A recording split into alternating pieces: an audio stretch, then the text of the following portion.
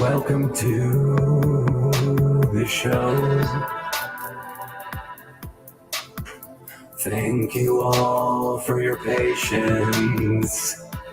The internet is going crazy today. You all already know, and I appreciate you being here. Welcome, it's Courtney's Fellowship of Oddballs. Welcome, Zax. You're the second. Games, movies, and Castlevania are us. Thanks for showing up. Had a good time on your stream earlier.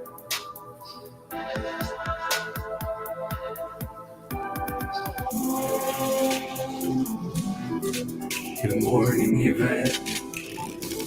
Although it's the middle of the night where you are.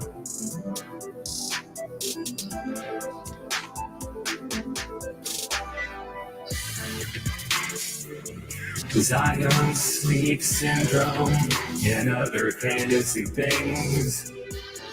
Welcome. I think this is your first time here.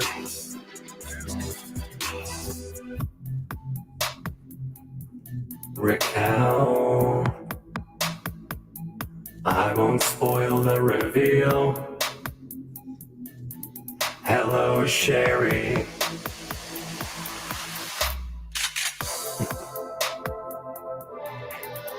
I don't know what you're taking two of, but I'll probably have one too. And all the good robots like burgers. What's up, Optic Racer? Hail, Robert, aka Coldera. Woo! Yeah, Balaam 29, good to see you too. Hail, Slooper Blubberpuss. And deranged lunatic. Cheers, Stone Cold Jeremy. Stream Elements 5. Thanks for doing your job. What's up, Dart Scipio? You're right on time.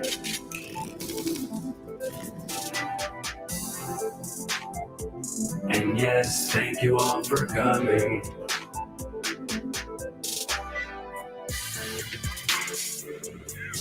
And these are my friends, Yvette DeVoyle, the brilliant physicist.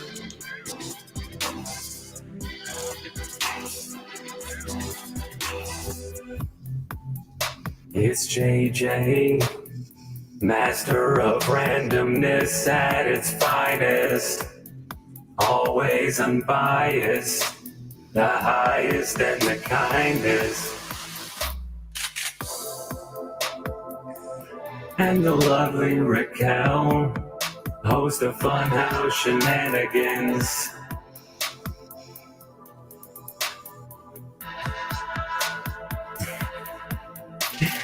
All right, guys.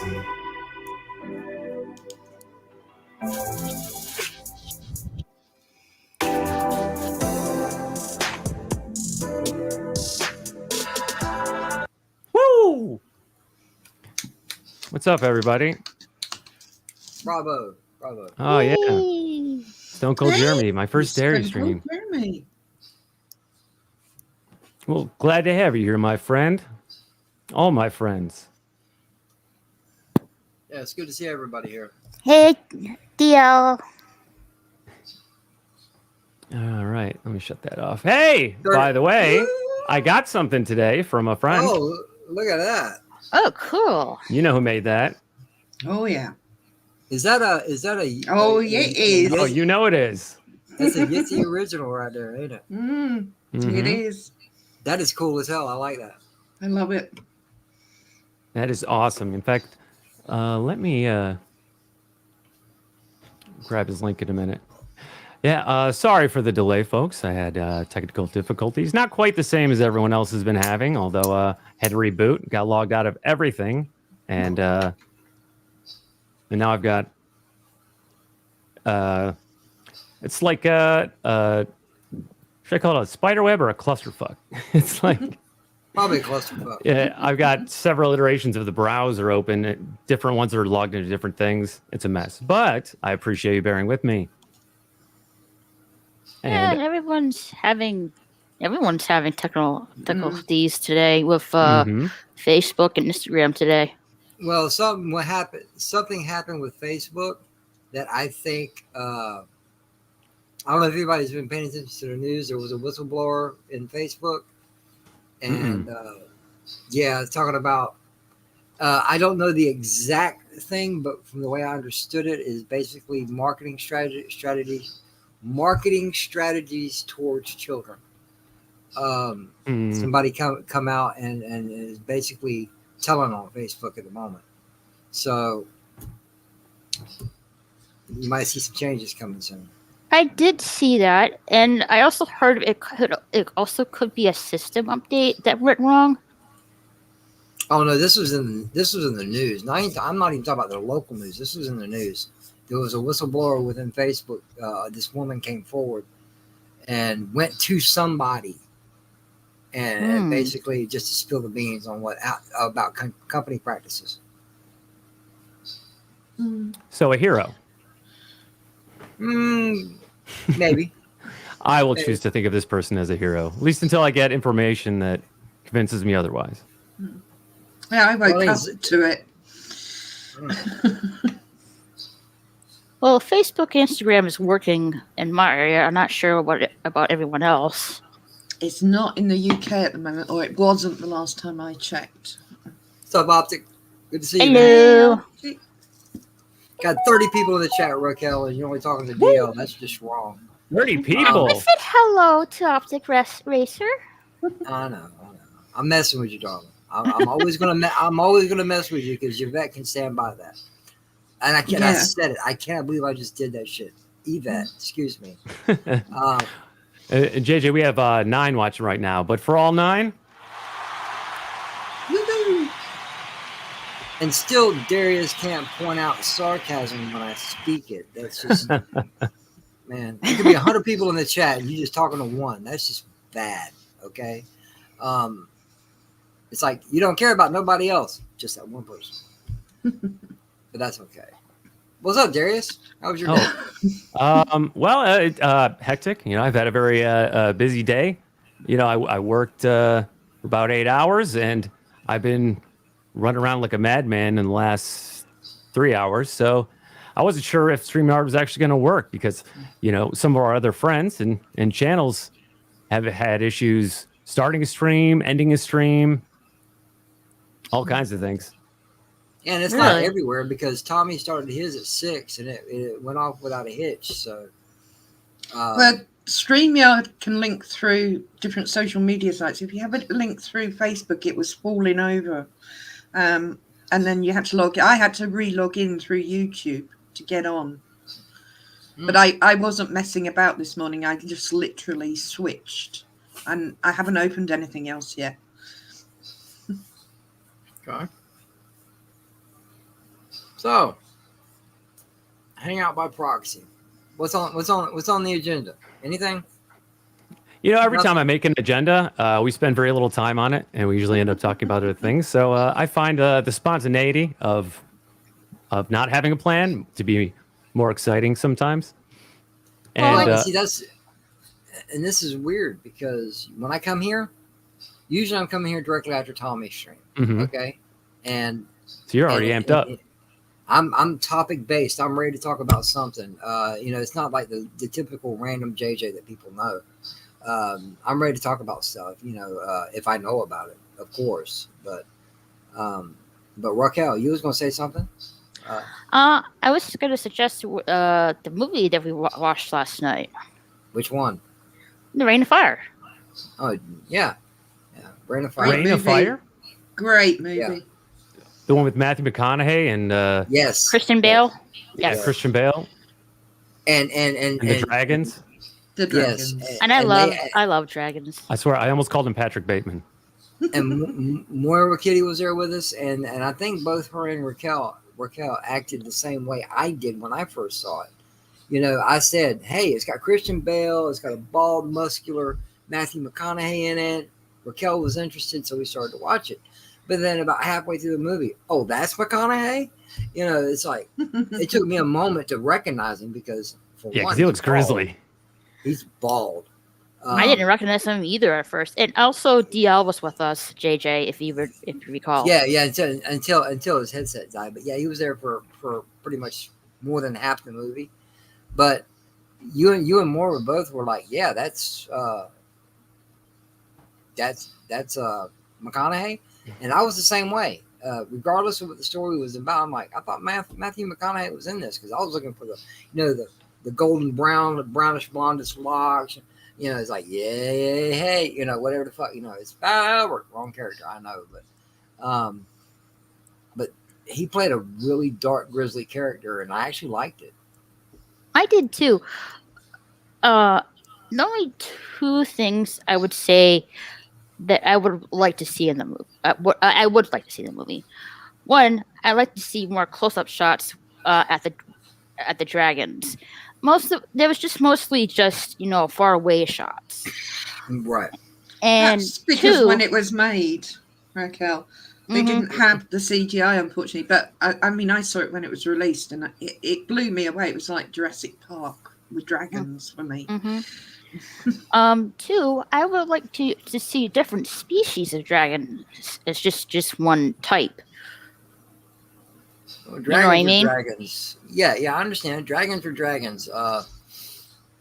When they're created for movies or TV or cartoons or whatever, cartoons are a little bit more forgiving. You can get more of a species of different dragons, but come Reign of Fire or Dungeons and Dragons, the Hobbit, the Hobbit trilogy, with Smaug or however you pronounce it. Dragons are just dragons. They try, they try to stick to a typical design. They're beautiful. They're beautiful, beautiful creatures, very deadly. But most people stick to one brand of it. And personally, I getcha. Personally, I love the way the dragons looked in Dungeons and Dragons. I have not seen that. It's got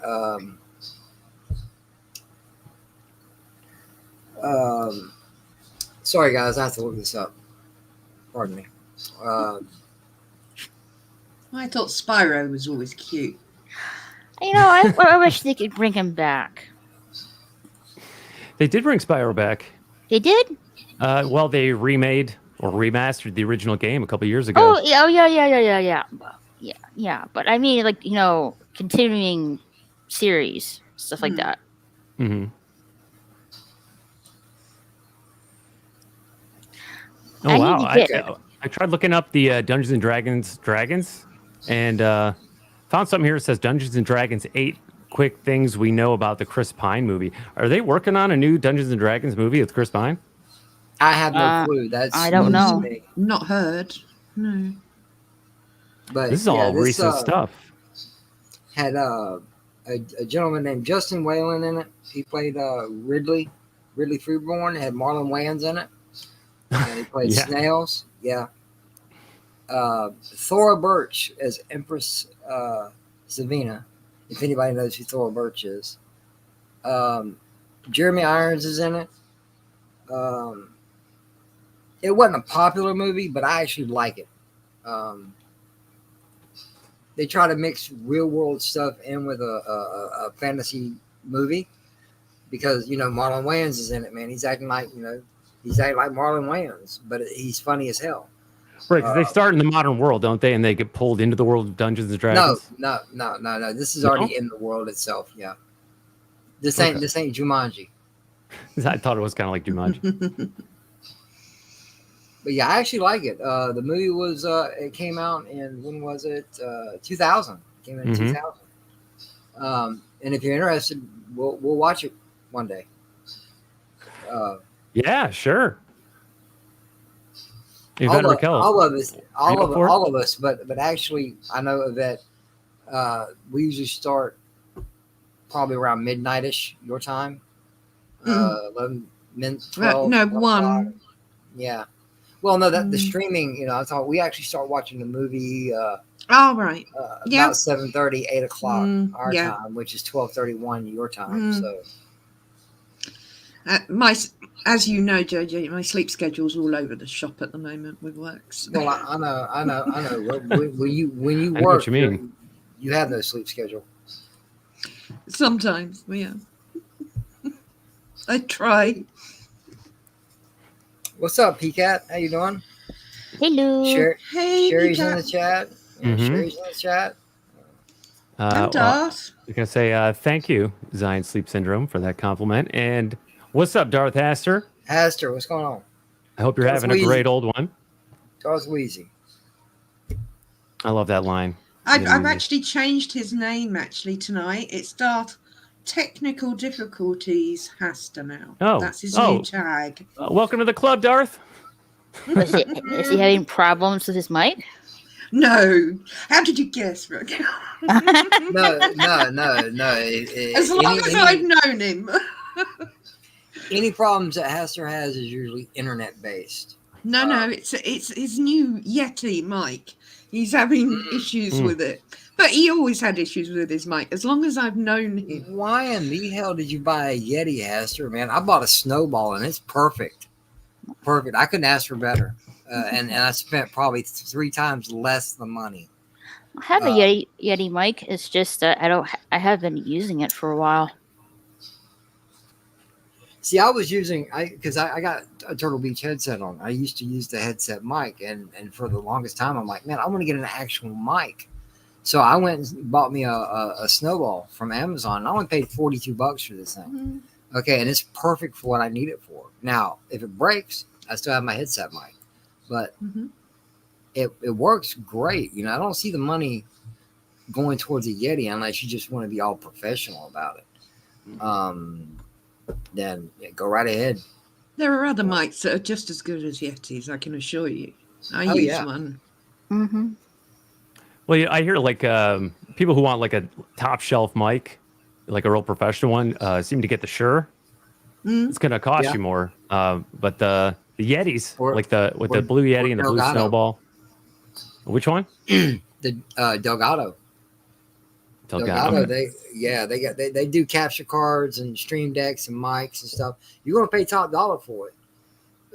Because I was looking into buying the mic, and I was looking at Delgado, and I think it was like $175, $250, something like that, just for the mic. Still cheaper than a Yeti. Yeah.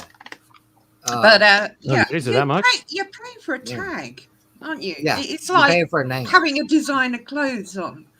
You're paying for the name more than anything else, I think, with these sort of things. Bose is my favourite if I'm going to actually shell out the money. So if you want to be professional, my option would be Bose. Yeah, Bose would be, as far as audio quality. Oh, yeah. To me, Bose has always been top shelf. Yeah. It is. JJ Darth says it was one of the worst D&D movies ever made. How many have they made? God knows. I have no clue, but I only remember that one. I didn't even hear about the new one. Like I said, it wasn't a popular movie. It's not like people were dying to go see it, but it's a campy movie that I fell in love with. And I mean it, campy, because even if you watch it, Darius, you could probably find all kinds of shit wrong with this movie, but to me, it's just a good, clean, fun popcorn movie. It's entertainment.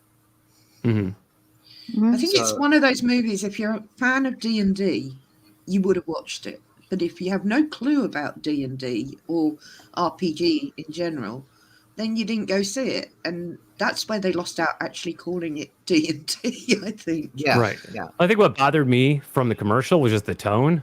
Because it did seem more comedic than what I wanted to see when I was 13. At least from a fantasy movie. Right. Carol's Cookies, how you doing, darling? Hey, Thank you for coming in. Carol's Cookies, where have you been? Brightest day, what's going on? Hey, brightest day. What's up, PCAT? See, I try to get to all these in order. Naladach, was that Chaladan backwards? Good evening, Chaladan. welcome. Oh, yeah. Chat. Yeah. Yeah. Clever. No, I met him over on Captain Decker's Box channel. Ah, Cool. Yeah. Cool. And thank you for subscribing. And hey, Carol's Cookies. Oh, I see you got a new photo with the goggles. She's been sick. Are you feeling better, Carol? Oh, No. That's actually a fire looking avatar. I like that, Carol. mm-hmm. With And the hail, aviator brightest day. goggles? Yeah. Yep. It must be the night of mic talk. I spent the last 3 hours trying to adjust my mic to be 80% less shitty for some voiceover I need to do this weekend. Oh, no. Yeah, I know what you meant. Yeah, well, I got to do that myself. Somebody's wanting me to try to pull off some Palpatine lyrics, so I've been kind of exercising my voice, and the more I do it, the less it sounds right. Palpatine lyrics? Yeah, dude. Not singing, but a voiceover type thing. Because What, you're going to be Palpatine? right. See, I can't do it. I have to do it. I can't do it. And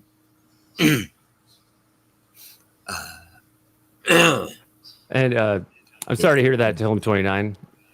Yeah. I tried to order manga box set 1 of Bleach. Got a refund. Yeah, that's like when you're waiting for something and then you find out that it's not coming at all. Yeah, about that. I think everybody knows that DC Comics and Marvel are woke with their, with their propaganda and stuff like that, and people don't want to read that or watch that because it's not really entertainment, and it should be entertainment. And Well, yeah, it's become a lecture. right, and Yeah. so people are more like they're going to anime and manga now, and that's going to be more popular because they don't have that stuff on there. So you're going to see a short of supply for anime and manga because it's becoming more popular. But also, Raquel, there's always been for the past couple years now that I've been around YouTube, a big push for indie comics. And there's a lot of great artists out there. There's a lot of great storytellers out there. And I've backed a few books in the past couple years. And Mandy, for example. Yes, Mandy, for example. But the thing is, I don't read. I don't care to read. I like. To me, I'm buying the books for the art. Okay, they're art books to me, and some of these things are absolutely fabulous. And from what I've caught from the creators, the stories are absolutely just as fabulous. Better than anything you'll go to a shelf and buy. Okay, with Marvel, DC, or anybody else that's out there. And these indie artists are out there. The artists, the storytellers, basically, I'm gonna call it a company, whether it's Comicsgate, War Campaign, Anti-War Campaign, Anti-Comicsgate, whoever. These indie comic artists, they're putting out some great material that's really throwing these companies under the bus as far as their production value, the art, the artistry, the storytelling. That's the way it seems to be going at the moment. If you love comics, if you love books like that, indie comics is the way to go. Fresh ideas, fresh heroes, fresh characters. Yeah, I've been using an app called Webtoons, and my favorite story is called Lord Olympus. Their own creators, they create their own stories, and some of them are good, some of them are bad, but I really enjoyed the art and the story. It's something fresh. Yeah, because companies nowadays, no matter who they are, at this point in time in the game, Marvel, DC, Dark Horse, some of the other comic companies that I'm sorry, they're escaping me. They're not the same things we used to buy. No. For those of you that are comics people, it's not the same thing you used to buy. Indie comics, it seems to be the way to go. And anybody out there in the chat, anybody on the panel that's ever backed a book, great job. Keep doing it. You know, Image. You see something that That's what I was trying to think of. Image Comics. Image. Okay, yeah. Back these people, you know, and Darius just dropped the link in the chat for Michael T. High Desert Comics. He's another one. You know? And you know why? Because not only is he a comic book artist, but his channel is a great place to get caught up on all of the indie comics out there. He drops a whole bunch of Indiegogo links. Well, Frog G drops the links every hour on the hour. And every single week he goes live. He was live this morning from about 2 a.m. my time. Until 11 a.m. And every hour on the hour, they let you know. And every single week, I find out about so many that for the first time. Yeah. They're live now. Darius, I've got to shoot. I'm so sorry. I will say, though, my favourite is Goblin Girl by Boob Dan Art. Fantastic one, that one. Oh. Shout out to Boob Dan. Boob Dan, yeah. Boob Dan. Yeah. Highly recommend anyone checking that out. And you never know who you're going to see in those comics, and that's all I'm going to say. So thank you, Stream Elements. I've got something to take care of, darling. I'm so sorry. I've been on 2 streams tonight, and I only got up at midnight, so I'm doing well tonight. Better than normal. Okay. Anyway, much love, Darius. You still thank you for being here. Prettier than ever. Thank you. Take care of yourself. I'll talk to you soon. You will. Yeah, we'll see you soon. Take care, Raquel. All right. Much love, everyone. Much love. Hug hugs. Oh. You know, I'll take 5 minutes with Yvette. You know, if that's all I can have. I love having Yvette around. And also subscribe to her channel and tell her to drop a video about physics. Darth Master says, you were right. It was marketed badly. I think he's referring to Dungeons and Dragons, marketed as a comedy. Yeah, that turned me right off from it, you know, at 13. Yeah. You know, it's not as serious as it should be, but it does get serious. But the main story plot of the movie, there is a lot of comedy elements involved with it. And I can understand where that would turn people off. But to me, like I said, you know, just sit down with some good buttery popcorn if that's your thing, or whatever, bag of chips, doesn't matter. It's just something to chill back and get away from the world for about an hour and a half. You know what I'm saying? It's not meant to be anything serious, and this is something that today's people has really gotten too deep into. Ladies and gentlemen, it's just entertainment. You watch it to get away from the world, not watch it to include the world. Or be lectured. Exactly. You know, if you love it, you love it. If you hate it, you hate it. You know, that's your right to choose. But everybody's bashing everything. Well, it's not this, it's not that. It's not meant to be, ladies and gentlemen. It's entertainment. It's meant to take you away from the world for a couple hours, make you forget about your stresses and your struggles, not to include them. You know, and that's what it is. And people have today have gone way overboard about it.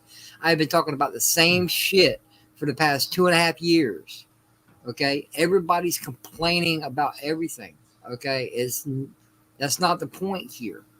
Okay. Yeah. You have a right to express your opinions, but do so without bashing other people's dreams and fandoms and stuff like that. Be a little bit more positive about it. It's better for everyone in the long run. I know people love drama and negativity, but sorry, there's better things out in the world than all the negativity that we've got right now. You need to open your eyes and find it. I do have a thought about that, but first we have to welcome Moira. Moira Kitty. Hey, Moira. I'm trying to find a charger. Hey, I didn't want to wake you last night, so I just left you on the StreamYards. Oh, right. Yeah, that's pretty much what everybody does. I'll eventually wake up, find it. Can I point you in a direction, Raquel? If you ever have to do that again, just put something on, share the screen, and let it play. She's happy with it. It helps lull me to sleep. I do prefer people talking, but if some activity is going on, there's somebody nearby, it helps lull me to sleep. She loves silent movies also, but mainly because of the music, I guess. Because they don't talk, it's a silent film. But I'm just a fan of silent films in general. Like talking films are perfectly fine, and I'd prefer like if I was to go to sleep to hear people having a conversation back and forth. Alonzo, how you doing, bro? What's up, Bonzo? Hey, call me nobody. Huh? What's up, Call nobody? me nobody. Yeah, He what's says, up, nobody? Oh, he sorry. I agrees. thought. I'm sorry. I Movies. didn't catch up. I thought she was calling it Enzo and nobody. I was like, No. I thought it was fucking weird of her. I was like, that doesn't seem like something she would do. Like, Hey, Alonzo, how you doing? Hey, nobody. Hey, they call me nobody. Yeah, I just called the nobody part. And I'm like, it's all my good. spicy tonight. Goddamn. No, he's definitely Hey, not Carol. nobody. In fact, I'll drop his link. How you doing, Peaches? Hello, puppy. Damn straight. I ain't heard that in a while. Love and peace, brother Phil Happy. Hey, real quick. What's up, Peaches? What's my name? Happy. You ain't gonna say it. You will not say it. Lord. You know what? If I ever had the opportunity or the pleasure to meet this woman in person, I guarantee she couldn't call me JJ then.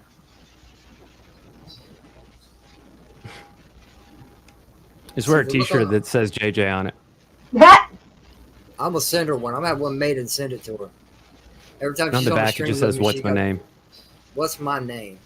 Okay, Darth Scipio.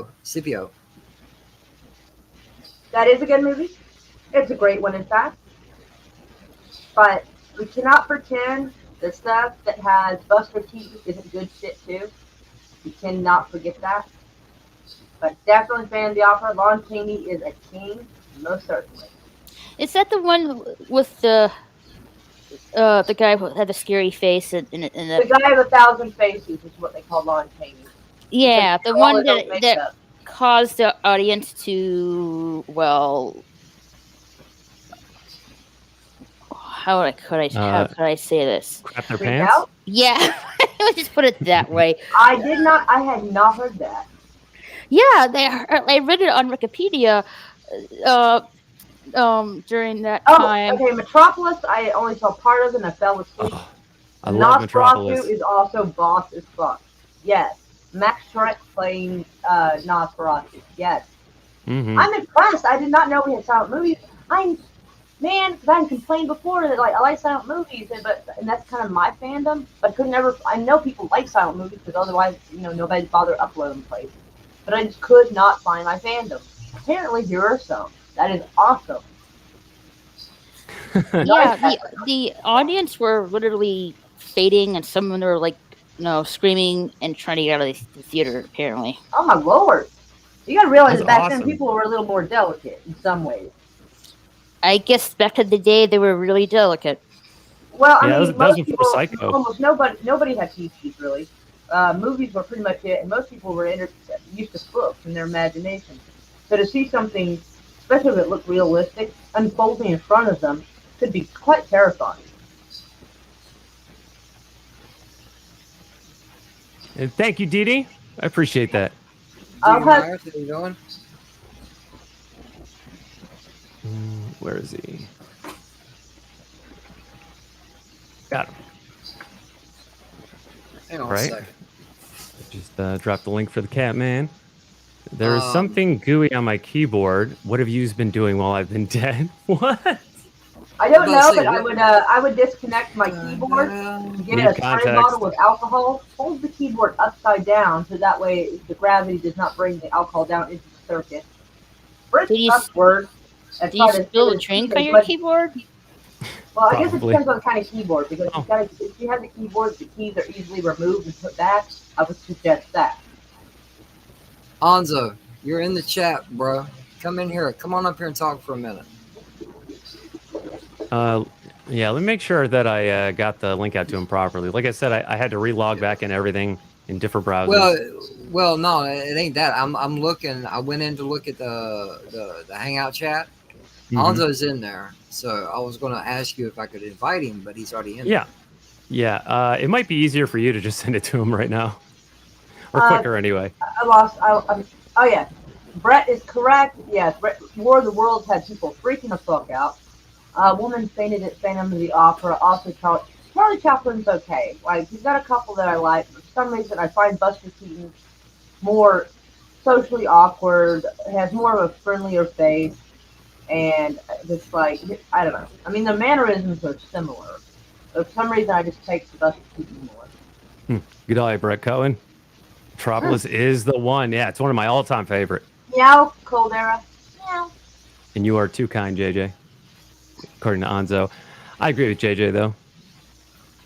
Well, I heard him make a comment on the nobody thing, and he said he's a nobody, which in all honesty, Yeah, but then he said, I'm just a simple man. I think he's just being humble. well, no, here's the thing. He's a Okay, good dude. Anzo's bold as fuck. He's competitive as shit, but he in all actuality, he is a great person to hang around. A lot of people don't see that. Because you got to know Anzo outside of streaming, just like all of us here. We've gotten to know each other a little bit outside of streaming. Okay, every time you turn the camera on, it's always some form of alias or It's a character reflex. their stick. And and I have no stick. I'm me. Okay, I've never met Anzo in person, but the man behind the camera is the man in front of the camera. There's no difference, and that makes a big difference because I've met quite a few that are complete and utter assholes. But the moment they start streaming, hey, how's everybody doing? How y'all doing? It's great to see everyone. It's like, you fake ass, quit being a dick. Damn! I love it. Sorry, I love it. I don't gotta admit, understand. I don't think I have seen this. I did see the 1910 Frankenstein, Oh, and their special effects from 1910s were amazing.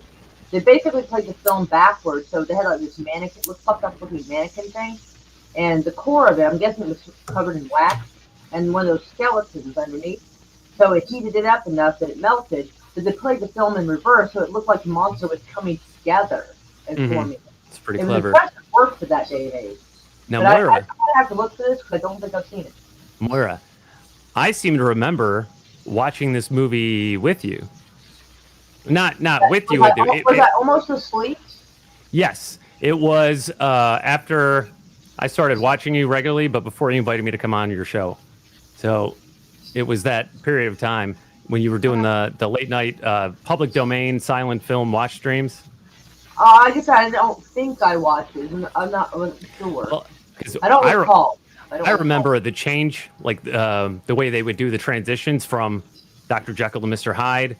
And for some of the scary scenes, they did color overlays. Common, but I do not, like I said, off the top of my head, I don't recall it. Yeah, she says fantastic effects. Indeed. And that day and age, that felt amazing. And correct me if I'm wrong, Zion, but they use different colors. It was black and white, silent film, but they use different color overlays for different scenes to enhance the effect, like blue and red. Yeah, they sometimes would do blues to indicate like nighttime. Like in Nosferatu, they did that to indicate like moonlight, and then it'd be kind of a yellowish color to indicate it was daytime. For instance. Because I seem to remember they used what I would consider a counterintuitive color. Like they used, I think they used blue for one of the scarier scenes of the transformation into Mr. Hyde. Yes, thank you. They call me nobody says I'm as big a jerk on stream as I am in life. hey, that's fine. No, that's fine. That's fine. If you're gonna be a jerk, do it all the time. When you come on camera or when you're off camera, be a jerk. Be a nice person. Own your jerkness. Own it. I'd rather be the real me. And we like the real you, and if someone's really a jerk, that's cool. We just don't want someone who pretends to be nice to everyone and behind the scenes they're just absolutely miserable stuff. If being a little rough around the edges is your persona, that's one thing. But broken down quite easily. You do you, honey boo. Everyone. You do you. I mean, you already got the personality of a Care Bear, and we love it. You talking about me? No, she's talking about me. But Oh, I was about to I say. feel like I'm listening to a little Care Bear talk, and I mean that in the most loving way possible. Like, it's very cute. I bet you do. They must I protect her bet- at all costs. You know, JJ, I know you're a tough guy, but Is that a weed Care Bear? Yes. yes, I love yes, it it. is. Yes. The actual picture says introducing the I don't care bear. I rather be the lion bear with the heart on the stomach. That's Braveheart. Well, Braveheart. actually, Well, it's the been a hearts- long time I watched Care Bears, though. Enlarge me Okay, I real don't quick, have if that you don't one. mind, Darius. Enlarge me real quick. All right, I got you. But look, no, he's just like a real Care Bear. He's got the heart on his butt. Looks like a tattoo. Yeah, but all the Care Bears have that little heart on their butt. And somebody sent this to me, and I was like, oh my God, I have got to use this. All right, I gotta big up Moira for a sec. Big up. Big up, Oh, I gotta yeah. big her up. It's a I've good got luck. more over there, but I can't. I'm sitting there trying to roll a cigarette. Well, put the cigarette down. My God, woman, that thing can Smokey wait the for a Care Bear. second. I'll spill the fucking tobacco. It's a good luck Care Bear. Hey, turn him around. Turn him around. Is there the red heart on Hello. the butt? Yep. Yep. See, What is that teaching children? we got hearts on their butts. The ass tattoos are okay. The I like tunnel of love? I like also gummy bears, like the old gummy bears cartoon. Oh, I forgot about those. I guess that explains me all my life, because on my left thigh I have a birthmark or a mole or whatever you want to call it. Take your word for But all my life, it's in some form or fashion Yes, always Carol, looked like, cookies. looked like a heart. A couple of those Care Bears I got at, I think, like a thrift store. One or two of them, but most of them are like I've had since I was little. it. You know, JJ, I was born with a birthmark. It looks like 3 6s. I don't know what it means. I do. Turn it upside down. It's it's the beginning of a good thing. I ain't even trying to hear that. Now, JJ, I have to tell you, a friend of mine watched one of my streams the other day, and she Okay. said, I like the Southern guy, and he's nice. So she thought you were nice, JJ. Okay, let me rephrase this. Let me do something different. She doesn't know you like I know you. That sounds creepy. Okay. I'm saying, I've seen JJ Yes, I'm real savagely nice. punish people for being rude. Carol, cookies. Particularly to I women. actually, somewhere I do have a popple. I have the orange popple somewhere. It's Yeah, like, the blue ear and the red ear. all right. I let's see, actually do have a popple. I can't don't know do what this. those are. They're like basically they're like a little bear, and then but they're like they got this little pouch in the back, and then What are they called? you kind of tuck it like this way, bring the little pouch up this way, tuck its little legs in there, and that's like a fluffy little basketball. Or some of them would look like a little fluffy soccer ball. Sweet. How you doing, Sherry? But Sherry's your everybody's- birthmark, buddy.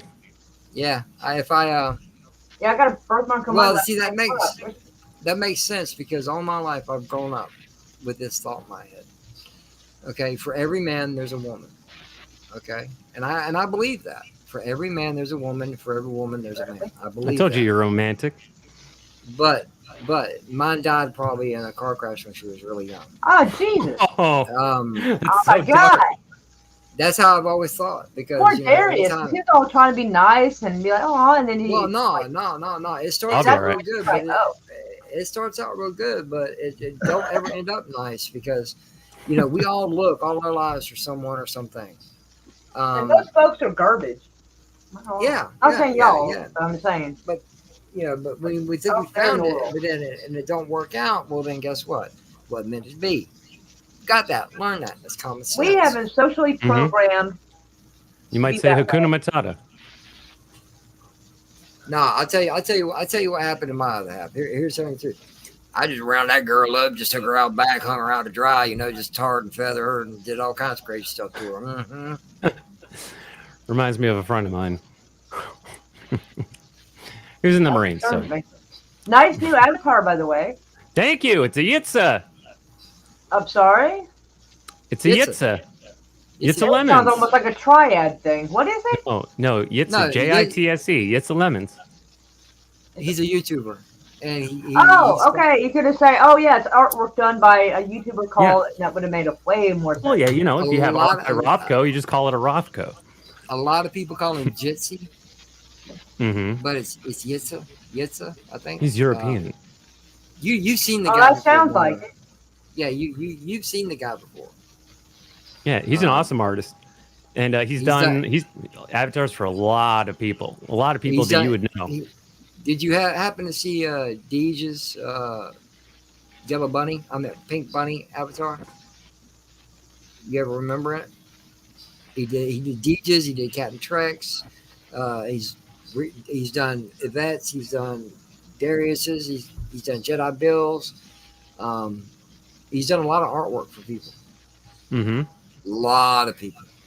He's got oh man, how many is it? He actually does videos on his channel, which I just dropped the link for, of him drawing all these avatars for people.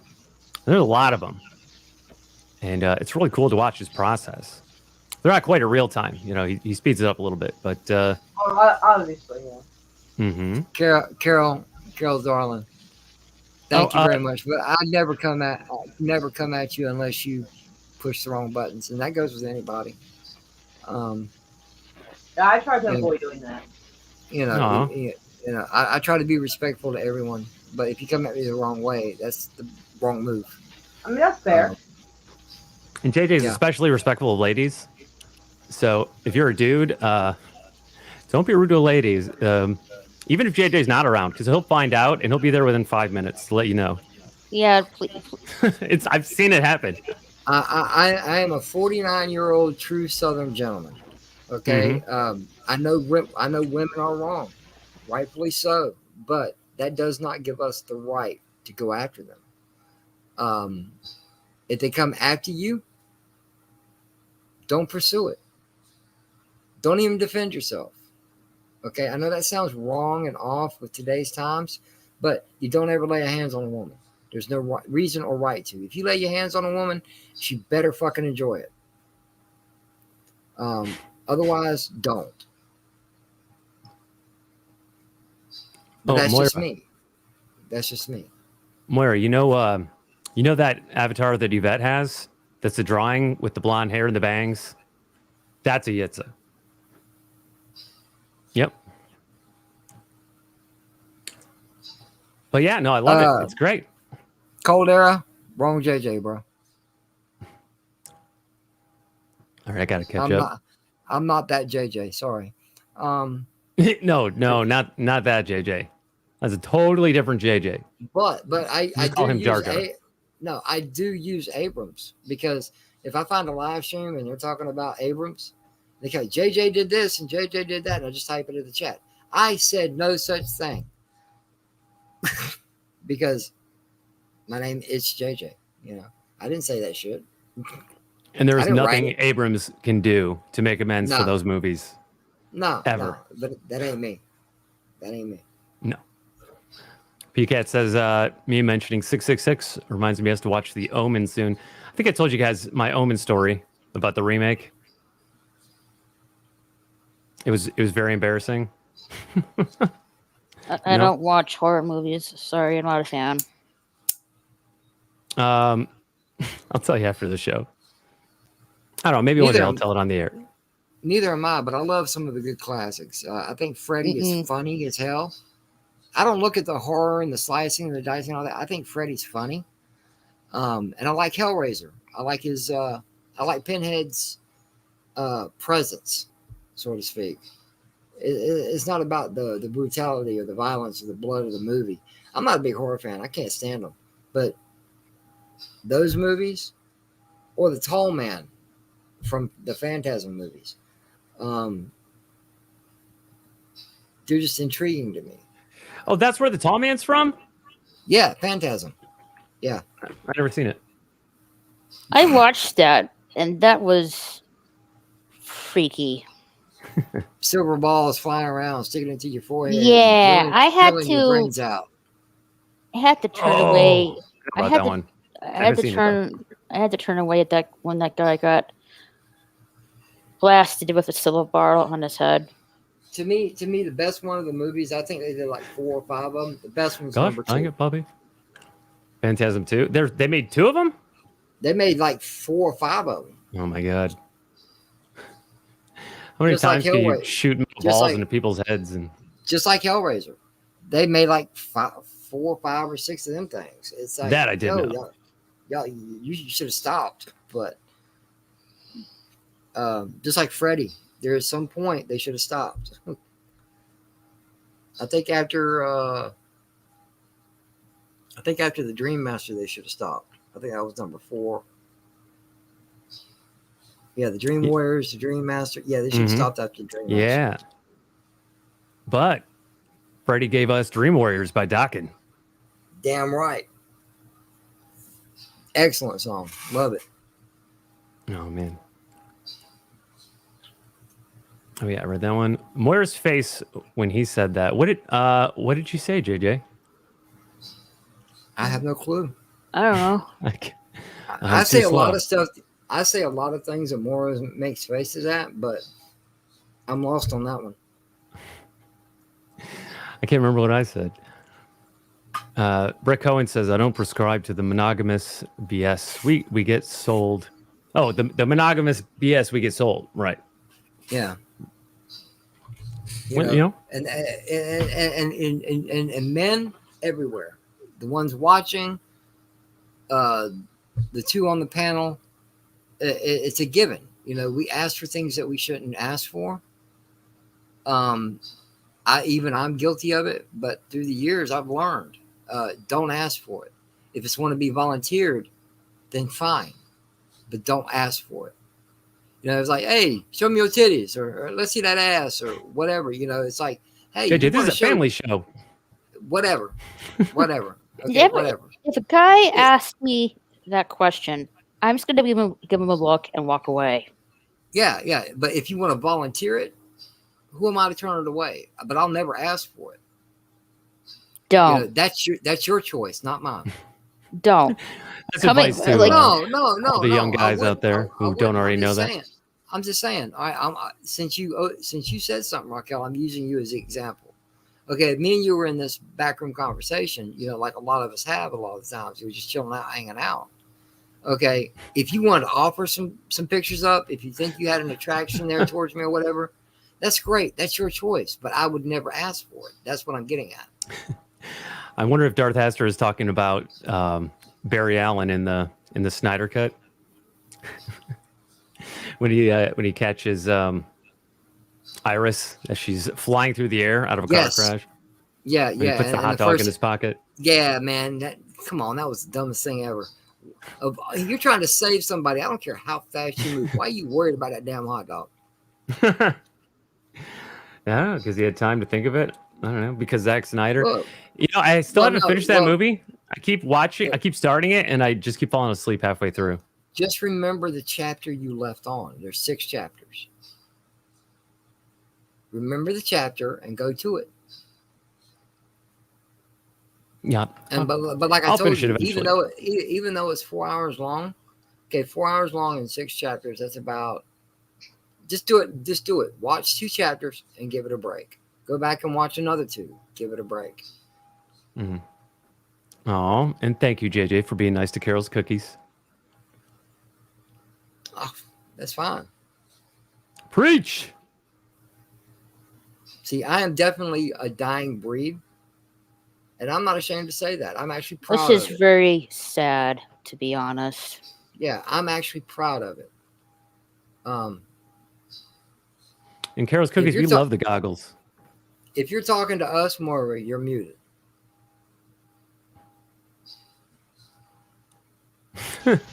I know how JJ's looking like? people tell me I'm too extra, I'm too abrasive, I'm too much this, I'm too much that, and then when I'm not, I don't get heard, and I get overlooked and dismissed. There's no in between. So maybe not with the goggles necessarily, but I know what it's definitely like when people tell you you're too much. I'm like, maybe it's just not enough, motherfucker. Damn. And see, I actually like that abrasive attitude. Her. Well, see, everybody always goes, man, I love people who, tell it how it is and say it straight until it offends them. Then they don't like it. Well, that's why I try to stay away from shit that might offend me, which is very Well, little. right. I mean, there's things I see on the internet occasionally that I'm like, oh my god, they really wrote that. For the most part, I stay the fuck out of it. Who And told you that, Carol? Huh? Someone told her What? to try to. Someone told her to try hard to fit in. Who's the asshat who told you that? Probably a few asshats. No one's actually told me to try to fit in, but being told I'm too extra, I'm too abrasive, I'm too. My mom used to tell me I was too loud, that my voice carried. And Like, Moira, Louisiana, of course, I voice carried. and Moira, baby doll, you are to a lot of people, but that doesn't mean that makes you less of a person. That just means Oh, I learned they that. don't- I'm my they own don't have dumpster fire on my own accord, not because that they say so. that just means they don't have the balls to put up with it, or Yeah. or the fortitude to back it up, or come back Right. at you. With Well, it. I mean, it's not too much Um, for folks. I mean, I'm not. I mean, they can slowly slink away and go do their thing, which a lot have, and that's fine. But even in my real life, like my other real life, because I mean, this is as real as you make it. Everybody coming together, talking, being themselves. So it is real. There's a realness to it. this so, is a therapy if I- session. Tangible life, I've had people tell me that I'm a bit much, I'm too abrasive, I'm this and that, and I'm thinking, what do you want from me? I'm already on anxiety medication. Dang, I can't do much more. Yeah, I'm already kind of It's- tight wound. but you have Oh, to maybe. Bruce. Sorry, it took me a second. I saw it, and then it took my brain a second to start reading the darn thing. Mm-hmm. And Yeah. Moira, yeah. Darth Astor's streaming avatar is a Jitse. I'm sorry? Darth Astor said his streaming avatar, his older one, is a Jitse. Oh, okay. I barely. Oh, okay. That looks like his old one, but enhanced. Oh, thank you. Man, I wish all y'all lived in Oklahoma. That helped. But man, I do need y'all to start retweeting shit. I'm not playing. That's why I'm going to put it in like the private chat and talk about retweeting. That way, you know which ones. Because there's some that I'm like, yeah, that might not be the best thing to advertise. I'm not hiding it, but maybe not advertise it. Like, yeah. And But- Carol, darling, from what we see in the chat, one day when you feel like you're comfortable, you need to come up and hang out, or just come Yeah. hang out. We ain't even got to be streaming. Just come hang out. Fuck Yeah. people who don't like your cookies. I want a What cookie. the hell? I like Carol's cookies. I like cookies. cookies. I'm like, well, fuck anyone who don't like her cookies. I like cookies. chocolate chip cookies. Oh, I like Even them if though- they're soft. I like them if they're warm and soft. That crumbly Peanut butter. shit, I can't do that. oh yes, peanut butter. Peanut butter. Peanut butter cookies. I have to be in the right mood. I have to be in the right mood. What, for that. the Yo, Omen, the I original go- Omen? Oh, I go overboard with it. I'll take a peanut butter and cookie. Yeah, I don't watch that kind of stuff. I don't watch that. I can't watch that I will stuff. Y'all were spread talking peanut- about horror movies. I put y'all on mute. Yeah, I Well, I'm not going to sit here and tell people they can't talk about movies they like, but I can just mute and be back to like, and then check in. You talking about horror movies? I'm like, nope. Oh. It went, came Robert back. said- Okay, we're good. 'Cause, yeah. Robert says, "It's all for you, Darius." Wish you weren't on anxiety meds more. We prefer you sober. Well, actually, because I'm so used to my anxiety medication, I would count this as sober. Basically, it acts as a buffer against like my fight or flight response acting out and causing anxiety attacks. So I'm not drugged. I'm not like lethargic, out of it, nothing like that. It just Well- basically buffers panic attacks, so certain things won't bother me as much as it normally would. All right, y'all pardon me for a second. I gotta make a phone call. Okay. Carol's Except- Cookie says, "I love horror I'm movies. similar. They creep into my Similar nightmares." to the- it intrudes. You get something called intrusive thoughts. You ever get like a scary image in your head, or someone shows you an nasty picture, and you're like, "Oh, I'm trying to get out of your head." It does that on its own without someone showing me something. Like it'll like, "Hey, you remember that scary scene like 10 years ago in that movie that freaked you out?" And I'm like, "Oh my god, I do now. Why?" And then things You like know- that. Some of the most haunting images that stick with me are from David Lynch movies, which aren't really even horror movies, but there'll be something scary in them, just some disfigured face or just like something really creepy that just the imagery of it just sears its way into the back of my mind, and it just freaks me out. Like I can't even look at it. There's something in Mulholland Drive. There's like a person behind the corner of a building, and she walks around behind the building and just peeks around the corner, and you just see this face, and it just freaks me out. Even when it's coming, it's something about that face. He's good at doing that, but he doesn't go overboard with it. He sprinkles it in like for effect, and then you move on to something else. But it sticks with you. Yes, Hakuna Matata. Oh, Yeah, okay, sorry. Freddy's not a straight horror. It's like a light horror video game character. Yeah, it's I don't know if I'd call it comedy horror or a campy horror. It's definitely campy. I'd say campy because I don't find it that comedic. When he does try to be comedic, it just comes off dumb. But I prefer anything more campy. Back to there was something that Bruce said up there. I appreciate that you want to accept me the way I was born, but I wasn't born that way. The anxiety attacks and stuff didn't happen until about 2017. So I wasn't born this way. I've always had depression, I think, since I was little. So I agree, Optic. Are there only 3? Actually, okay. Well, actually, in all actuality, number 4, Bloodlines, wasn't bad, but it wasn't great either. Once again, it's another great popcorn film.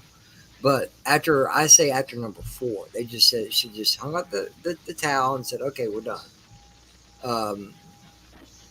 And the rest are like straight to DVD disasters. Yeah, I think they actually were straight to DVD, weren't they?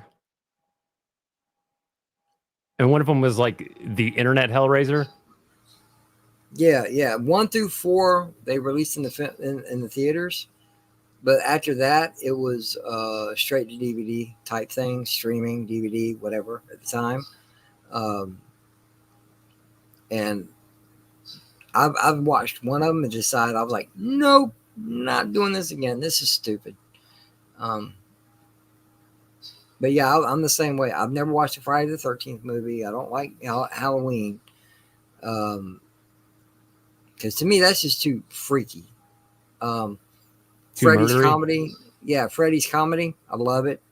And like I said, I love the way Pinhead looked. But yeah. But anyway, sorry. Piquet says at Darth Scipio, I find it funny they made 7 more after Friday the 13th final chapter, plus the remake. Yeah, it never ends. What was that recent film I watched? I hope I get this title right. I always get confused. Big China, Little China, or something. No, that's not how it goes. I forget the title. Why am I always confused with this title? Big Man, Little China? Is that Big Trouble in Little China? Big Trouble in Little China. Okay. I don't. People say it's funny. I don't get the humor. I don't. I don't really see it as comedic.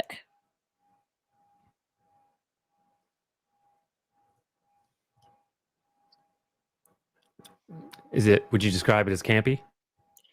No, I just don't get the humor. I don't see why it's funny. It's freaky as heck, but I don't see it as funny though. I thought Big Trouble in Little China was like an adventure movie.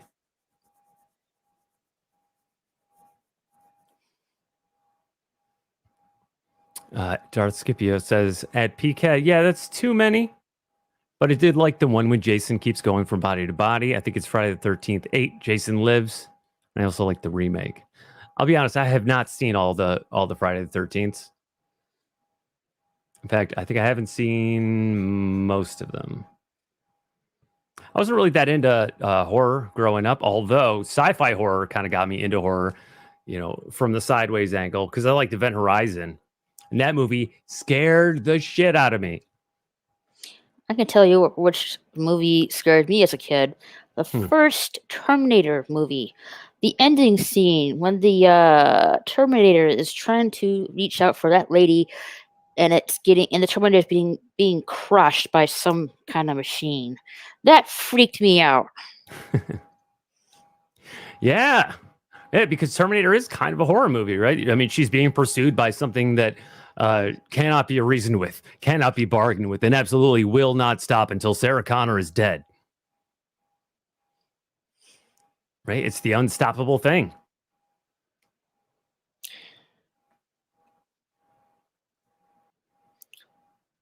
Wait, Big Trouble Little China has a video game? Everything has a video game. And Moira, you are awesome. Be extra, babe. I've been called extra my whole life. At least it's real. Fuck them. And that's from Zion Sleep Syndrome.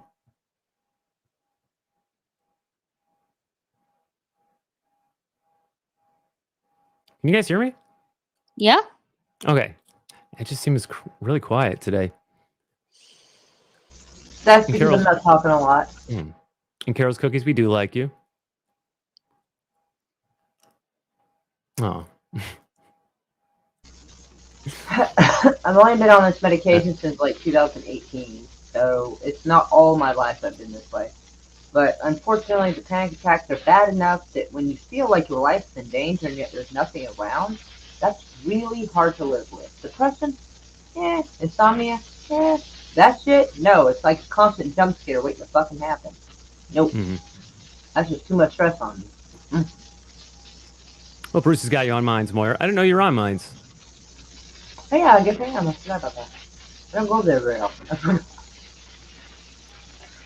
Well, it was a while back when everybody was talking about doing this exodus from Twitter and going to Minds. So I was like, okay. And then I went there and I had a hard time finding people. And plus, I don't like the layouts.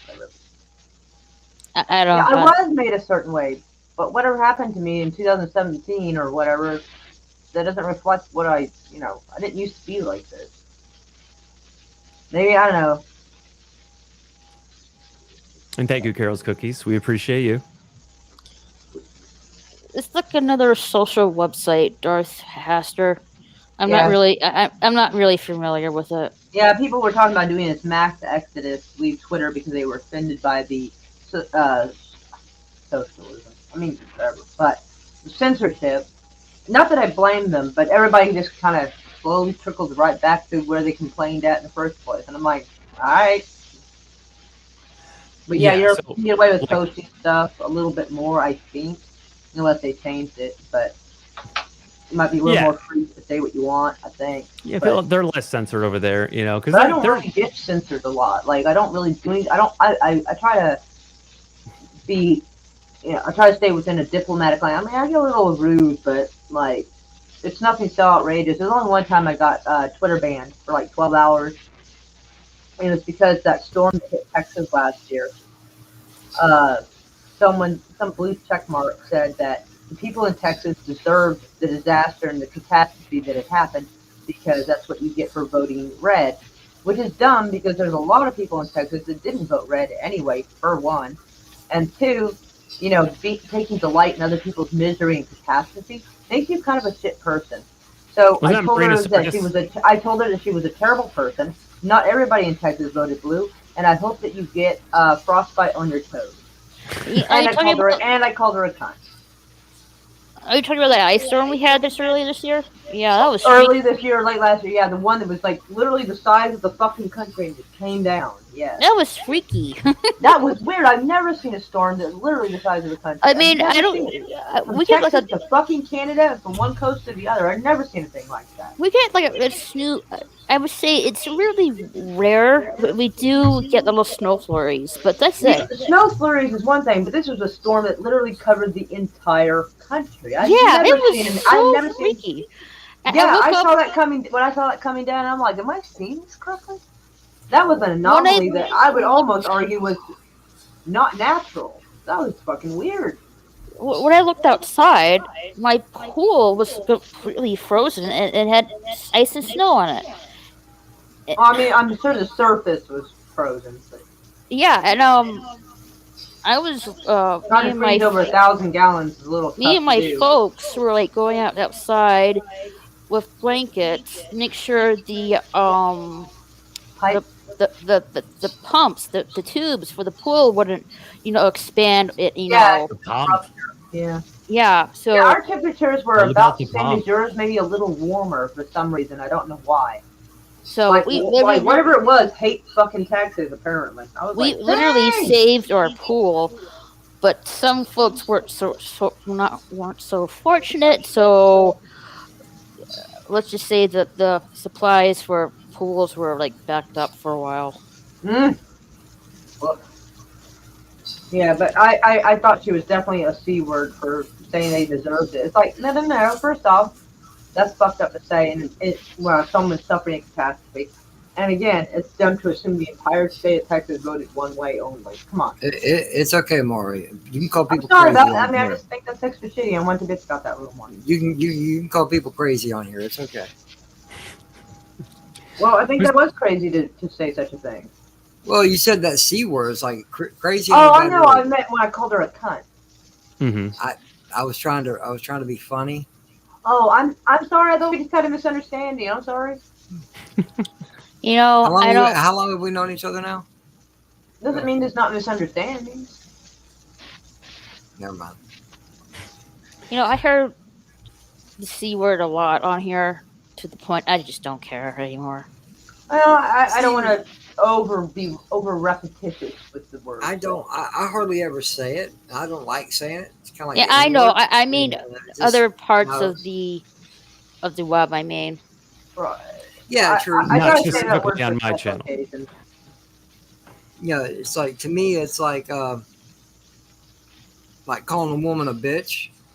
Woo. I've done it. I'm guilty of it, but it's not something I'm proud of.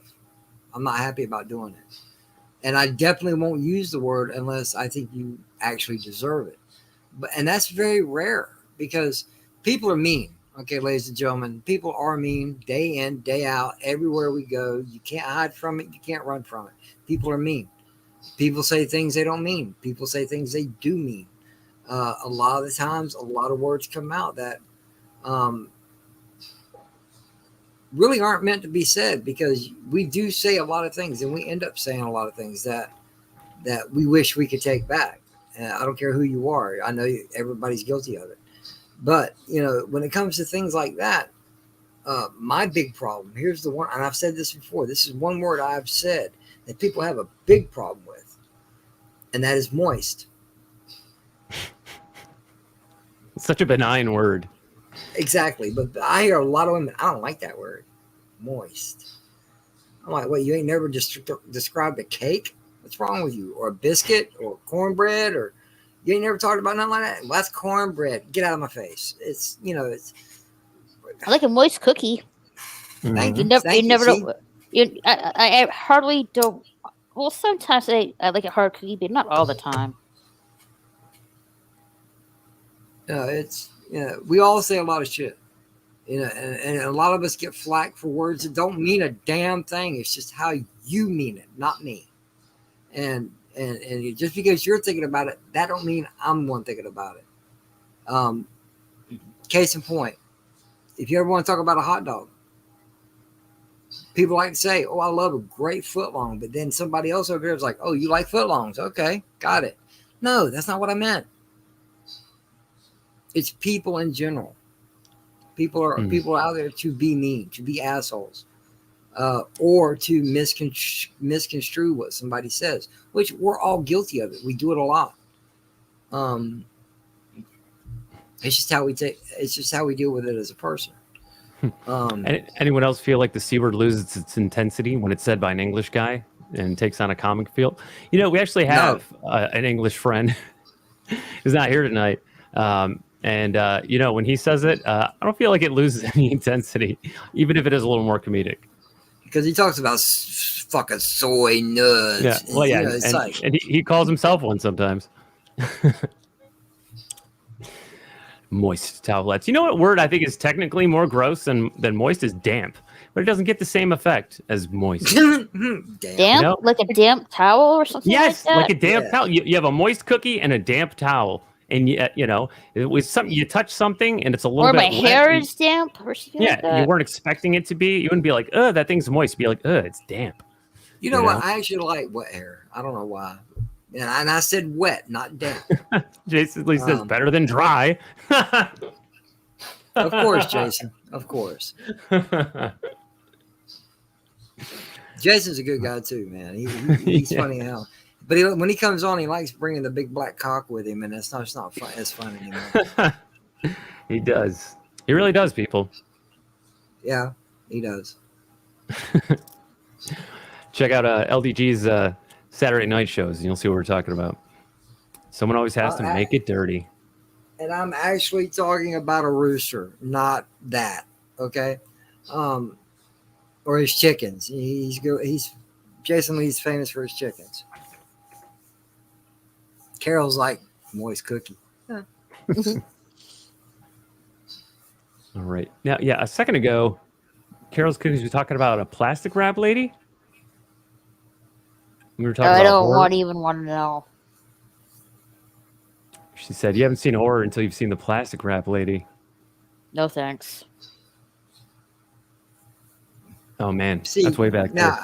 now, I'll tell you what. I like making things dirty. I'm one of those guys, but I try to be funny about it. I'm not trying to be serious about it.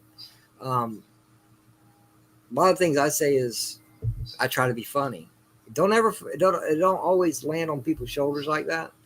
And I've heard it from Moira a lot, you know, and a few other people. It's like, what are you talking about? Do you ever know what you're talking about? I'm like, no, I'm high. Leave me alone.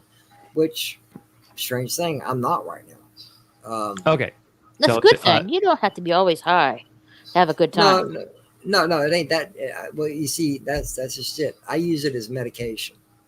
It's just the second part of that. I just like being high. I've been smoking since I was 18 years old, but now it's medication.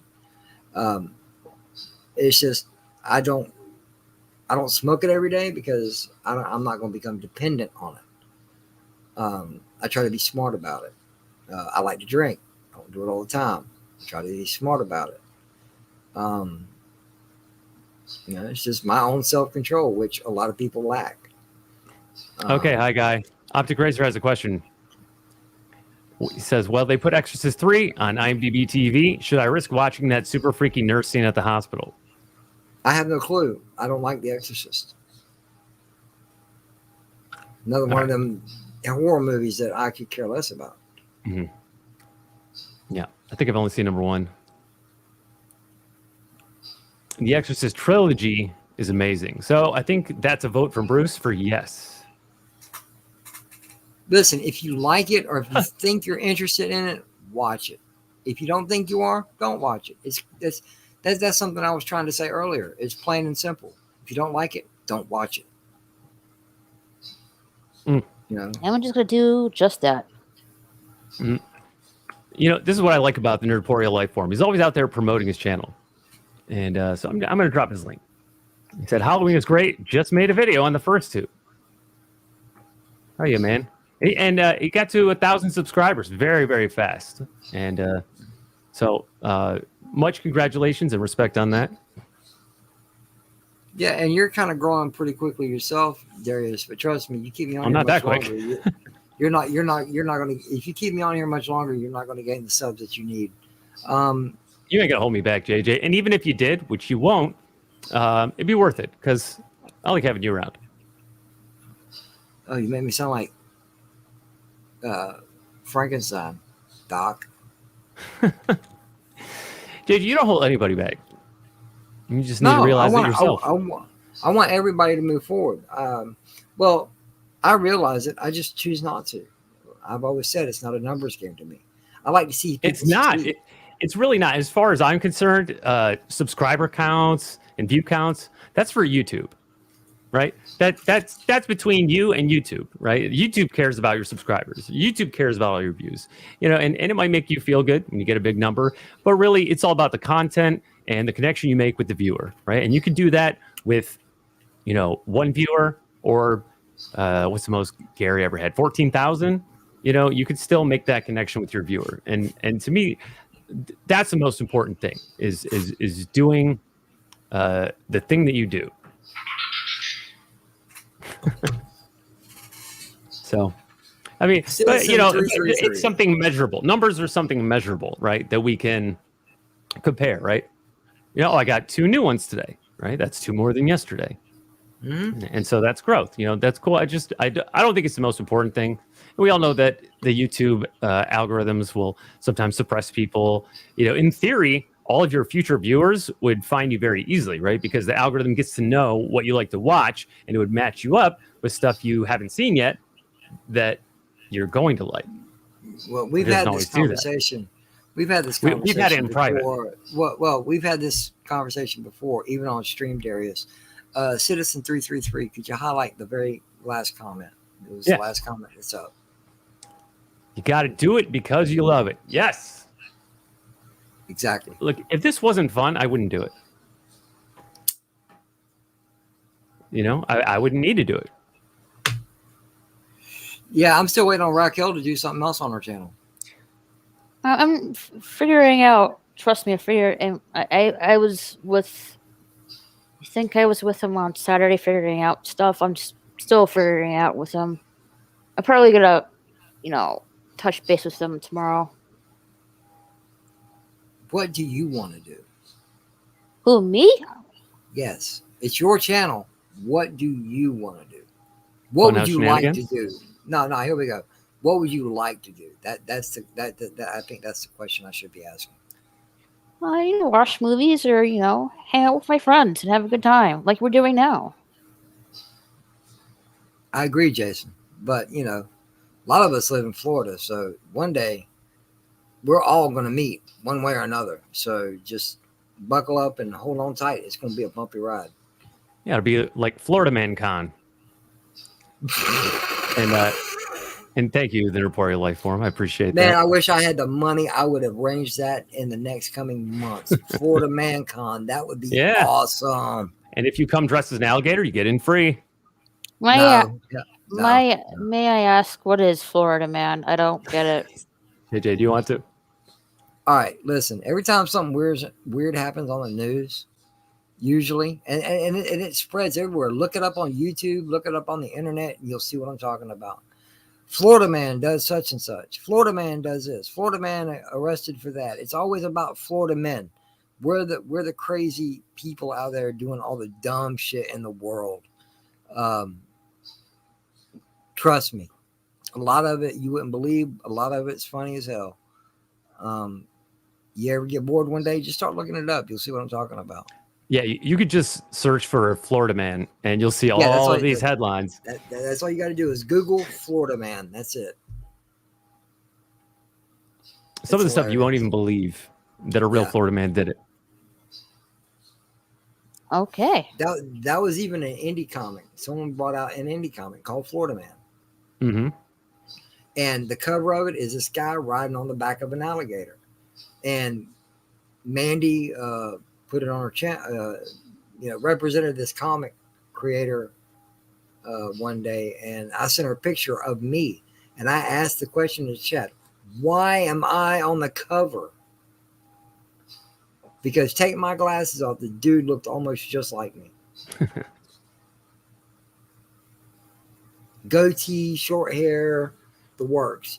I'm not built as big as this guy, but I'm like, why the hell am I on the back of this alligator? Is that the Florida style? Because, there are regional variations. I went to Nebraska, and every dude had the long chin goatee. It looked like King Tut. Yep. We call it the butthole tickler.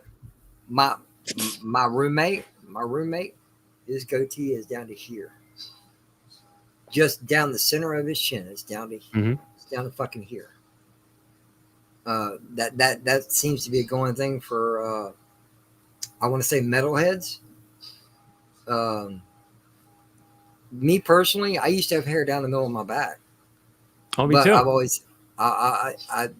always had a short goatee, but I just decided to make a change and shave it all off. Yeah, I had no Nah. beard. When I had long hair, I had no beard, no mustache, just sideburns. Yeah, I've always had a mustache. I've had a mustache since I was 14. And it's kind of weird going to school and you the only kid in class got a mustache. Is very weird. But I had hair down the middle of my back, had my mustache. I thought I was shit. Then when I got older, when I say older, in 2009, 2010, I cut my hair off. I still have it. It's in a Ziploc somewhere in a braid. You saved Just- your lock of hair. Yeah, I shaved my. When I had all my hair cut off, I saved my ponytail. Yeah, Raquel, it's not actually that unusual for guys to do that if they grow Yeah, long. is it like more like a woman thing? No offense, JJ. Well, no, because guys will go from having really long hair to having really short hair, right? They don't always have it long their whole life. So, when you cut it off, sometimes you save it. I didn't save mine. Yeah. I went from 16, 17 years old until I was, I think, 37, 38. Maybe a little bit younger, maybe 35, with long hair. And when I cut it off, I decided I was going to keep it. Because it's been a major part of my life. It was who I was. And no different than having a child, I think. You carry this child for 9 months, you give birth, you take care of it and raise it and whatnot. And I felt that way about my hair because I may grow it back. I may not. I still ain't made that decision yet. But I know if I start growing it back, it's going to be a good couple years before it's anywhere near as it used to be. And I don't know if I want to do that again or not. Yes, Brett Cohen, sideburns, the thigh ticklers. Well, that's why I like to keep my goatee. It makes a great. I know they use the word landing strip for other things, but I wouldn't refer to your goatee as a landing strip. No, not for me. I'm talking for women. But I've noticed sometimes, if you have that landing strip, it's almost like Velcro. So.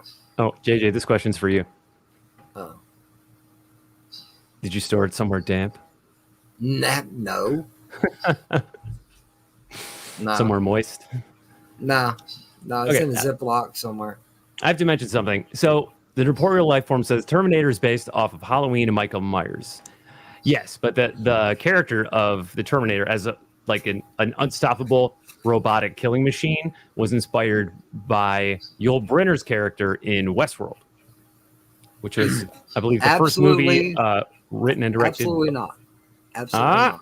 Oh? Absolutely not. No. Okay, go on. Someone just had I can't get the exact names right, but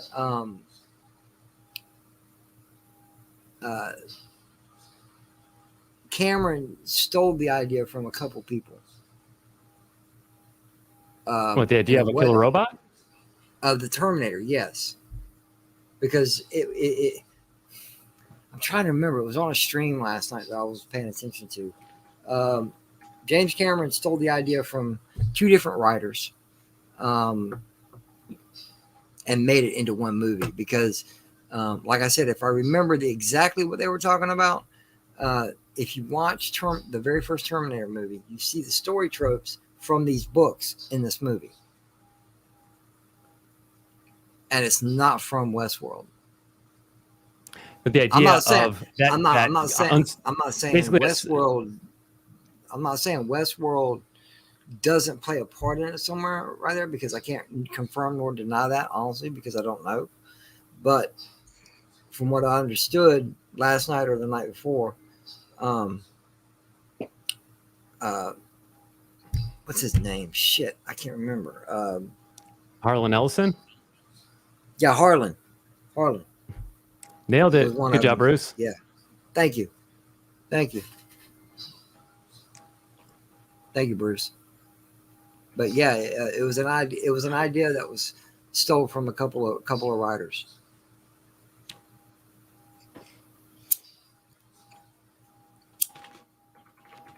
Oh, hey, we got more people rolling in.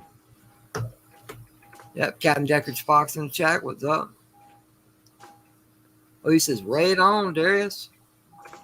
Yeah, Showman's just got out because I started noticing his viewers rolling in. Cardinal Sin, how you doing? So yeah, hail Wookiee Fever 1969. And the beat goes on. Welcome. Let's see, Season 333. I think you were, you were way earlier. Way earlier. Hail Cardinal Sin! Guys, check out Cardinal Sin's channel. It is an awesome channel.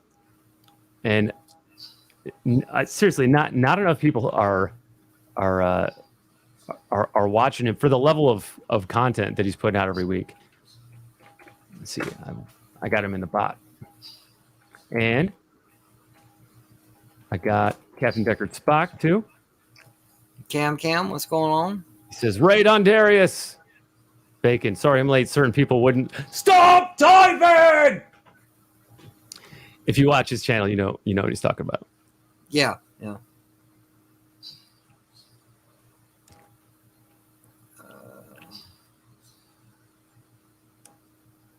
Anti-derivative Jill, what's going on? Oh, hail anti-derivative Jill. And we have a fifth. You know, they say wherever you find four Irishmen, you'll find a fifth. Welcome, Honstar. I thought wherever you find 4 Irishmen, you'll find a fifth of whiskey. I thought would actually be the. Oh, we're stereotypes now, eh? That is the implication, yes. And if you didn't get it, Darius, because some people did the gaping mouth thing, I was joking when I said I've been on Darius's stream. It's not all it's cracked up to be in your chat. Yeah, that would be me. There was 2 or 3 people that did the, and I was like, I did the laughy ha ha face. Can y'all not see I'm joking? Well, if you didn't like it, you wouldn't keep coming back. Well, that's why I said for punishment. Right after I said that, that's why I said I love you, Darius, with all the laughy faces, because I'm trying to show. Obviously, I'm just being a smartass. Yeah, I took it upon myself, Darius, to invite Han. Hope you don't mind. You. No, thank you. I was having my own technical difficulties earlier. A little different than everyone else's. Even if he minds, he's too nice of a gentleman to say he minds until after I leave. And then he's going to privately say, JJ, why did you invite Han? I purposely did not invite Han. What are you talking about? I brought you with me to Dalek 451 stream the other day. Oh, that's right. Yeah, you did. That's right. It only took me like an hour of you and me talking for him to finally realize what was going on. He is a very cool dude, though. I very much enjoyed talking to him. And we actually talked after he even ended the stream. Just he and I talked for a long time after that. He's a very cool dude. I very much enjoyed talking to him. And no, we didn't just talk about trains. We talked about all kinds of stuff. Yeah. You finally met someone who knows as much about trains as you do. To be honest, well, especially when it comes to Steam, he knows way more about trains than I do, because all I know is modern diesel stuff. You're way full of it. Well, I can't help it, JJ, that y'all pick movies that involve train stuff that I can point out. You notice though, Band of the Hand, y'all picked a movie that I could not point out any train material in. Hey, that was I think Demolition Man. Demolition Man was like that too, if I remember right. I don't think Demolition Man was like that either. True. I did watch when you were like asleep, Moria. I did watch that Sylvester Stallone Judge Dredd movie. Okay. Yeah, that's a pretty good movie too. Judge Dredd is. But I can see why nobody liked Judge Dredd taking his helmet off. I agree with that. He should have left his helmet on. Actually, that's one of the movies that me and Sasha had picked, but not the Stallone one, the Carl Urban one, Dredd. Oh, the 2012 one. Me and Maura watched that, and it looked too grisly for me. It's okay. Yeah, I forgot that it was that grisly. I did. All I could think I about think- was Carl Urban, and I totally forgot about the gross person until I saw it. I was like, oh, geez. I So, think my that's bad the on that newest. one. Cold I think that's air. the newest I am the movie we'll do. law. I am the law. I agree, Raquel, that I mean everybody obviously knew that was Sylvester Stallone, and to me that was just kind of like gratuitously showing Sylvester Stallone when they took his helmet off. To me, Yeah. I think the movie would have actually been better, like you said, without him taking his helmet off. And I don't know exactly why. That's just how my brain works, kind of like the way your mindset's going. I mean, we all obviously knew it was Sylvester Stallone, and to me that was Yeah. just like for the movies, like, hey, look, I'm Sylvester Stallone. I took my helmet off, and it's like that. We knew you were Sylvester Stallone. That didn't really, to me, add anything to the movie. If anything, it detracted from the movie, like you were saying. Who was All that right. other guy? He was some kind of comedian. I'll be back. Welcome. Oh, that was Dennis Leary. Dennis Leary? Speaking Where? of He some was- kind of comedian, welcome, Captain Deckard Spock. Hello. Was Dennis Leary in Judge Dredd, or are we talking? You're talking about Demolition Oh, Man. no. Demolition Man. You're talking about, Yeah, Dennis... Rob Snyder.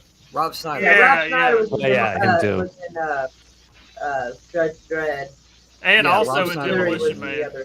Rob You guys- Snyder. Rob, basically in the 90s into like the mid 2000s, Rob Schneider was in every freaking movie somewhere, and then later in the 2000s, he followed Adam Sandler everywhere. He was one of Adam Sandler's people. Movies all the time. It's crazy. It's funny. I haven't looked at it, but it would actually, and obviously I can Google it, but it would be funny to look at his IMDb because he probably has, in my mind, thousands of movies on his IMDb because he's been in so many. I mean, from decent size parts to like the smallest parts you've ever seen.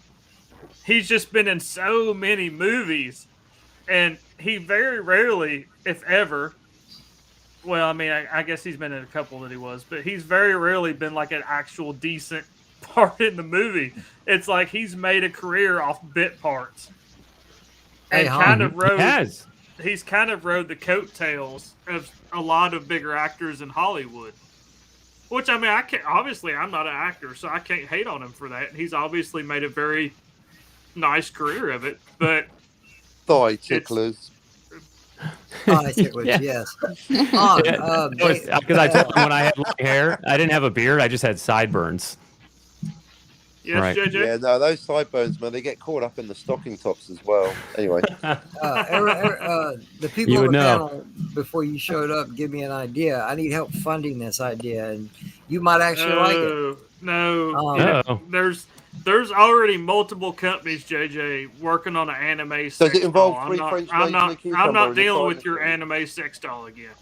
No, it ain't got nothing to do with that. What? Besides, we weren't supposed to talk about it. Anyway, You weren't sex supposed to doll. talk It was a body pillow. That's hentai. It was a waifu. Was it waifu, Raquel? I'm sorry, I don't know how to pronounce all these. Waifu, things. yeah, A yeah. waifu pillow. There's Waifu actually Raquel, is that what it's called? this Yeah, is- like I just want to make this clear.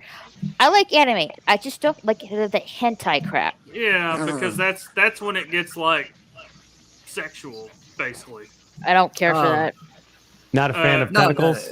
This is just Damn, you're- slightly. Well, it's kind of slightly off topic, slightly not off topic because we just said waifu Well, we're pillow. already on hentai. But there's a pow pow. I don't want to say too much on your stream because YouTube likes to go down on. That sounded bad too. Right. YouTube likes to crack down on channels that talk about That's even better. certain things. Likes to spank it down. Wait, They're, are you likes talking to about throttle it. QQs and Freedom Nuggets? Yeah. Okay. There's a channel that I watch on my personal side of YouTube away from Honstar that he does a mailroom. Like every couple of months he does a mailroom where people send him stuff. And they also have a Discord, and there's some really funny, when I say funny, they have my kind of sense of humor. They're basically assholes to each other. They have a funny sense of humor, and his wife doesn't like it.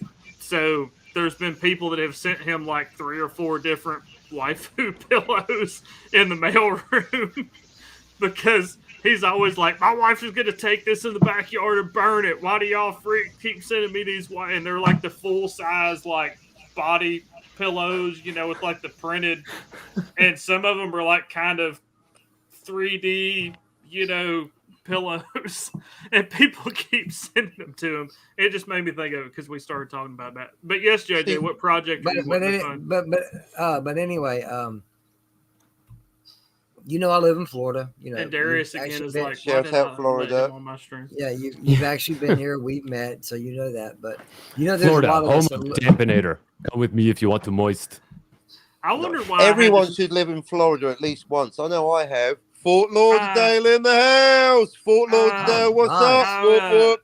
I've been to Florida a few times. Have you been to Fort Lauderdale? I should have known that. Yes, I've been to Fort Lauderdale and also been to, I think, Orlando. Have you been to Key West?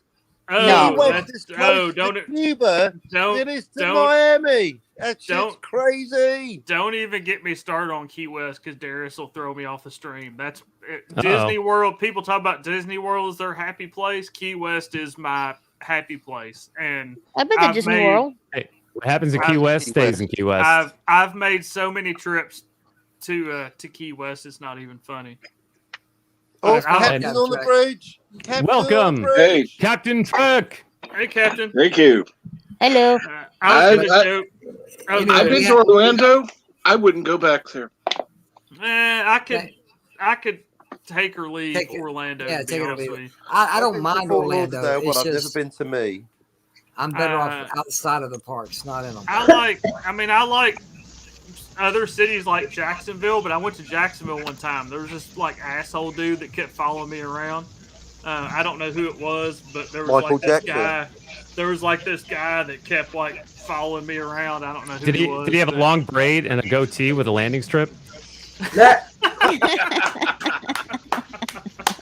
He actually didn't know. He didn't have long braid. By that time, his cut the long braid off. It was just in last year.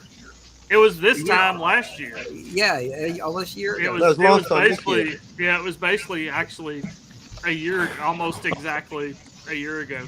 But I was trying to just came in.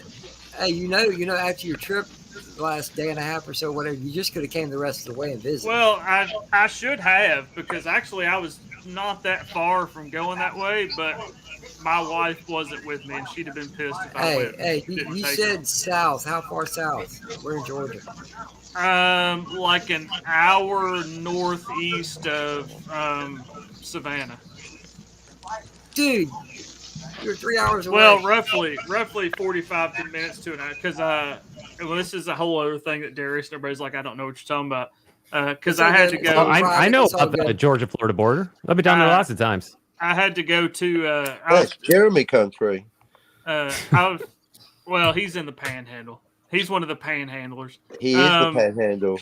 I actually had to go to Savannah this morning to pick my sister-in-law up because I was, I in that DM group, I told you kind of what I've been dealing with for the last day and a half, 2 days. But yeah. But you had to make an emergency family trip.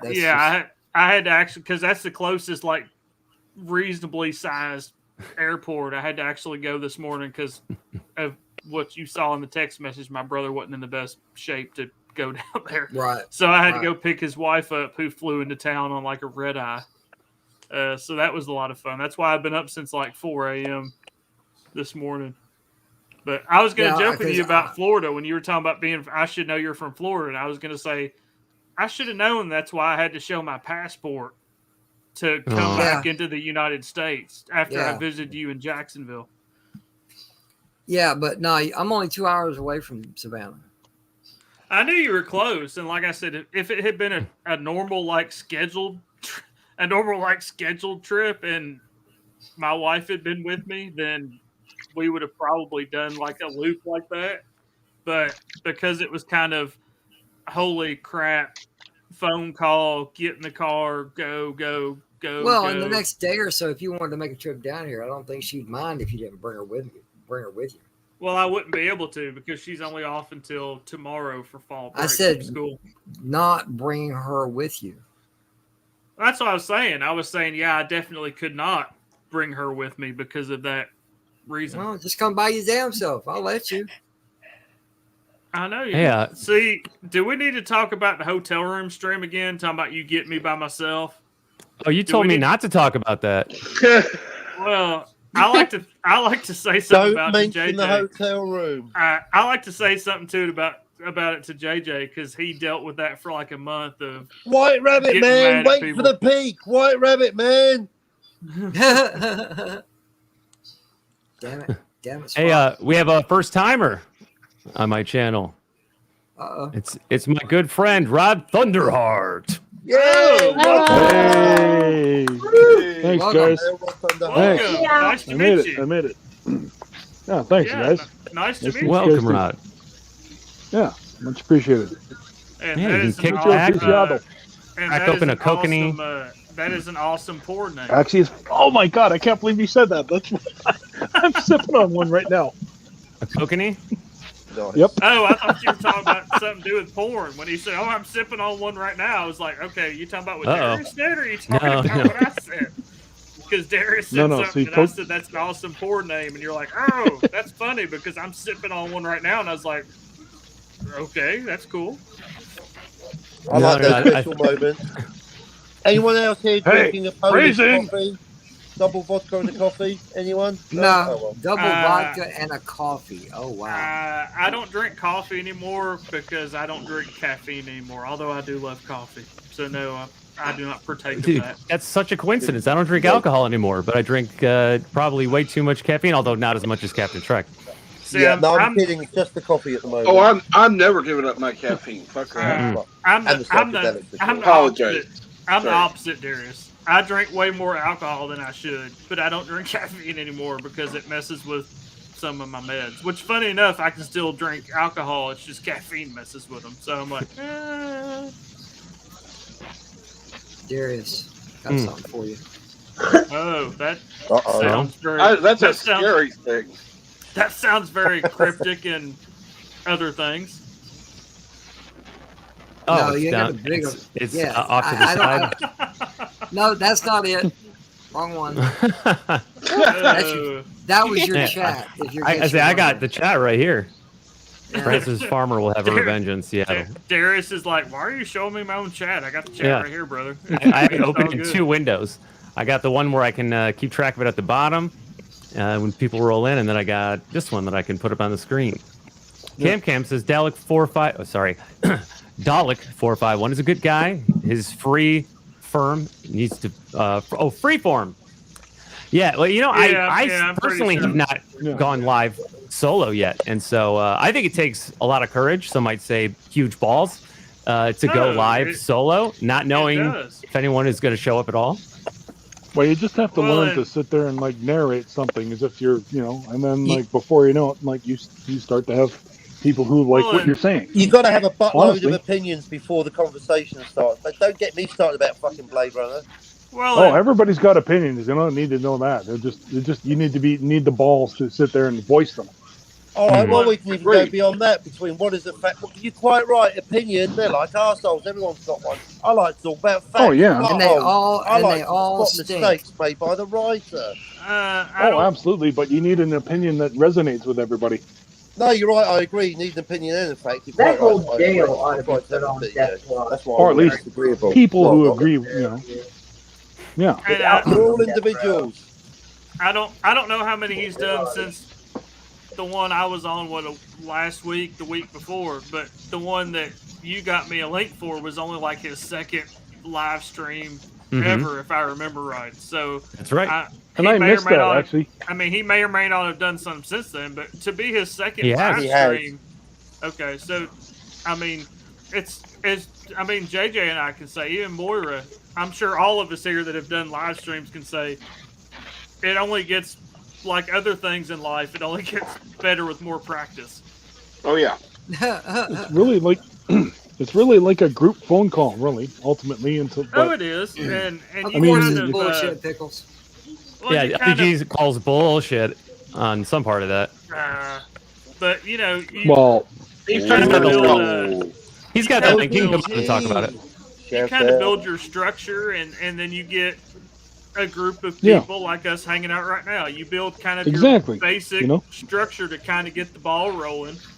I tell you what, you get your group of people around you that you trust to be on the panel and that kind of jive with the things you want to talk about, and then it just kind of grows from there. And next thing you know, you've been live streaming for 2 years, and you kind of build up, your kind of own rhythm. Because I mean, all of us, obviously, all of our live streams are just that little bit different. We all kind of have our own cadence, our own panel, our own kind of topics we like, and you only get it from practice. I mean, there's no way to like practice live streams other than live stream. Going live. Mm-hmm. Yeah, and to like the one I was personally on that you got me invited to, Darius. I mean, to be his second live stream, he to me was doing awesome. Because I remember my first couple live streams where I like actually hosted my own live stream, and there's like all this dead air, and you're like, oh, and to me, it makes you want to get clips. He rolled, at a pretty good pace, and he had people kind of come in with him that had been doing it longer than him, that kind of helped, for lack of a better term, kind of push him, in the right direction when he kind of needs coaxed, in the right direction. So, I mean, to me, that's what I love about the small YouTube community is we all help each other. We all help each other out. We hang out with each other. We're not petty. We're not, oh, you have more subs than me. We just like to hang out and have a real quick, good time. Carol, darling, none of us have any idea what's going on, so don't feel alone. Les, you've got dead hair. What? I said you've got dead hair. Les, I've got dead hair. No, there's no one on the air. I'm trying to catch up. WKRP reference for anybody who's seen it. I'm trying to catch up on the chat because JJ started talking about the chat. Do it live, goddammit! On the chat. That was the latest cut from Sting from his new album, Tantric Masturbation. All right. That's that up in normally, an FYI. Believe it or not, that's an FYE near you. But believe it or not, that's normally a topic I like to keep out of my streams is masturbation. But I mean, if Darius is cool with masturbation, then you rock out the way you rock out, Darius. That's between you and your hand. It's none of my business. That's between you and the rolled up pizza, man. Look downstairs. I got it right this time. That's between you and the Kleenex. That sounds kind of shady too. Look downstairs, Darius. I got it right this time. Oh. Look downstairs. I just got to point out you're already downstairs. The cold air is killing it tonight in the chat with these jokes. Oh, and we have number 9. To make it. Oh, nice. JJ has dead hair in a bag. Who do you think it is? I have no clue. It could be Tommy. It could be Moira's already here. Raquel's already here. I'm here. Han's here. Might be Anzo. I don't know. Yes, it's Anzo. Whoa. Hello. Oh, what's up, guys? Yay! What's up? What's up, bro? What's going on, man? It's been a minute, my Canadian brother from another mother. How you been doing, man? Star. How you doing, man? I've been doing good. I just doing seen pretty well. JJ sent me the link, and I just seen it, and I was like, oh, yeah, okay, let me go hang out for a bit.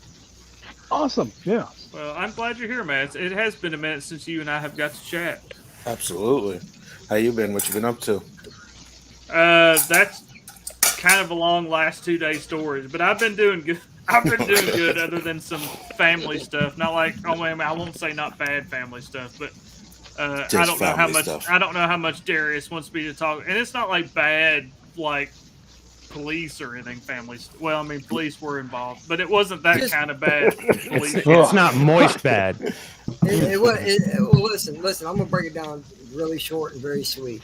Okay, Han is now on vacation, but he had a very shitty start to it. Yeah. Mm-hmm. Everybody, Hail Bryce Day. Everybody pretty much knows I live around the Atlanta, Georgia area. My brother that's my half brother that's much older than me, because my dad had a family before he abandoned them, before he had the family that I'm a part of. So I have two half brothers that are basically old enough to be my dad. My oldest half brother, while his wife was out of town, decided that while bush hogging his very nice large piece of land he retired to turn the tractor over on himself. And luckily, he had his phone, because him, again, being as old as he is, he has like the phone in the holster kind of thing, you know, not in the back of his skinny jeans. So luckily he was able to call for help, but I get a call from my sister-in-law yesterday, and her freaking out because she's on a business trip in another state, and I'm the closest person because all the other family and his kids live out of state. Gotcha. So I get a call with her freaking out saying, all I know is so-and-so is on the way to the hospital. The police have been there, the fire department, the ambulance has been there. He turned the tractor over with the bush hog. And of course, in my mind, I'm like, he survived like multiple wars as a military army officer, and now his dumb ass has turned the tractor over and like lost an arm or a leg in a tractor accident. So I rushed down there because I'm the closest person. In the meantime, she's trying to get like a red-eye flight home from where she was, but I'm the closest person, so I make like the 5-hour super fucking fast drive down there to get his dumb ass out of the hospital. Luckily, all he did was get some bruises and scratches. He did break his arm, which I'm not saying luckily he broke his arm, but it could have been like way worse. Like he could have not been here anymore. So for real, I had to deal with him, getting him home, picking his wife up this morning, like 45 minutes to an hour from their house at the closest airport, because she flew in on a red eye. So I've been up since like 4 a.m. this morning. And then turned around after all that and drove myself back to northern Georgia, around Atlanta, where I live. So, yeah, that's when JJ says I've been dealing with stuff, that's basically the long and short of what I've been. That's about a 3-hour drive, man, for you, right? It's actually about 4 or 4.5, if I remember right. If you look at the map thing, I think it actually says it's going to be 5, but I don't drive what the map thing says I'm going to drive speed limit wise. So it was like 4 or 4.5 hours, because they're roughly an hour from Savannah. Well, that makes sense because you said you can make it to town in about 6 hours, 6.5 hours. Yeah, and I'm 2 hours.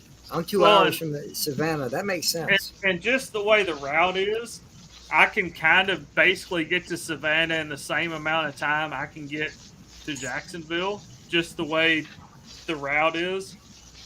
Okay. Even though I know you're 2 hours from Savannah, it's just the way the highway goes. I can get to Savannah in about the same amount of time. But see, for me, I ain't got to do all the twists and turns. All I got to do is get on the highway and just go north. That's it.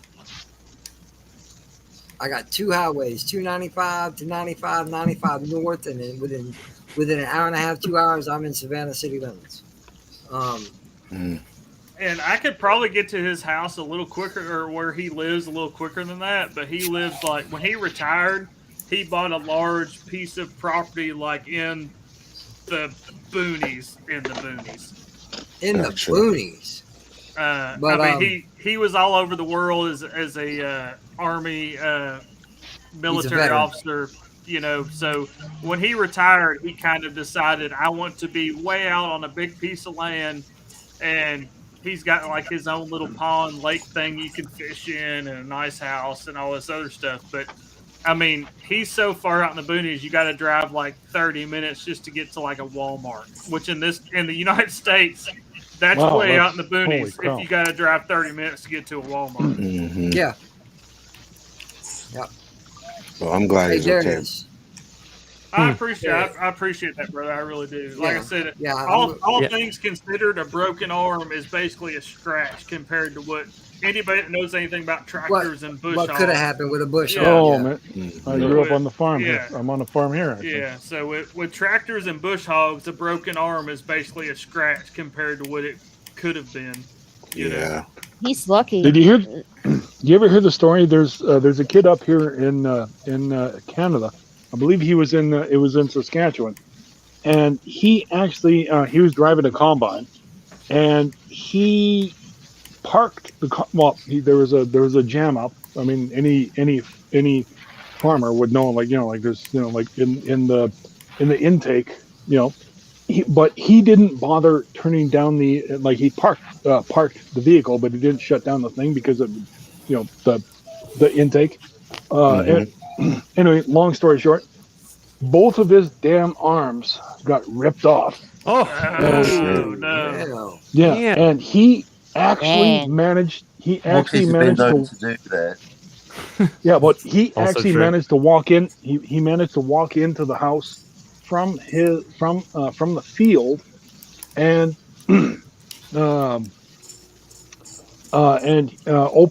open the door with his mouth, and walked in, went upstairs, and he actually managed to draw a bath for himself, and he laid into the bath until his folks came home, and they actually, I mean, they figured out what had happened, obviously through the trail of blood, and they actually managed to reattach his arms, took his arms and because they were actually only home a couple hours later, and they came home and grabbed his arms and grabbed him out of the thing, and they raced him into the hospital, and he actually managed to have his arms reattached. And Whoa. Yeah, no kidding. Is he fully functional? Yes, actually. That is a crazy story. I'm surprised. I mean, not having at least one arm to try to tourniquet the other arm. I can't believe that he didn't bleed out. I mean, not to sound very. No, graphic, I agree with you. But I think that might have. I can't believe he did. Did he get in a cold tub by any chance? To me, I would think they never outlined it. They never outlined it, but I mean, all they said was that he drew a bath for himself, and he laid in the bath until his parents got home. And when they got home, first of all, they saw the trail of blood. They're like, "Okay, what's going on?" And they went upstairs and "Oh, geez," and he was still conscious enough to be able to tell them what had happened. They raced out. They grabbed him, and the other one ran out and grabbed his arms on the still operating combine. Oh, that is so crazy. And then but I mean, I'll say this though too. It might actually be an urban legend. I can't confirm it. I just know that I've heard the story. I mean, it might just be one of those stories that they tell us farm kids. Well, but I mean, I honestly want to say I've heard other than the part about the bathtub and all that stuff, I want to say I've heard a similar story. And it could be an urban legend, just sticks out of my head. But I want to say that's right. I heard a similar story of what you're basically saying, other than me remembering the bath and all that stuff. I want to say even me not being a farm kid, that I remember hearing or reading a story like that. Yeah, see, that's what I say. I mean, it might be, but I mean, on the other hand, you've heard. I mean, let's face it, we've heard things that more unbelievable things that have happened. So, Well, and like they say, there's a little bit of truth at least in every story, no matter if it's 100% true or not. There's at least some truth in every story. So it may not be exactly like what could or could not be an urban legend, but at least something somewhat similar to that happened, I'm sure. Because talking about turning over a bush hog tractor, I could only imagine what a combine could do to somebody. Oh yeah, no, I mean, maybe it was just one arm, maybe it was half an arm or something, but doesn't matter. It's still like you said, there's a grain of truth in it, and I'm willing to bet a good part of it is true, And like as a farm boy too, I've seen and heard stuff like I can just feel it too. I don't know how many times. I mean, it's like Dad's like, get your arms away, you know. And I'm just like, like we freak out of like Dad freaking out on us. But I mean, on the other hand, you look at it and you're like, he doesn't want you to lose any of your limbs, you idiot. That's why, you know. The only thing to me about your story that throws me off, and that's, I mean, obviously I'm not a doctor or a paramedic. No, I mean, I agree. It's both. The only thing that throws me off about that story is the fact that you couldn't tie off either arm because you don't have any arms. And the whole bathtub thing, I'm not saying the bathtub thing wouldn't work, but in my mind, I'm like, well, would a hot bath or a cold bath be better? To help that's right. No, you know, to help with totally blood loss. To help with the blood loss. No, I totally agree. That's Exactly. kind of what I was thinking in my mind. Is the cold bath? That's why I said, well, did he run a hot bath or a cold bath? Because that's my mind was kind of going towards cold I agree. bath as far as like circulation and clotting. If he'd ran a hot bath, he would have bled to death. Yep. That's again, I'm not a doctor or anything like that. I mean, but that's kind of where my brain was going. Is like hot bath, it would make the circulation more, and you would bleed out. Cold bath would help slow down. To me, slow down your circulation. Right. I agree. And slowing down your circulation could help with the clotting and all that stuff. I mean, it's on the other hand too. I mean, like, let's face it. I mean, like, I used to be in the professional wrestling. You know, like back in the I was in the minors. But let's face it. Some part of the story kind of smacks it to me of like some of it was maybe exaggerated. Like that's why I say. I mean, maybe it was just one arm. You know, I mean, because like again, as somebody, you know, I mean, like only. I mean, you wouldn't have both. You'd be an idiot if you had both arms, you know, digging into a combine. So, like, I'm thinking, like, maybe it was one arm, but and again, as you said, it could have been exaggerated to be even more of a cautionary tale than it already would have been. I mean, losing like an arm, losing a arm or a leg is bad enough, and there could be, like you said, a lot of truth to the story of losing one of some limb. But to make it even more of a cautionary tale to farm kids, like, yeah, this dude, both of his arms were just like gone. You know? Oh yeah, exactly. You know, yeah, that's brutal. No, yeah. I mean, not that I'm saying it would be cool to lose one arm, but you know what I'm saying. Even more of a cautionary tale is like, oh, both of his arms in a lickety split were just gone. Yeah, you know. Oh yeah, no. And actually, my personal opinion on the thing, like my caveat on it, I believe it was probably just one arm and just maybe exaggerated. Because let's face it, 2 arms, holy crap, man! Well, I mean, like from the amount of blood you'd lose, and like, good lord. Even honestly, it could even be, and again, not to downplay the story, because like in my mind, I even kind of remember hearing a similar story, like reading a similar story, and I'm not a farm kid, but even if it was something like a hand and it got more exaggerated, I mean, honestly, that's probably randomly, drastically, suddenly losing any part of your body is bad. But if you want to make it even more of a cautionary tale, then I could see, like they call it, was it the telephone game? Like the telephone game, somebody tells somebody, broken telephone. Somebody who tells somebody, you know. So even if he lost a hand and his parents or family or what is there, and he got 911 or, you know, whatever right away and was fine. Yeah. As it goes, you know, as a cautionary tale, it gets worse and worse and worse. That's likely, you know, I mean, as like you just said too, like, I agree. And like, the spider sense in me says, like, you know what, it's probably just a cautionary tale, you know. I mean, because I'm like surprised. I mean, like, no names directly pop up in my head, so like, you know.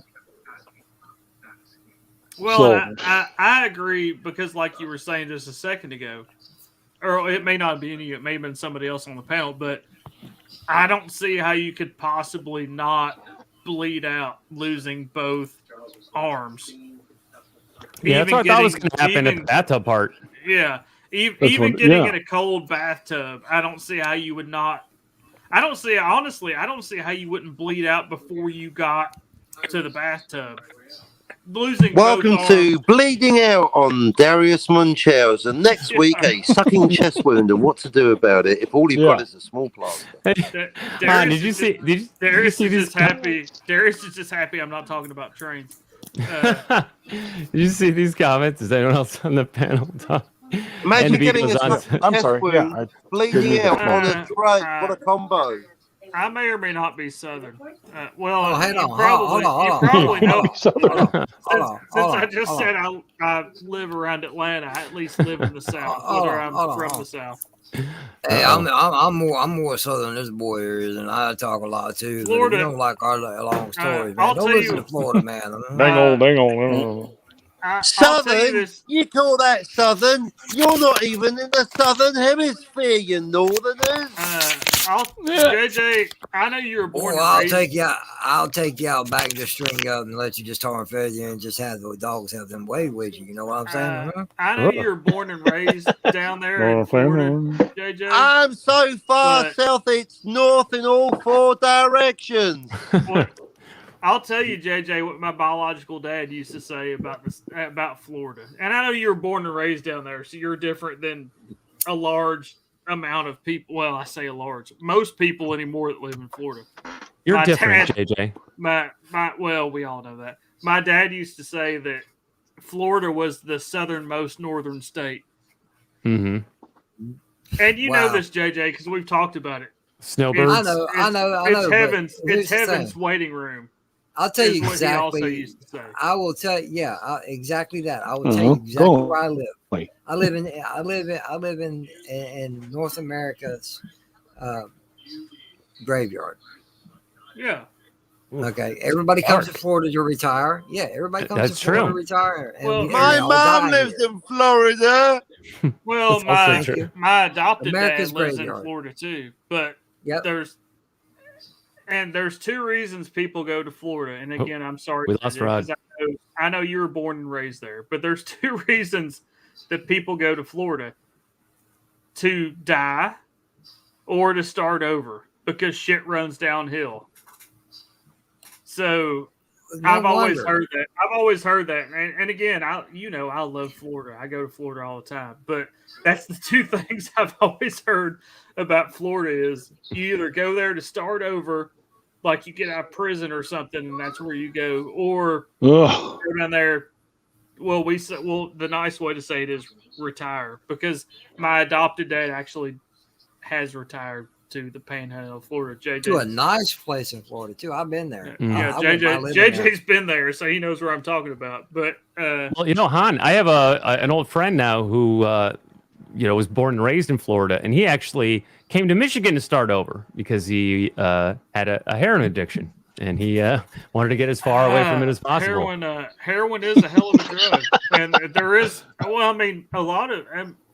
And I know people in the chat keep saying the Southerner keeps talking too much, and I know it's all over the country, obviously, and I gave every up coffee and I moved to Colombia.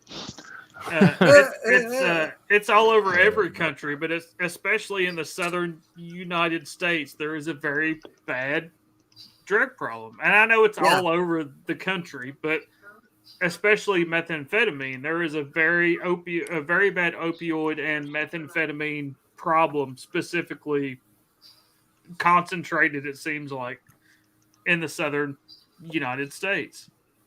And that's Darius, that's the next step after opioids is heroin, because it becomes so expensive and so hard to get pills now because they know everybody wants the pills.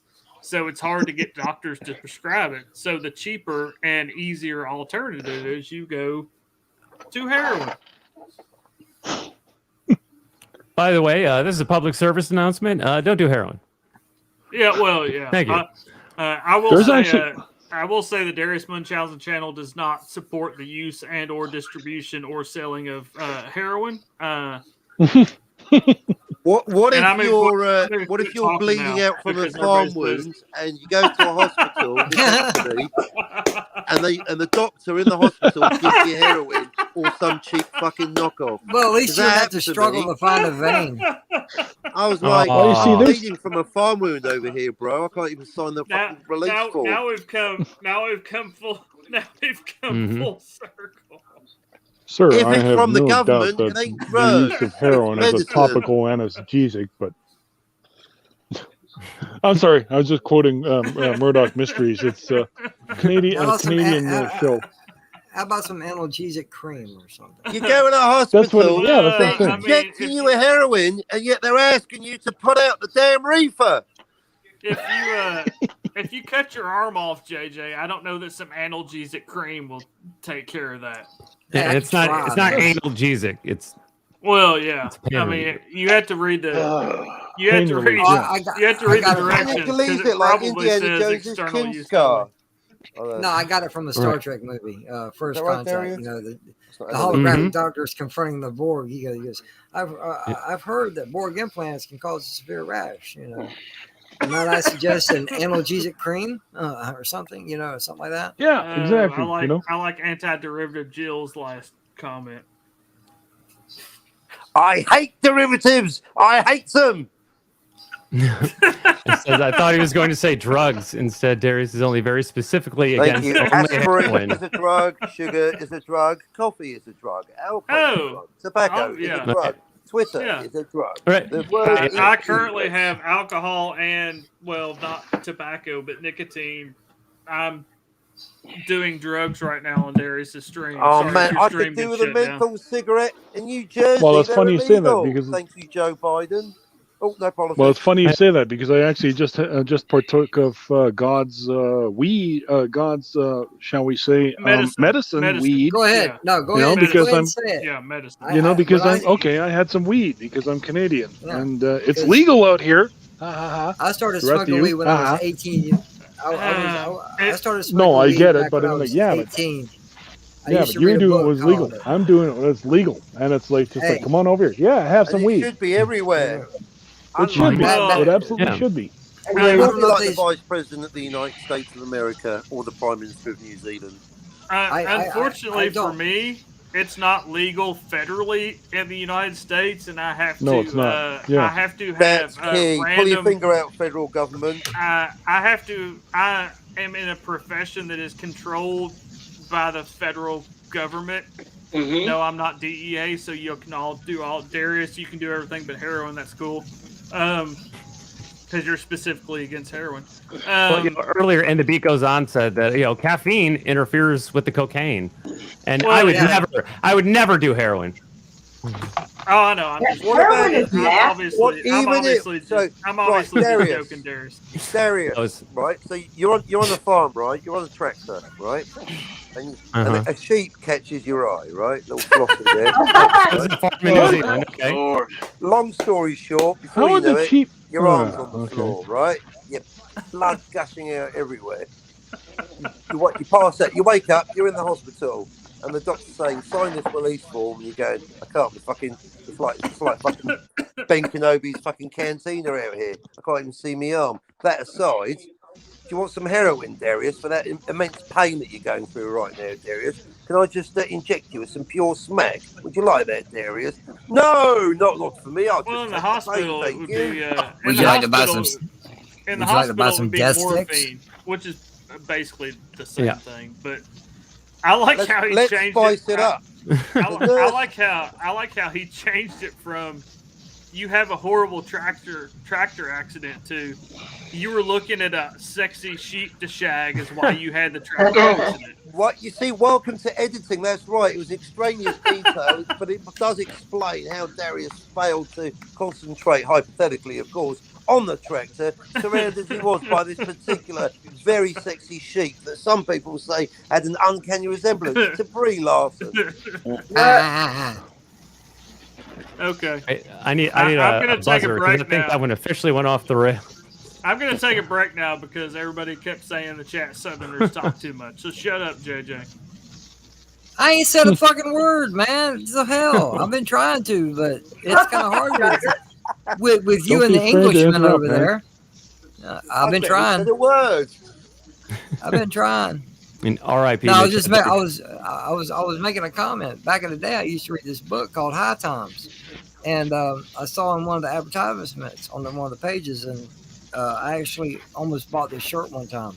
Beautiful, bright white, plain Hanes T-shirt. Had this picture of this gorgeous. Anybody that smokes or has smoked, you can agree with me or relate. Had this beautiful, beautiful, bright, beautiful bud on it.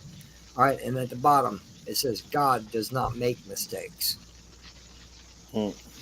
So, and I'm a weed smoker. Okay, I said I wasn't going to talk for a while, but I'm going to be a smart ass JJ and say, obviously, you go against God doesn't make mistakes. Yeah, I think poison ivy was a bad idea. Damn, son. Although, I love you, JJ. I got it. I got it, Han. I got it. Sherry in the chat. What if he was having relations with the tractor? Oh, the Lando Calrissian angle. Very Star In that Wars. case, he found his own tractor section. What have we here? No, Darius. Lando was forced to use death sticks. So there's a reason behind that. Okay, cold era from inside of bestiality. Welcome to Florida. Hey, share my screen for a moment, Darius. No. This is going to have to do with a sheep and a tractor. Yeah, why did you let go of the Millennium Falcon?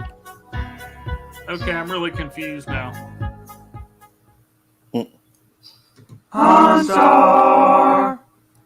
I better not get a copyright claim. You want He's for right the here. You want for the Sega thing because I actually did the Sega thing myself. That's actually my voice that I edited. What's up, everybody? OnStar from a undisclosed location in the dirty South. How's everybody? Chris, Conspiracy, what's up? I just decided to do a random stream real quick. You're showing the hotel stream with me and you alone in a hotel room. What the fresh hell is this? Yes, it is a hotel room. You notice it doesn't look like my office. People jumped on this stream. It almost does. It almost does. I was on vacation and I picked up this hitchhiker. He seemed like a real interesting dude. We got to talking. And I thought I would stream with him. I figured y'all would enjoy talking to him. He seems real interesting. So this is the hitchhiker stream. I can hear your phone, like your ringer's off. So I'm going to bring the hitchhiker in with me, and everybody can talk to the hitchhiker if you have any questions for him or anything.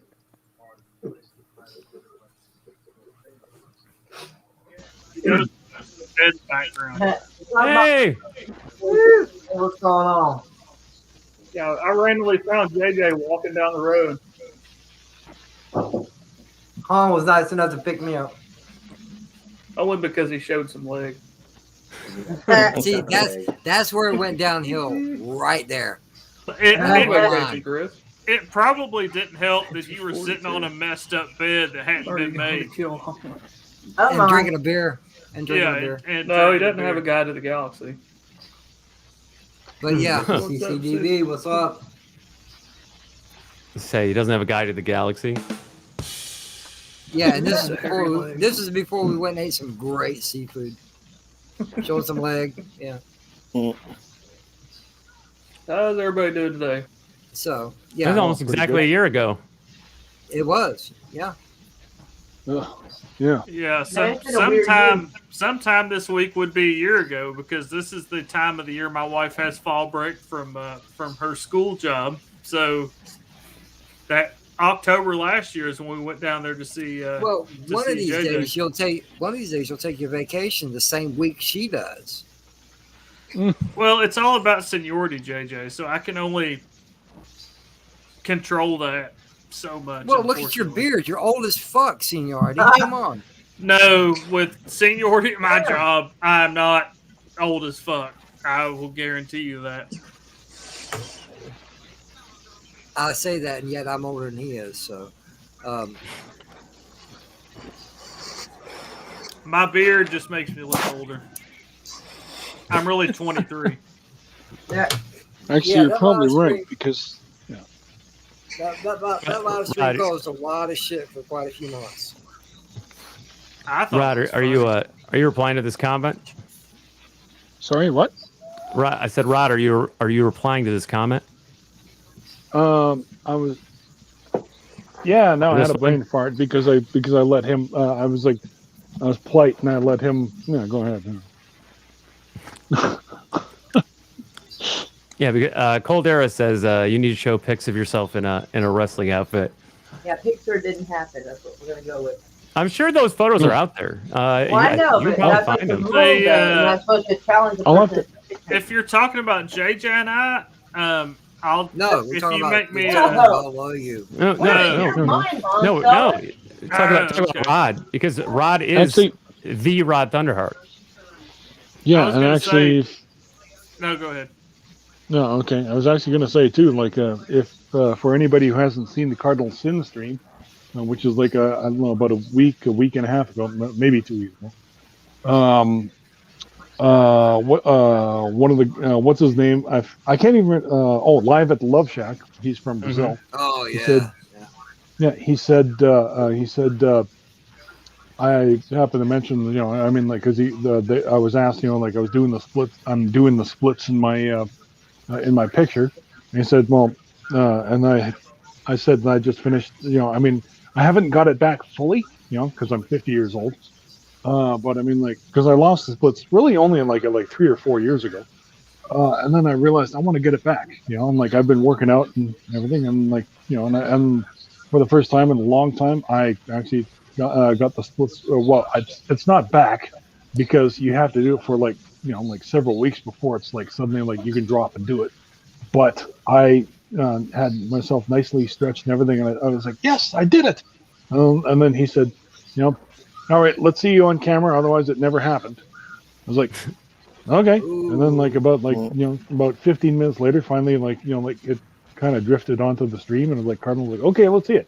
I'm like, so I turned on the camera and like I did the splits, and like everybody was like, oh, all I heard was just a bunch of ohs when I was, I'm like, because I was doing the splits. I'm like, I did it for about a good 5 minutes, before they sat there and like, okay, you can stop doing that now because we're kind of, You can go dig your nuts up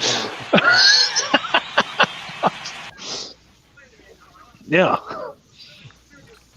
Just And thinking about it to me, even when I watch a Van Damme movie, just thinking about it, seeing it, whatever, I'm like, oh God, no.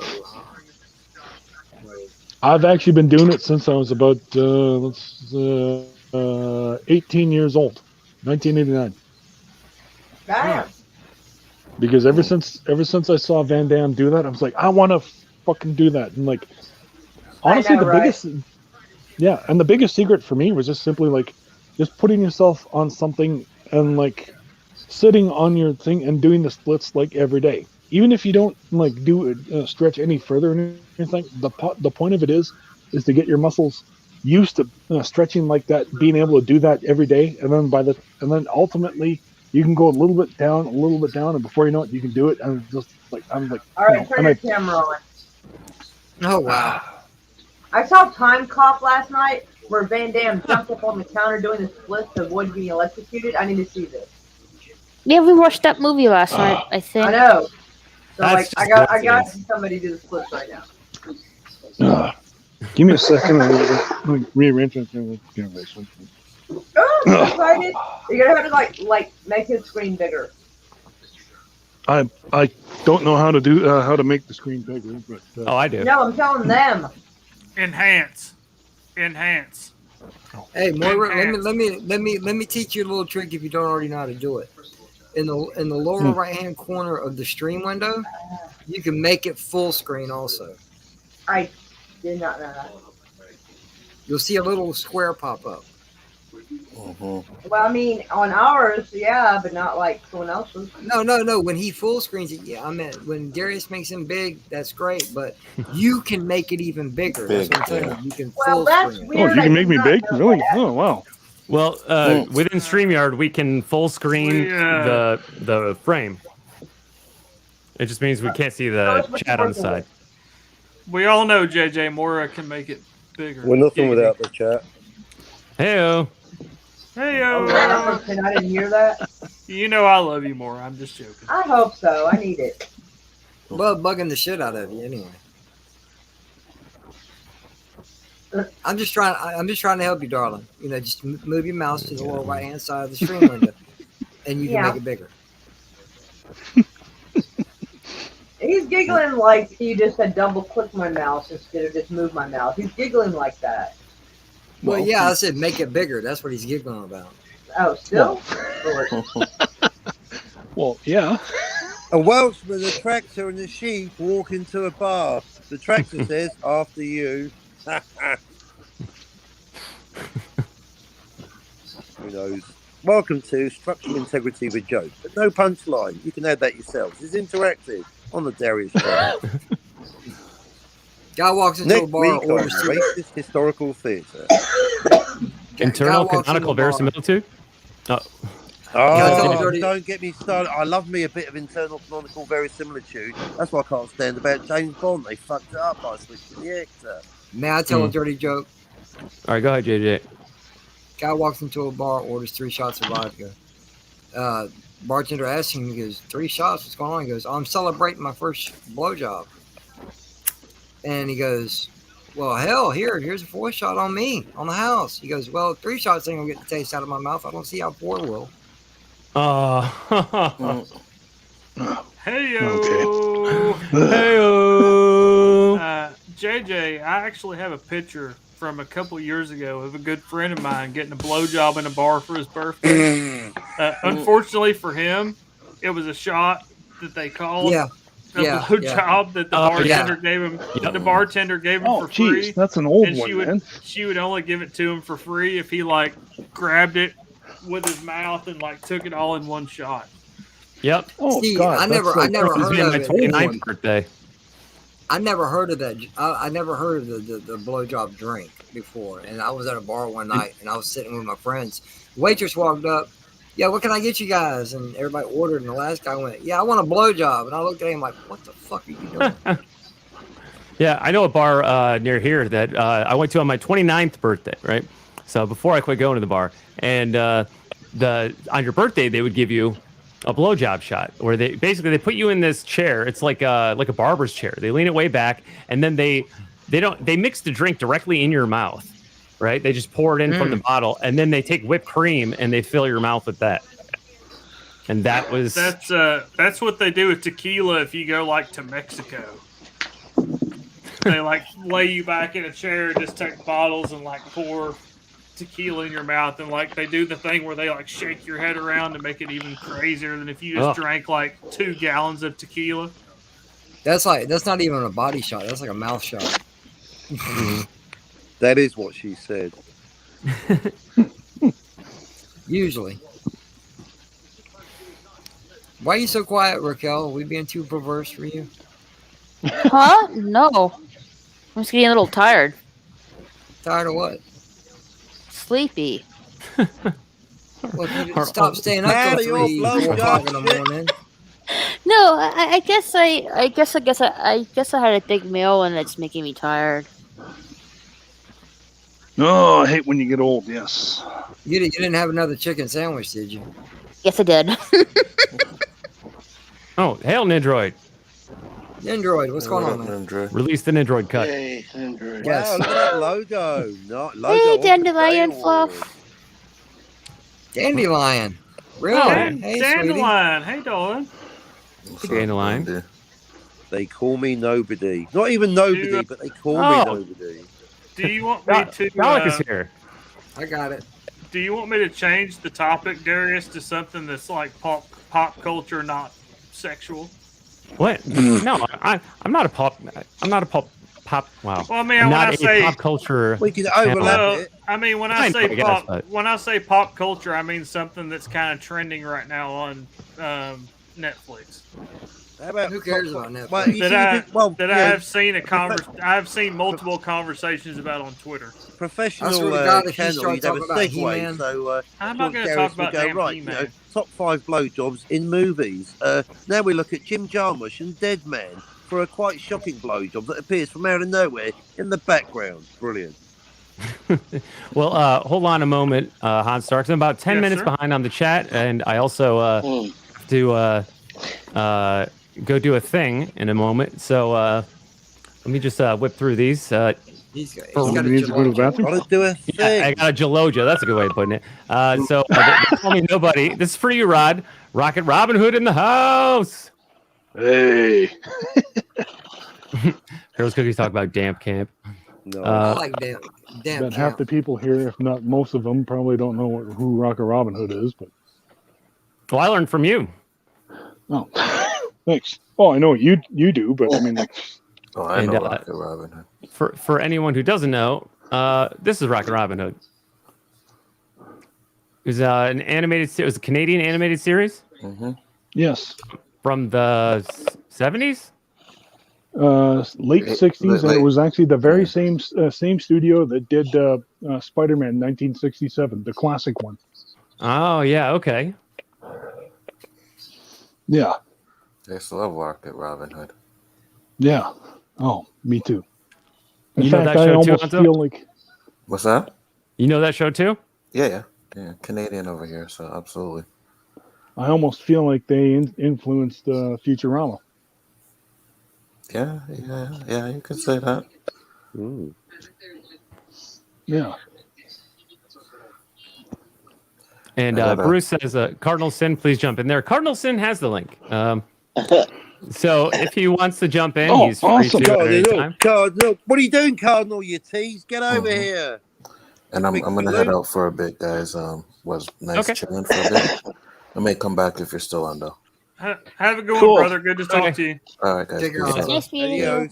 Thanks for popping in. Hey, yeah, No problem. Good to see you, man.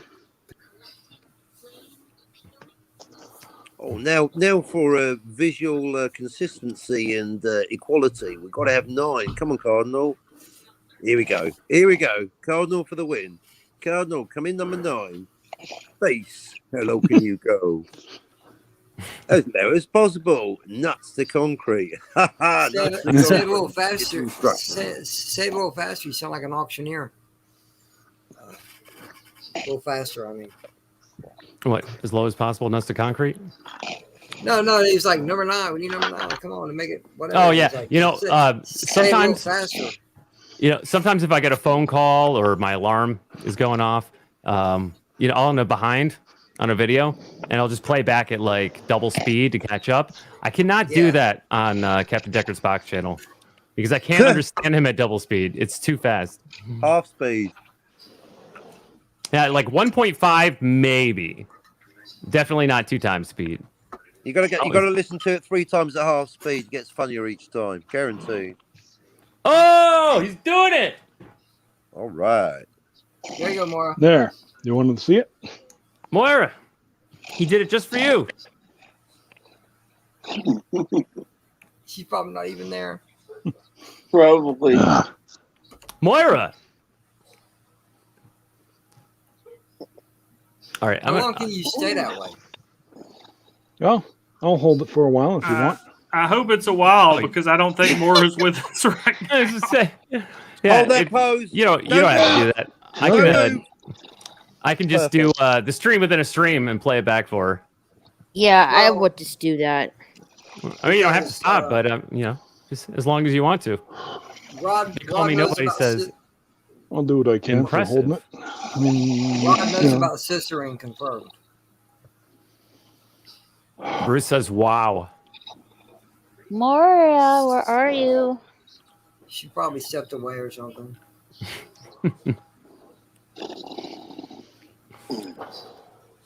You awake, Captain? Oh, I am perfectly awake. Yes.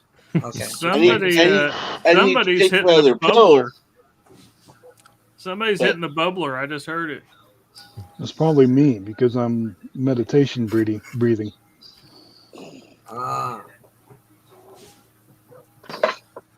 Where you at, Peaches? You have a sister.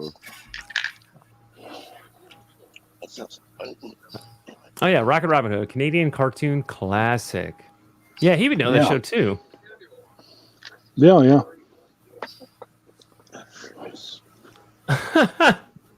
All I'm not Canadian. I've never heard of it before. Well, if you were near the border, up by Ontario, you probably would have. But not born and raised in Florida. Yeah, JJ's like as far south of the border almost you can get. Yes, making big. Who's simping? Bond. James Bond. I just looked up and saw somebody was simping for somebody. Well, look up again. Hey, Jill, who's your favourite James Bond and why Oh is my it George lord! Lazenby? Oh my goodness. Okay, I thought he was There you go. like just sitting. I didn't realize his legs were like at the side. Holy shit. He's split, yes. Man, my full split. My crotch is quivered in fear. In fear? Oh my god. I pulled the muscle just watching this. You went full Van Damme. Yeah, he That did. reminds me, I forgot to answer the threesome question on my show. Damn. Well, me fucking yow. Janet from another planet Oh, on he's Twitter adding had a some question extra, about like- threesomes. I told him, since you wasn't there at the moment, I was like, well, you can pick your balls up now, and Yeah, Van Damme style. Yeah, see, Cardinal Sin knows that. Mm-hmm. Jill says, I've now seen the split on 2 separate channels. Subscribe to Cardinal Sin. Oh, Dalek wonders, what is Rod doing? It looks weird. That's called the It split. did look weird at first because I didn't realize those legs beside him, so I thought he was like some torso up, like sitting there, and like some torso down was like behind a bed or something. Like I didn't realize that the other half was like. Yeah, look carefully at the legs. Yeah. And to Rod be fair, knows- Daleks can't do the splits. Yep, that's the floor. Well, they don't have legs. All right. Rod knows scissoring confirmed. This is the floor. I tell you right now, I cannot do that.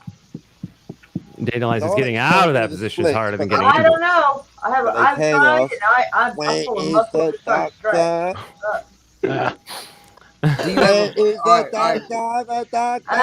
It's like it'll shake your ovaries awake.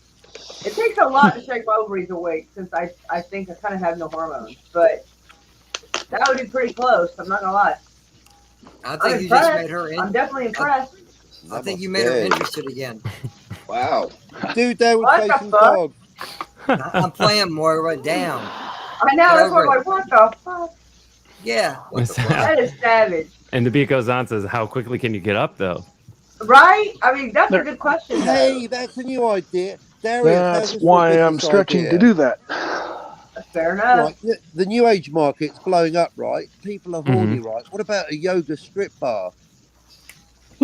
Yoga. You pay Rod Thunderheart, bar. you chuck him a $5 and he does downward facing dog. Think about it. Oh, man. It's like sexy but wholesome at the same time. I'd be all Like down Rod with some shit Thunderheart like that. himself. But better be not no men doing that shit in front of me. I'd be mad. We got to have something for the ladies, too, JJ. Yeah, let's not be exactly. We don't be sexist. Hey, honey, do salute to the sun. Do salute to the sun. Okay, maybe not. Fucking Rod come walking out with All right, how about this towel idea? hanging off of him and shit. How about this then? How about a topless dance bar in the Middle East? That's right, the Gaza Strip Bar. Brilliant. Move on. And the beat goes on, says, I do a wall split next. That is what it sounds like. No, that's the one thing I never got around, never attained. Was handstand split. I can do handstand push-ups too, actually, but just not a wall split. Oh, honey, you can make so So much you better. actually need the weight to be able to split.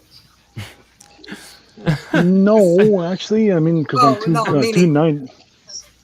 I'm currently right now 290. Well, no, Dalek 451. no. Is That's this what I all meant by the streamers This now? is all the stream is. Well, No, let's no. just set an example for Dalek. Dalek's No, but he did it.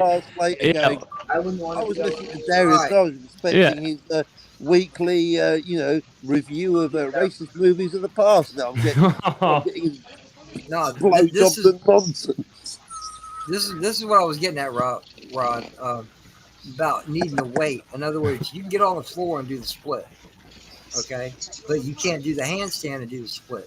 And what I meant by that is, you need your body weight to push yourself apart, not. Yeah, but you know what? I could do the splits. Yes, but I could do the Van Damme splits between two chairs. That is Wow. actually what I'm trying. That's actually what I'm striving to do again. Yeah, but that you need your body weight to be able to split yourself apart like that, not put it in reverse and just do it naturally. Meaning the handstand split. I'm not sure if I agree with that. I mean, because that's how I'm understanding it. Because you said you can't do the handstand split. But no, I can do a handstand. I can do a handstand. Hell, I can do actually handstand push-ups. But I just can't. I just can't do this. I mean, my legs go like just simply to about little better than like 90 degrees. Okay, but that's what I'm getting at. You're doing the handstand, and you can't do the split that way. But if you turn yourself right side up, you've got your upper half body weight pushing your legs down.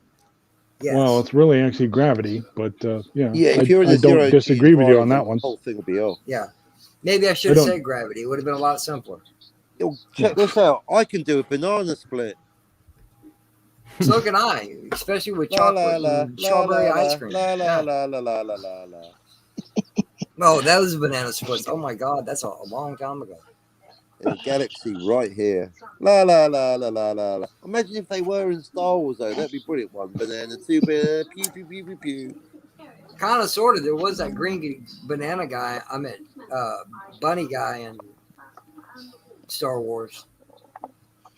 The 6 foot rabbit in the comic books. Yeah, the green rabbit. Mm-hmm. The green rabbit, classic. Yeah. You are a connoisseur, sir. Yes, sir. Yeah. Oh, what was his name? Big green rabbit. Green rabbit. I have no clue what his name is. Jack. Yeah, they even Basement Jack. They even made a figure Jackson, of this character. Yeah. Because I'd have to look it up to be able to tell you. As in Jack's rabbit. I get it. No, that's tricks. Tricks are for kids. What's been ruined for me? No, Jill, what's been ruined for me? I didn't know. Whatever it is, don't tell me. Don't ruin what's been ruined. It will ruin it for me. Chris says, we only talk about Connery Bond. So make sure you don't make swollen ovaries crying noises. Oh, come on. Roger Moore was good, too. Oh, I goddamn loved Roger Moore. Yep, he's my second favourite Bond after Lazenby. Even I was watching more last Drinker night on Moonraker. Brilliant. Yes. Even Drinker actually said that The Spy Who Loved Me was actually the greatest Bond movie he'd ever seen. And he backs it up with a review. Well, the first one I ever saw was Moonraker, and I thought it was some cool shit. So I saw his next one, For Your Eyes Only, and fell in love with it. Oh. Good Lord. I loved far and away my number one Bond movie is Octopussy. Oh, dude, I'm a big fan. Man, that's too much for even me. Never Say Never Again. With Connery. Yeah, that's Connery. No. That's not James Bond. It's not canon. It's not what? Canon? It's not officially part of the Cubby Broccoli canon. There's a legal dispute, and so it's not actually a James Bond film, or is it? Unless you want to get into, the whole canonical verisimilitude thing. But to me, it is because it's got Sean Connery in it.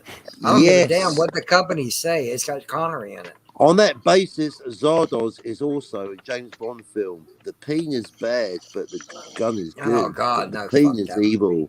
00 Zardoz. I'd much rather watch. Hey, it's got Sean Connery in it. You just said it's got Sean Connery in it. That's a James Bond flick. That is canon. Zardoz is like an early incarnation. It's like early 17 James Bond. If you grew out his tash and went down the beach, isn't it? It's James Bond. It's the beach in a way. If you honestly agree with that, Captain, then so is The Rock with Nicolas Cage. Oh, because it's got and so is Con Air. Hey, nice. Dandelion Fluff. Right on. Nicolas Cage but Nicolas Cage played Superman, so Superman must be Felix Leiter from the CIA. Never mind. You lost track somewhere. Wait, you said The Rock. Yeah, some people say The Rock is like a James Bond movie. It's like because it's got Connery in it. Yes, Yeah. that's right. Not Connery and Nicholas. Cage. I could care less about Cage, man. It's got Cage Connery was in it. Yeah. Yeah, but then you started saying Con Air. I'm like, Connery wasn't in Con Air, was he? Yeah, he was. Or actually, no, he wasn't. No, it was Connery, Cage yeah. and Malkovich, Wasn't it? Bassini. Oh, and Chief O'Brien, Calm Meanie. Yes. Yep. Oh yeah, I forgot he was in that. Yep. Yeah.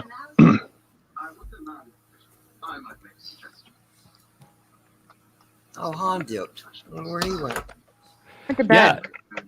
Yeah, I saw that after he left in the private chat. So have a good night, Han. And I also dropped his link in the chat again. So check out Hanstar. He's the host of Name That Tune and Jackbox Game Night.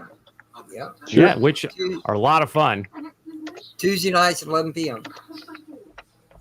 And last night, me and Chris Knight just started. We're going to be doing this mostly every Sunday. It's a Name That Tune tryout stream. It's open panel, open link. If you think you've got what it takes, you think you know music, we're taking auditions. We want new blood. So Sunday nights at 11 p.m. Come in, try the game out. Don't mean nothing. If you suck, you suck. That's fine. You wouldn't be the first. If you're great, trust me, you wouldn't be the first ones. We're just looking for new people. You know, either way, it doesn't matter if you know music or not. We're looking for new people that want to have a good time. That includes you, Darius. Sounds good. Yeah, when I can, I can't always make it to those. I can't even always make it to the Wednesday night movie review with you and Slasher, but sometimes I do. But Well, no, you got that's the your thing. your guest spots, 2 jobs, your double life as a hitman, your modeling career. Under normal circumstances, okay, Name That Tune is every other week. So there's 2 weeks to try to set up for it to make sure everybody's good for it. I know you can't tell 100% every week if you're able to or not, but it gives you an idea. Okay, this week, if you can, make it here. If you can't, that's cool. But no pressure. If you want to try, we'll give you a shot. That's with anybody here. Yeah, Sunday night I got home from work and I was super wiped out, and I looked and say, who's on right now? Who's streaming? And yeah, I tuned into was it the latter part of Name That Tune? Mm-hmm. The tryouts, yeah. So right, but Name That Tune is on Tuesday nights. But what the tryout was on Sunday, wasn't it? Yeah. We're doing the tryout on Sunday. Oh, Name That Tune. The I actual thought it was like Name That Cartoon. I thought that was Jessica Rabbit. No. The actual Name That Tune show is usually every other week, every 2 weeks, Tuesday night at 11 p.m. The time never changes. It's always 11 p.m. But Name That Tune is actually on Tuesday nights. Me and Chris just started the tryouts, and we're going to keep it on Sunday night. It's just a tryout. It don't mean shit. But if you actually wanted to be on the show, it's Tuesday night. And so that's tomorrow night? No, we're not doing Name That Tune tomorrow night. Oh, okay. We might do a Jackbox. We might do a Jackbox or a Name That Tune, but a Jackbox or a Hangout stream, but it won't be Name That Tune because we ain't even talked about it. We were still trying to figure it out, find new players. So it was Chris's idea to do a tryout stream, and that's what. That's a good idea. Yeah. And as a side note, Cold Era, same. GoldenEye was my first James Bond movie when I was a kid, and we had a Nintendo 64 game, GoldenEye. I played the hell out of that game. GoldenEye? Hell yeah. I played the game before I saw the movie. So did I. And so Pierce Brosnan was my first James Bond, so I'll always have an attachment to him, although I've got to a point now where I prefer Connery, but I still like Brosnan. Even though I played the game first, it couldn't keep. Brosnan is 007 just didn't fit for me. I don't care about Brosnan, Dalton, or Daniel Craig. I don't care for him. If it ain't Roger Moore or Sean Connery, I ain't interested. See, What I have an about unpopular Lazenby? opinion. I don't like Roger Moore as Bond. Something's wrong with you. I know it's a hot take. I like Lazenby though. I know some people. I get it. Some people he doesn't work for some people, but I loved him and like his humor and like really, I really loved his suave sophistication. When he comes in, and he just kind of like straightens his tie and just like also like martini. Shaken. I finally realised. I love that. No, you don't get that with other Bonds. And I love the Moore had gadgets. yeah. I love the gadgets. And through the years, I believe they've lost sight of the gadgets. Yeah, absolutely. I mean, like they can't be over the top like the invisible car. I mean, like it's not out of the realm of possibility, but I mean, let's face it, you still want to push Not something. the invisible car, it's the hiding behind the invisible car. It's freaking invisible, Dude. Bond. You can't hide behind it. With but with CGI, they could pull that off in no time flat. Now. No, I agree. Yeah, but it's. I mean, okay, maybe now today the invisible car, but I mean, it would look cool back then if they could have pulled that shit off. But today they could do it no problem. Yeah, absolutely. And yes, Dalek, I know that Roger Moore is your favorite Bond, and he just I don't know, he just doesn't do it for me the way he does it for you. Have you seen Moonraker? Yes. Have you With seen the lasers? For Your Eyes Only? Yeah, For Your Eyes For Only. Your Eyes Only. Which one was for Your Eyes Only? It was the one right after Moonraker. On the San Francisco Bridge. No. For Your wait, Eyes that was Only. View to a Kill. No, that was Sorry. Living Daylight. Yeah, he was basically part of it. He was it was in the winter. He was skiing. He was scuba diving. He was doing all kinds of stuff. The yellow Citroen, the hot legs on the poster, the Revenge, the Greek mission. Exactly. Yeah, View to a Kill. Yeah, like the legs. Yeah. That's For Your Eyes. For Your Eyes Only. I don't remember that one, so it's possible I may not have seen it. It's not bad. It's really for a James Bond movie. It's not bad. I think you might actually like it.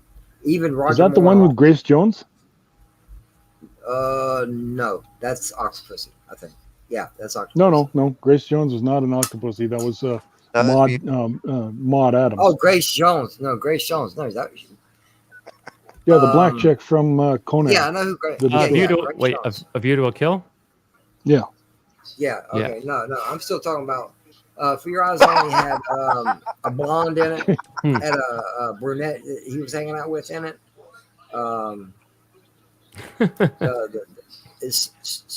That's fair, by the way, Dalek. That's fair.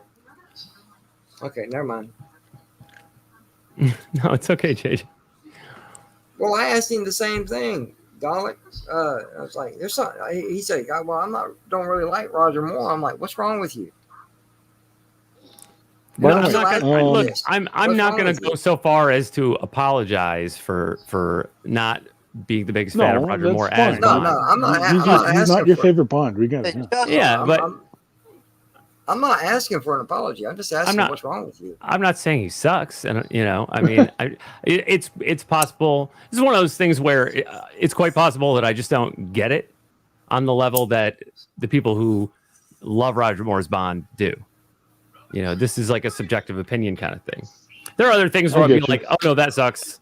If you, and it's just who here? You know what? Who here who's heard of? Here's an unpopular opinion, right? Shawshank Redemption fucking sucks, right? It's a snooze fest. It's boring. I don't give a fuck. Bullshit. That's a badass movie. I get it. It's dramatic, but some people, it's not everybody's bag. But I'll say, who here has heard of Davey Boy Smith? I've heard of him. Pro wrestler? Much about him. He's a pro wrestler, Davey Boy Smith. I've heard the name, but I don't know much about him. Yeah.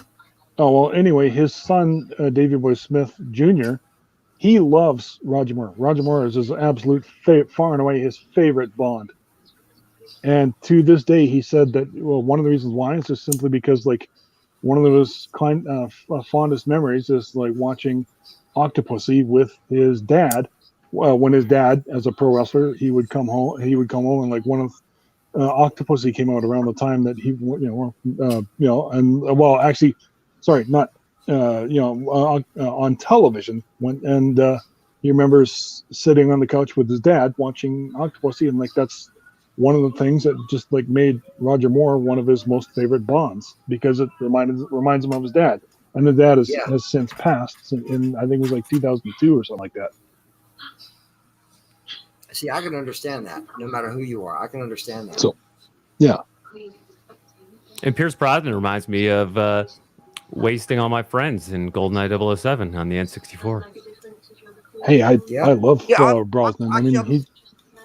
I'm just going to play devil's advocate with that logic. I mean, I once got a sloppy blowjob while watching Abrams' J-Day Trek, but it still sucked. Okay. I don't know how you associate the blowjob with the movie experience, but hey, that's just my opinion. Well, as a matter of fact, not with the blowjob part, but I could agree with that because on the second track, Into Darkness, there's this hot ass blonde in this movie that's supposed to be Carol Marcus, and I'm like, okay, that's not the character I remember, but I can get along with this because she looks hot as hell. You know. Ow. Damn it. Just put myself with my own fucking knife. Oh, they call me nobody met Davey Boy Smith in Calgary. Yeah, good for him. Yeah. See, I did too, actually. I mean, like, I actually was training under Teddy Hart, and Teddy Hart is actually, he's a Hart through his mom, not his dad. His dad is actually a firefighter under the name Ted Annis, or sorry, BJ Annis. And he also owned I'm going to need a bigger tissue. He owned. I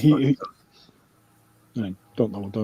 Okay, but BJ Annis, BJ's gym, and that's where because Ted, he actually had a wrestling ring upstairs too, and that's where Ted learned how to wrestle. Teddy Hart, and in what relation to Brett and Owen? Nephew. Okay. Nephew, because his mom was sister to Brett and Owen. Okay. All right. Yeah. So anyway, like I was there one Saturday, and then Georgia, Ted's mom, invited me upstairs to just sit there, and like we're just sitting there talking, like, hey, how's it going? And then and then all of a sudden, he obviously had permission to come into this part of the gym because most of the gym was the gym, but like there's about a quarter of it that was set apart for where like the Annises lived, BJ, Georgia, and Ted and his daughter and his other sister Georgia. And I was sitting there, and all of a sudden Davey Boy Smith comes up, and he was pretty pissed off because he was off from the WWF at the time because he'd had a motorcycle accident, and he had a lot of road rash because he was wiped out on the motorbike, and so.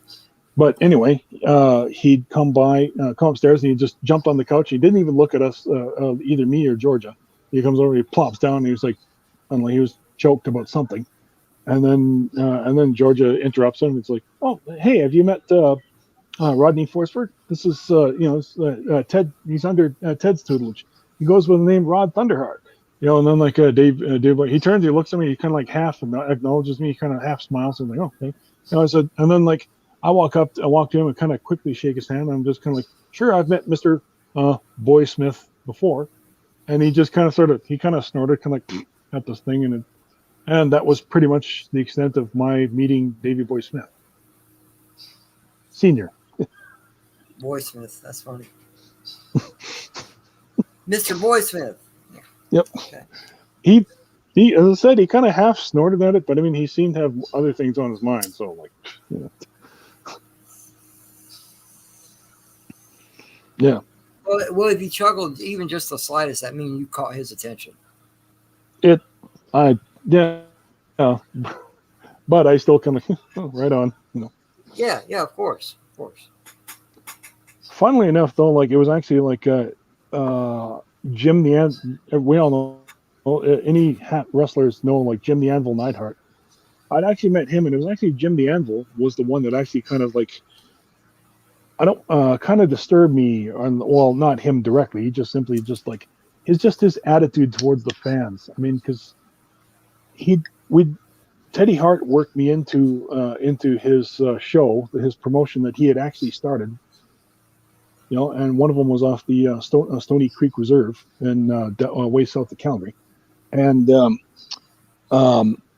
we'd done this elaborate thing where I faced off against this skinny white boy who was quote unquote, you know, I mean, he was just kind of like, oh, you know, I mean, let's face it, it's a reserve, so as a wrestling promotion, you kind of like, you want the white guy to pump up the natives, you know. And so I came in and like I basically crushed him, and like just when I was about to like, you know, throw the smackdown on him, and that's when my buddy, and I say my buddy because like we've gotten to be friends ever since, Kerwin Bostic, a giant black guy, and like he's never taken steroids, but like he makes me look small, and I'm 6'4", 290 pounds. And anyway, yeah, and he came in and like he literally beat the crap out of me, you know. And then just when he was about to lay the, you know, again, the smackdown on me, that's when like Teddy Hart came in and, you know, kicked him, and then that's when yeah, even Jim the Anvil Neidhart came in, you know, behind Teddy, you know, and that's what I say, like it was a really, you know, real star-studded thing, and like it could have worked out, but then like it just, well, I mean, I know Teddy actually got in heavy into the weed, and like I think that's what he's doing. He's like he's growing it for a living, well, because that's pretty much all he can do, because he's been, you know, barred from so many places, even the Mexican AAA Rod, wrestling. So, did you just describe a scenario straight out of the Great White Hype?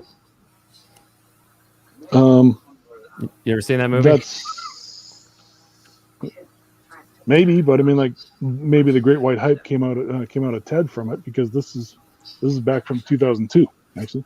Well, it was a movie about basically a big exhibition match that was built up by Sam Jackson as the Sultan, who's supposed to be a Don King type, and between a you know, like the champion, who's you know, a black boxer, and a challenger known as Irish Mike, who's not actually Irish, right? And that's basically, you know, the whole movie's about the hyping up of this match to be something that it in reality wasn't at all.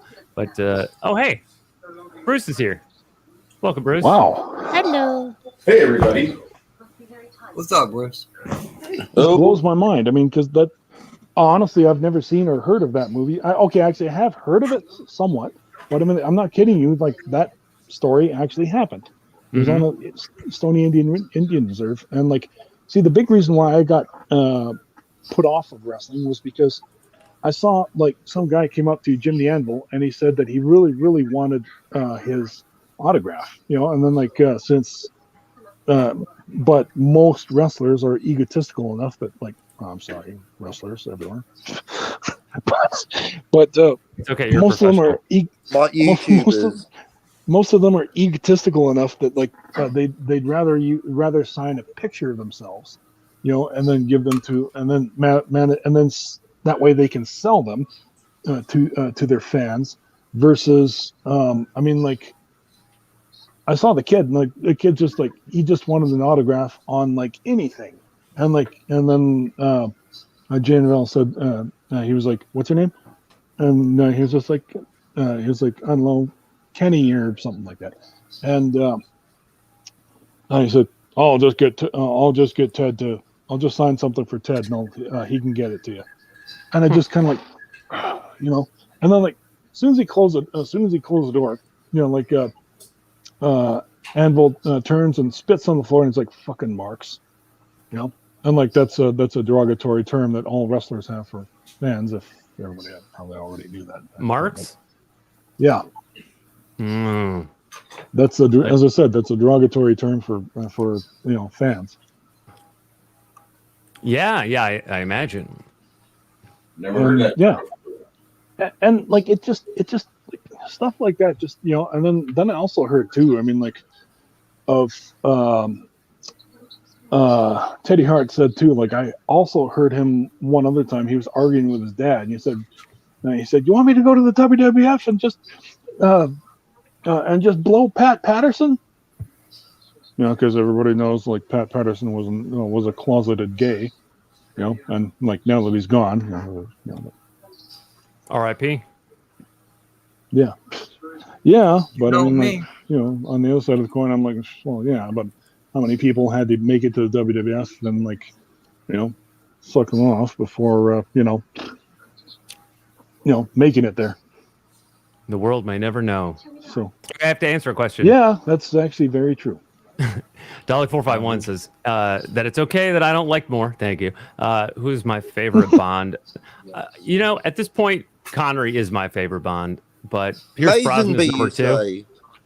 I do like Lazenby, and Dalton's good. Yeah, it's probably Connery, Brosnan, either Dalton or Lazenby, and then Craig. I do kind of like Craig, and although if I remember correctly, Dalek does not like Craig as Bond, and then Roger Moore. And am I forgetting any? I like Craig, but I don't know. He just doesn't have the panache to me. Yeah, David Niven. You're forgetting David Niven and Woody Allen. Yes, that's fair. So, well, honestly, when I first learned that Daniel Craig was going to be Bond, I didn't like it. I'm like, no way. He looks nothing like Bond. And but by the end of Casino Royale, he'd won me over, and I understood this is a different take on Bond. It's a different type of Bond, and I was cool with it. You know, in Casino Royale, that was like the first movie that I remember them really using the tech.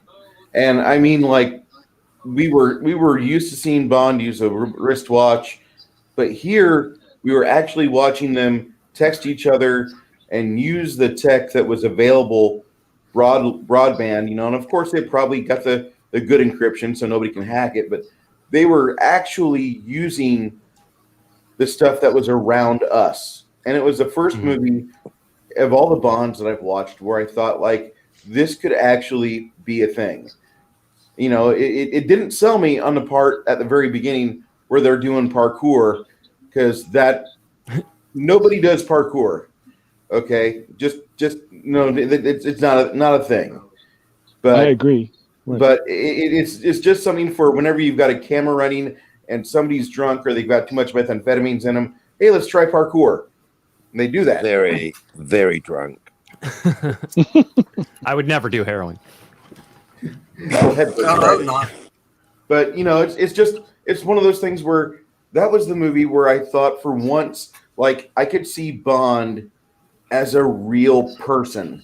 The rest of the time I've been watching Bond, reading Ian Fleming, it was always, this is a false, this is fiction. This is not real. It always happened like that. I can hear it, Dalek. I can hear you, Dalek. I know. So yeah, I get what you're saying though, Bruce. Like jetpacks and cars with machine guns in them, wristwatches that shoot lasers, actual laser guns. A freaking space shuttle that takes off at 5 minutes' notice, like they're sitting around like a fucking taxi. I understand you don't like Daniel Craig. That's cool. The only thing that Craig ever did that I liked was Renaissance 2084. Oh, the animated movie? Yes. Yeah, I saw that. I saw it a long time ago, but I liked it. Somebody's got some static going on. Is that me? Maybe. No. Okay, it's gone now. Okay. But I really liked Renaissance 2084, but I think I'm one of the only people in Texas that saw it. Everybody else I know hasn't seen it, and that's like the only Daniel Craig movie I like. I like Layer Cake. That's almost a James Bond film. Oh yeah, I like that Sienna one too. Miller in black stockings and suspenders. The whole get-up, fucking fantastic. All good stories start in the hotel room, Bond. She's right there in her suzzies. Don't leave, you muppet. I'm not Bond. Clearly you're not.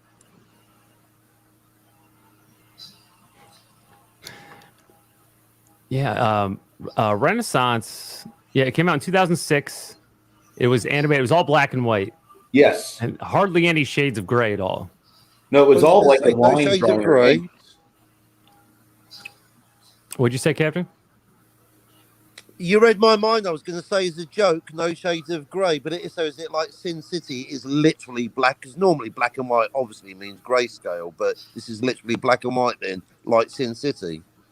Yeah, exactly like that. There was But with no the colors. grays in that movie at all. No. It's all either white or black. It is a ink movie. Mm-hmm. Yeah, that's a good way of putting it. Yeah, because even like the intermediary tones, I guess, are not gray. They use like, dots or hatching. Cross hatching. Stippling. So it's got a great visual effect to it, and it's a sci-fi movie. Takes place in Paris, I believe so. And who made that one? Paris, Texas? No, Paris, France. One of the other ones. Okay. Yeah, I saw it a long time ago. I can't remember the plot exactly, but it's a very artful movie. And it has a good switch in it. That's what I remember. The switch in that movie is really good. I just can't remember the movie for the life of me because it was 2006. Right, exactly. Daniel Craig, Jonathan Pryce, and Ian Holm. Yep, it was 3D animation, but like Bruce said, it looks like ink because it's all straight black and white.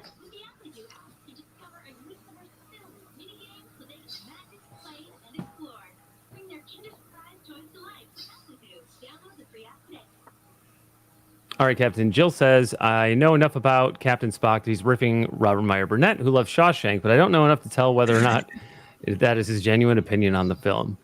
That wasn't a riff. I must have been doing it subconsciously. She knows me better than I know myself. Jill, you're quite right. But I didn't mean to. I didn't know he didn't. Did I? Maybe I did. Who knows? Carol's Cookies like Shawshank. It's slow, but it's a good story. Yeah, There's almost no like a space Kubrick battles. film. There's no fucking space battles. There's no replicants. It's not even a question of a replicant. No time travel. No parallel universes. No French maids. Fucking bollocks. None of your favorite things, I know. And I simply can't believe Darius gave me a dum on a well-observed logical point. Watching sucky TV during good times don't make the plot holes any easier to swallow. Remind me, what was the point? Because we're talking about fond memories of I like that show because I had a good memory. But what if you're watching a sucky show whilst having a good time? In fact, the show was a bit better, then you wouldn't be focusing on things like sexual shenanigans. You know what I mean? I think you made what sounded like a pun. No, there's no pun intended on that occasion. God, welcome to Clearly I'm Stepping Out of Your Expected Behaviour Patterns, both anti-derivative Jill and Darius Munchausen. Well, I guess you'll find I'm full of surprises. I'm breaking out the program. I clearly am on my second coffee. I don't know how to process you not making a joke. I know, I catch people out. That's why people are like, yeah, all right, great with your time travel theory. That's very funny. I'm like, no, that is a very serious time. I've solved time travel. You're welcome. Yeah, Cockney. No joke. I've solved time travel. You're welcome. How do we stream with this guy more often? That's what she said. Have you not met him before? That should have been a joke, but it wasn't. I've not streamed with him before, I believe. Oh, he's the one that I keep telling to check out your channel. Oh. Because because you paint the figures. He actually has a lot of his own figures set up in a, would you call it a diorama? Yeah, shout out, bro. I'm actually painting figures right now. I can't multitask, but I'm just spraying in between. If I ever actually shut up for 5 minutes because I'm spraying and I've muted myself. But shout out, Bruce. What are you doing? Just the fact you're doing it on screen or off is impressible. Impressible? Welcome to new words I've just made up on myself. But shout out. Well done. Keep it up. Impressionable. Painting porn. Impressionable. That one. I mean, that is full on. That's what you get on the Darius channel. That is full geekiness, live painting of figures on air. That is nerd porn right there. I do That's this what Bruce in brings every to the stream table. almost. Is The it only Swords and time I don't. Sorcery? The only Darius, can we time. get a full? Sorry, I'm going to talk. I'm fascinated what you're doing so much. I'm going to talk over you. Darius, Yeah, can we get a full I'll pop screen him. on the Yep, painting? I'll pop him right in the middle, solo him out. Yeah, but this is what you get on Bruce's stream pretty much all the time. You know, he does hours of, but it's conversation too. Wow. So you get into a state of zen, and it's what I like to call stimulating and relaxing at the same time. Yes, like so many things, indeed. Like talking to me, apparently, apart from the stimulating part or the relaxing. I'm more annoying and boring, but it's almost as good. No, don't even say that. Nope. Nope. Don't even joke about it. No, that is impressive. So is that Swords and Sorcery, late medieval? This is the figure I've got in my hand right now is a figure from 1999 or 2000 from Hackmaster 4th edition when they did a limited release of miniatures. This is one of their hobgoblins they had, and I was really impressed by it. I bought this in St. Louis, and the fact that I can remember that much about it, that makes me pretty impressed. But I love their miniatures because they were a heavy metal, and they just felt substantial. Unlike all the crap that's on sale today, it's actual metal, and the stuff that they sell, like, you know, from Reaper or WizKids or anybody else, they're selling you plastic. They're selling you plastic for the same price that we used to buy these metal figures for. These metal figs weren't like super valuable. They're made out of pewter or some other soft metal, but for crying out loud, they were metal. You know, they had weight to them. Amen to that. Exactly. We want our figures literally metal. None of that plastic shit. Exactly. And so a lot of my figures that I have are metal, and I've got to clear this desk first before I can get to those. But I've got a lot of work ahead of me, and the majority of my streams are me sitting at this desk painting, or where I'm on a panel with other people and we're just talking like this. But then once every 3 weeks, I actually have a D&D stream on a Saturday. Like, not D&D, but Pathfinder or 3.x, as I call it. Oh, tabletop. Tabletop role-playing game. That is key. Right. I expect to see me in the chat more and more. Indeed. Yeah, that is nerd heaven, geek heaven specifically. I appreciate that. And if you're going to be doing painting and such, please show it off. I will. I'm working on the diorama for our forthcoming gaming. It's a completely different era. It's basically moderns, but same amount of detail. Well, this is you. You're setting quite a high bar there, sir. So we'll see if we can match it with some. I better get me get professional with that brush, eh? I wish I was really good with this brush. I'm just an intermediate at best painter. Now I hang out a lot in the Reaper Discord, Reaper Miniatures. And I try to follow a lot of other people that are on Instagram, and I try to follow their paint streams because you can learn a lot by watching other people paint. That's really crazy. But I never thought that I would be hunting down masters in this craft. And here I am. Cool. Carol's Cookies asks, what are the figures for? For fun or a larger project? I play a lot of Dungeons and Dragons or games that are like that, and so we use the figures as a point of reference on a tabletop mat or tabletop diorama. And during the game, our the player characters will move their heroes around, and I have a host of other characters in the world that I move around independent of them. And some of them are there at no consequence to the heroes. Others directly have a vested interest in making the hero's day ruined. So that's what Dungeons and Dragons is. It's a series of events where the players, the heroes, try to overcome a set of objectives. They try to be either saboteurs or attackers or raiders. and the world around them kind of reacts to them. And that's the main thing.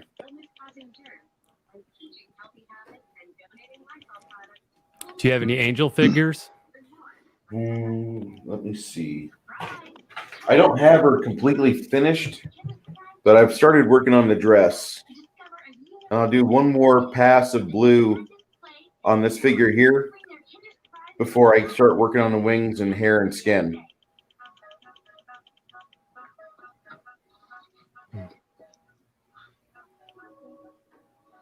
Hopefully that's showing up clear for you. Cool.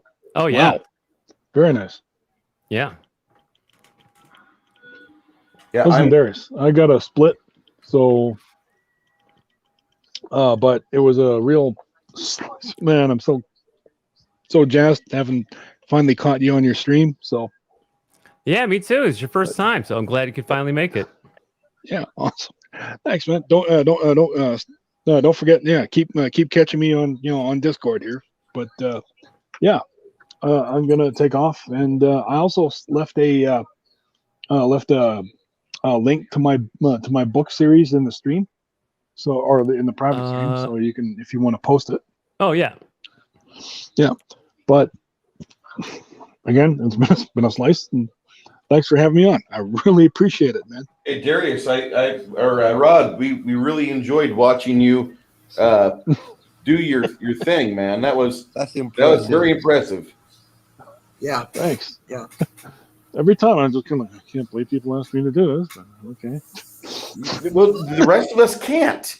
We can't. No, we definitely can't. If we practice, we could, but we don't practice. You practice all the time. I do. Thanks. Thank you, sir. Yeah. Awesome. And Jill says, you've got a split. Oh my God! Yeah, give her a high five. Give her a high five for that. Bravo! Oh, he had to split.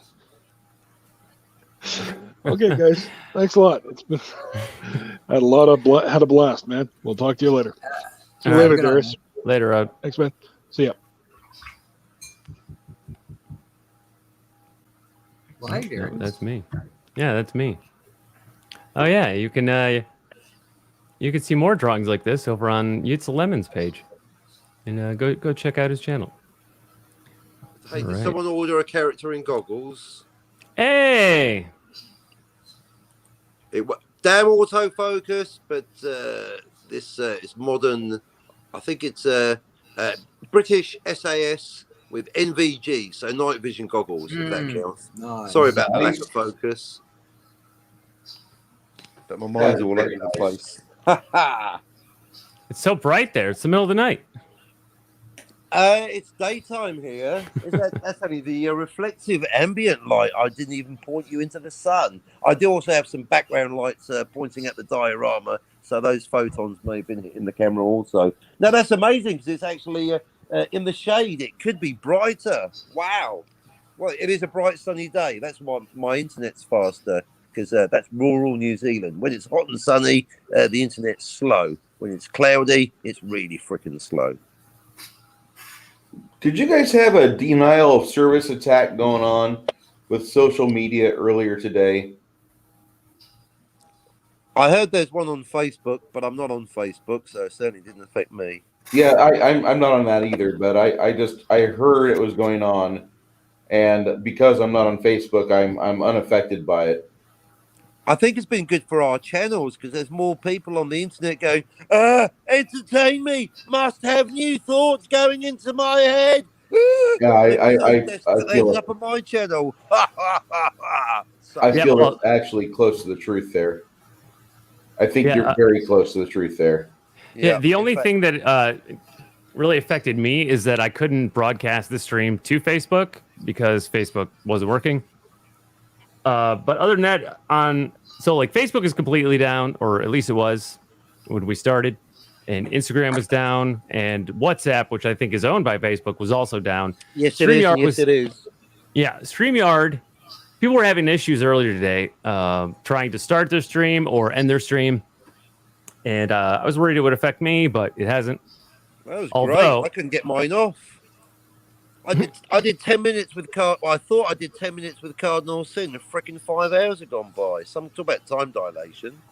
We actually went through it at triple speed live.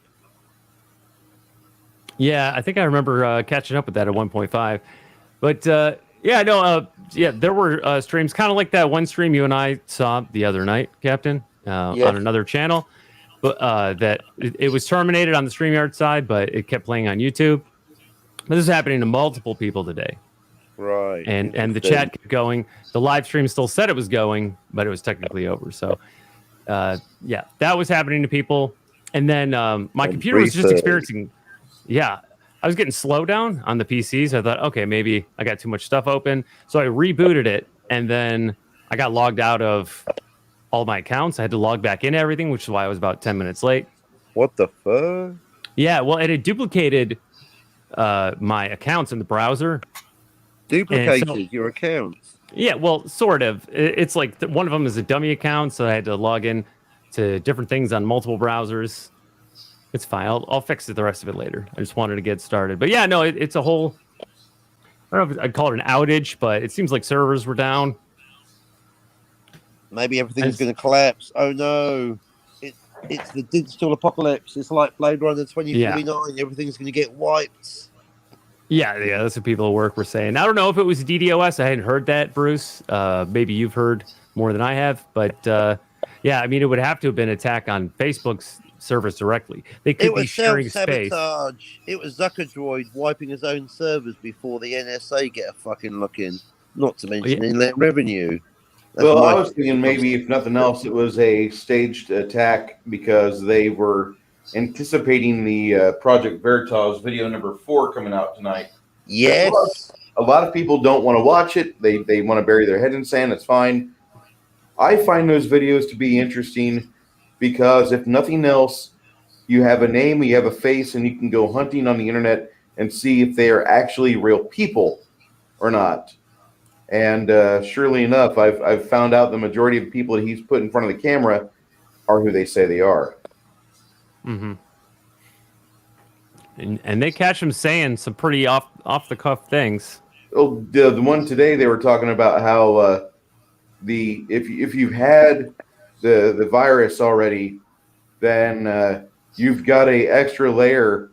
You've got an extra set of firewalls that are better than what you might be able to procure from your local pharmacy. Right, and that shouldn't even be shocking because that's standard biology. Exactly. There's no better medicator than your own immune system. And for some odd reason, we as humans have ignored our immune system for the past year and a half. Right. Crazy. See? Amen to that. You know, my immune system is really good at what it does, and it's if you guys need antibodies, just find me. I'll help you out. Oh yeah, because you were real sick. I mean, I go out in the morning, lick a puddle, play it in the stream, whatever, eat a possum, raw, doesn't matter. It's not even. You know what they say down in Florida: dirt don't hurt. There you go, dirt don't hurt. Why you gotta throw Florida into it? Because you've been quiet for a while, JJ. Well, I've just been listening. What the hell you want? I hear that. You can't win, can you? When you talk, they disagree with you and talk over you. When you don't talk, they wonder what's wrong with you. You can't win. I know. It's a never-ending fight. Never-ending fight. That's okay. That's okay. Wow. Dalek says, I couldn't care less if Facebook is down. Never bother with it. Yeah, I wouldn't even have noticed, except that I couldn't broadcast to it. But I already knew because I had heard about it. But I probably wouldn't have noticed until I try to go live. Otherwise, my phone all day was slow, and it was really funny because I don't know what's going on, but my network isn't anything related to Facebook. I don't get it, but Google Maps was really slow trying to navigate around town today. If I took an errant turn, if I had to go around traffic, it'd take 30 seconds for it to refresh, for it to, oh, you're not going down this highway. You took a side road. and it would take 30 or 40 seconds for it to reconfigure. Like, well, the internet's slow today. But the only thing it did not affect was the YouTube music servers, which I use almost constantly as I'm going down the road. It's pretty curious. And Rod sent me this earlier. Mark Zuckerberg's net worth has fallen by $7 billion in the last 5 hours. Whoa. Which I found to be hilarious. I wonder what came out. No, just the lack of service of Facebook, right? Because he makes money constantly, all day, every day. Because Facebook is active 24 hours a day, running ads and selling off your personal information. And so with it being completely down for 5 hours, I guess he lost $7 billion. Wow. Yeah, he's probably got to, pay back, people who pay to run ads on the service during the time that the service wasn't running. But yeah. Yep. Oh, we'll see. I mean, I've heard that it's back up and running now because someone said it was down earlier. Yeah, maybe I'll check on that. Oh yeah, looks like I could log in right now if I wanted to. But yeah, no, I didn't even make that connection, Bruce, to Project Veritas. But that is an interesting point. The video was interesting. I'll just say that you sent me the link, and I was listening to you guys, and all of a sudden I got noticed. I got bombarded by Project Veritas on Telegram, so I went and I watched the video. I thought that was pretty interesting. It's a video that, unlike the second video which they released, I would have actually put this video out because it had viable information in it. Video number 2, I did not like at all. And that was in a bar where they said they had a gentleman who had a government job, and they got him pretty much drunk and then gave him the worst leading questions ever. And as a journalist, if I was a journalist, I would feel ashamed to put that out. I would have put it out as like an extra on a DVD where like I have my greatest hits, where I show off the Acorn scandal and then the Texas voter scandal. I would have done all that. And in the very back of the DVD, I would have had video number 2 from the big pharma scandal. But I wouldn't have had that like as a blaring, like a leading piece on the cover of the DVD. And I surely wouldn't have advertised it because it was poor. Mm.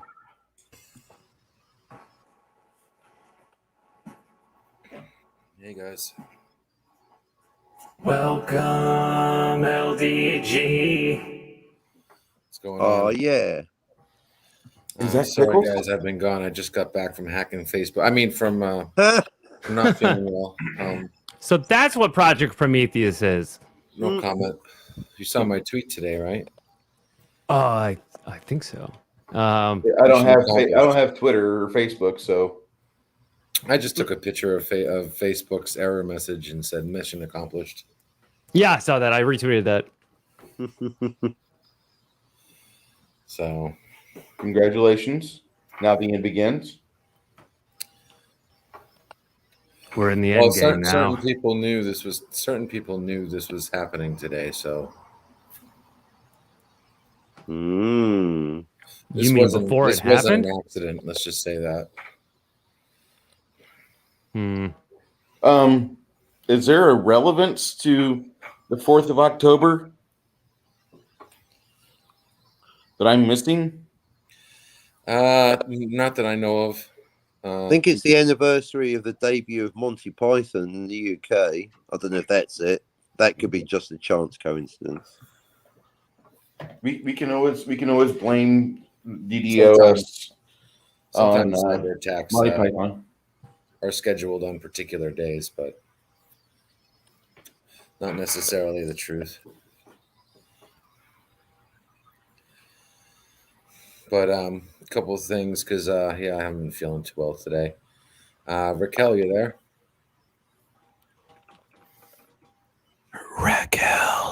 Raquel, this is Clem Fandango. Can you hear me? Hey, Captain. What's going on? She might have fell asleep because she was getting sleepy earlier. Okay. Hey there, LDG. How are you? Good. I'm feeling a little better. I think my sugar spiked to like 500. Yeah. Hey, Mario. Hey, Bruce. Hey, JJ. Maybe you're not calling Raquel right. You gotta be like, kitty, kitty, kitty, kitty, kitty, kitty. I was gonna call her Kale, but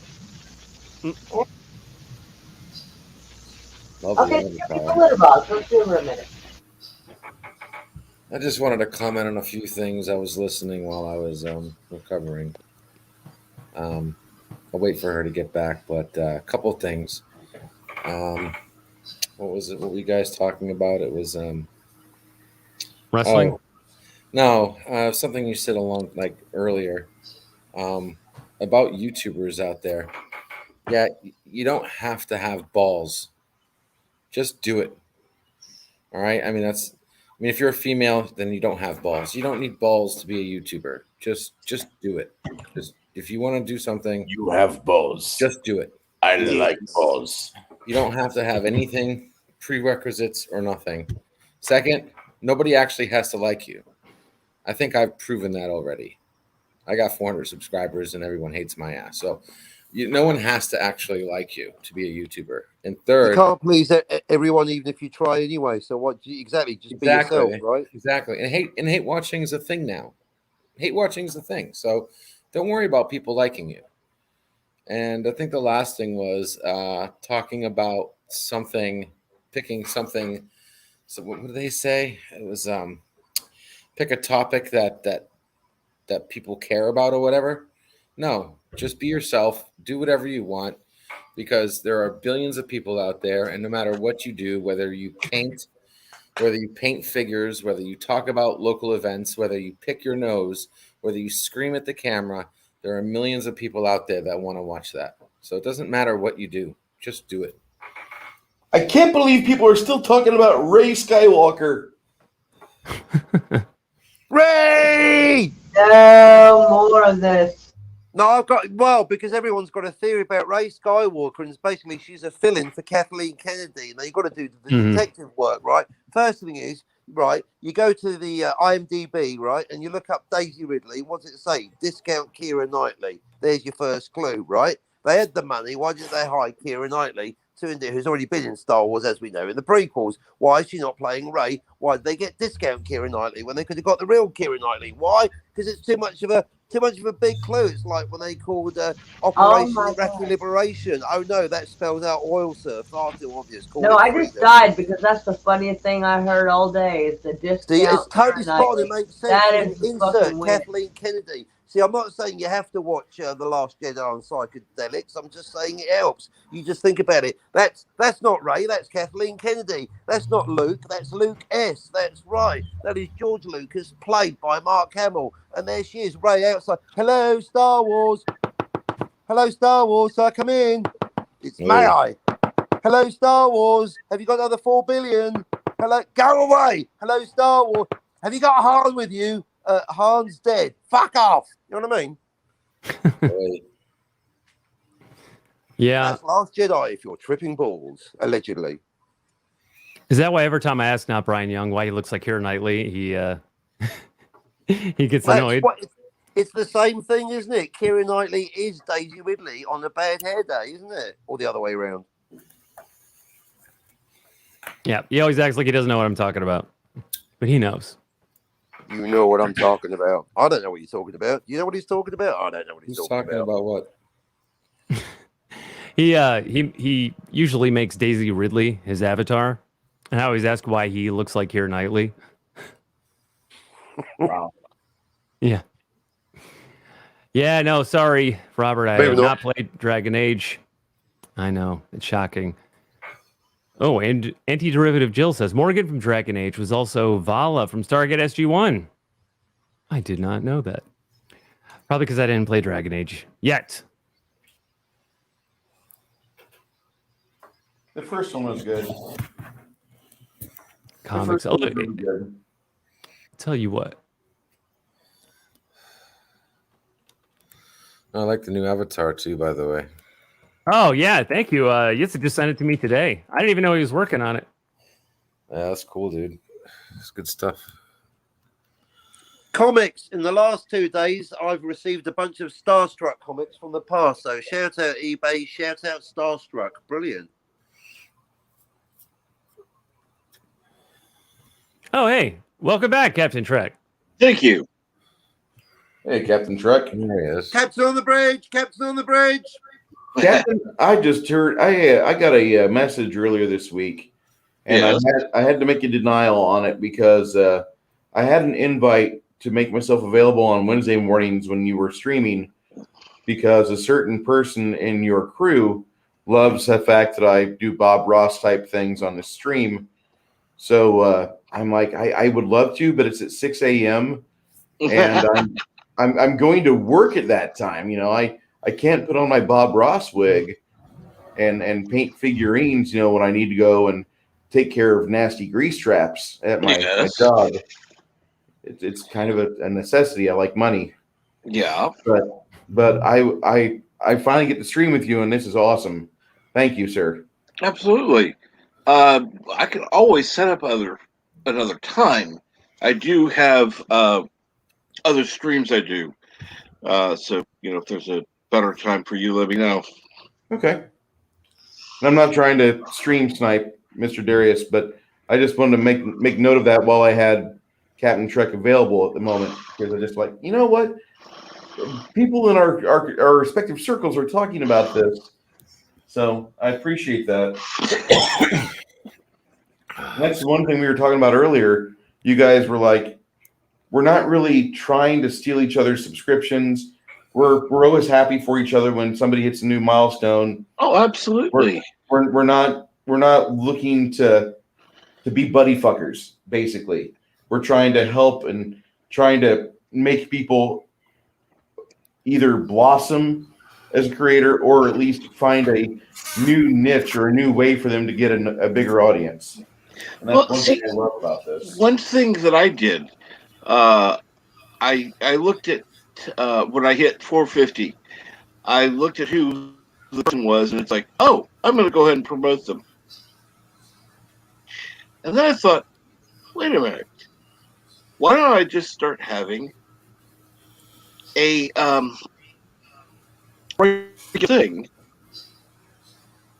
and do it every day?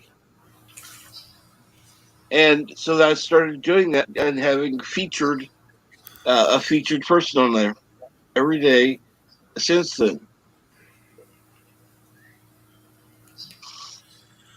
Yeah, congratulations on hitting 450, by the way. Thank you. You haven't been doing this for that long, have you? Maybe a couple years? It's been a couple years. I've not been going at it hard for that long, but yeah. Yeah. A lot of us don't do this as a full-time thing. You know, a lot of us do this as a hobby. It's fun. We fraternize. Other people that we know, they're charging hard up to that 100K or that 1,000 mark, and then they go further within a span of time. Like Nerd Cookies, for example, just less than a year and a half ago, she was at 1,000, and now she's at what, 60,000? Yeah, doing really good. Wow, amazing. But she glommed onto the Dune fan base, and then she started analyzing a bunch of other sci-fi novels, and she really goes in deep on the characters, which is fun. Because you want to know about Baron Harkonnen, Baron Munchausen. Baron Munchausen. Yeah, that'd be great if she would do that. She goes on to Baron Harkonnen for about 20 minutes. I find a modicum of snuff to be most efficacious. I meant spice. God, Tumbles for that one, Darius. Get out the drum kit. That was me riffing on Harkonnen, and the other one, my tough crowd. That was just aiming too high. Got to pull it back a bit. No, I Dead silence. I've killed the stream. Sorry. It's okay. I have to ask, do you watch a lot of the Grand Tour, Captain Spock? I play a lot of Grand Theft Auto. Okay. What's the Grand Tour? So I guess that's a no. It's a Top Gear continuation. Jeremy Clarkson, Oh, Clarkson, Hammond, and May got those annoying together. Poms. Yeah. The show is basically, this is most definitely, absolutely, totally not Top Gear. Right, for copyright reasons. Yep. Is it 25% different? No, I've never seen it in my life, but I'm aware of I'm aware of Top Gear. I've seen that once or twice, but no, I don't. I like to drive cars rather than watch programs about them. Well, they got a good paycheck out of Amazon. I'll just say that. I mean, they got a ridiculously good check out of Amazon, and when they started, Clarkson got like 4 of the producers and choreographers to come out of the BBC and follow him to Amazon for pay. So, I mean, whatever they paid them, it was substantial.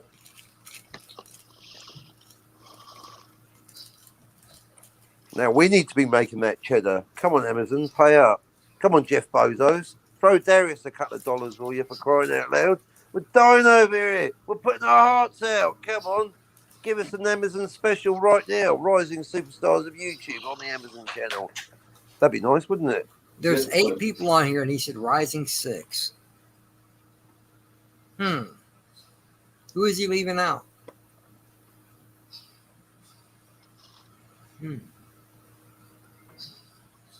Nobody's Don't read too speaking much up. into it. That would be me. Probably me too. You know, I ain't got shit to say. We're all undiscovered superstars. I would say that a lot of us have just as much talent, if not more, than the people that are making quote unquote actual content for the big networks.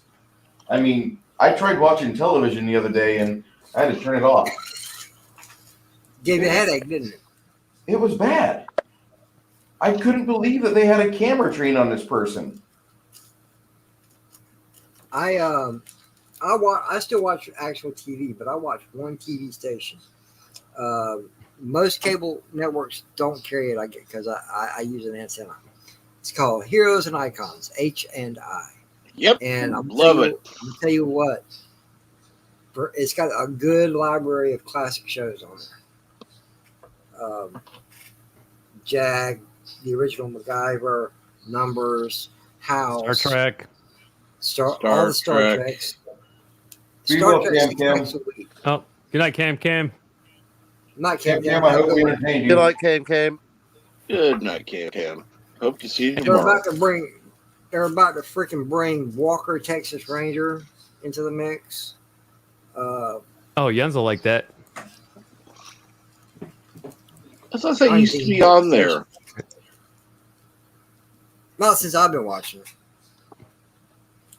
Because I've been watching it since 2019. I thought it was on, but I could be wrong. I've been watching it since 18, and I don't remember it being on there. Granted, I don't watch everything that's on this channel, but I never noticed it. So I just caught on at night, man. They played Xena and Hercules. You said they play Xena? Yep. They used to play Xena and Hercules. After midnight, 2 episodes of each. Oh yeah, I grew up with Hercules and Xena.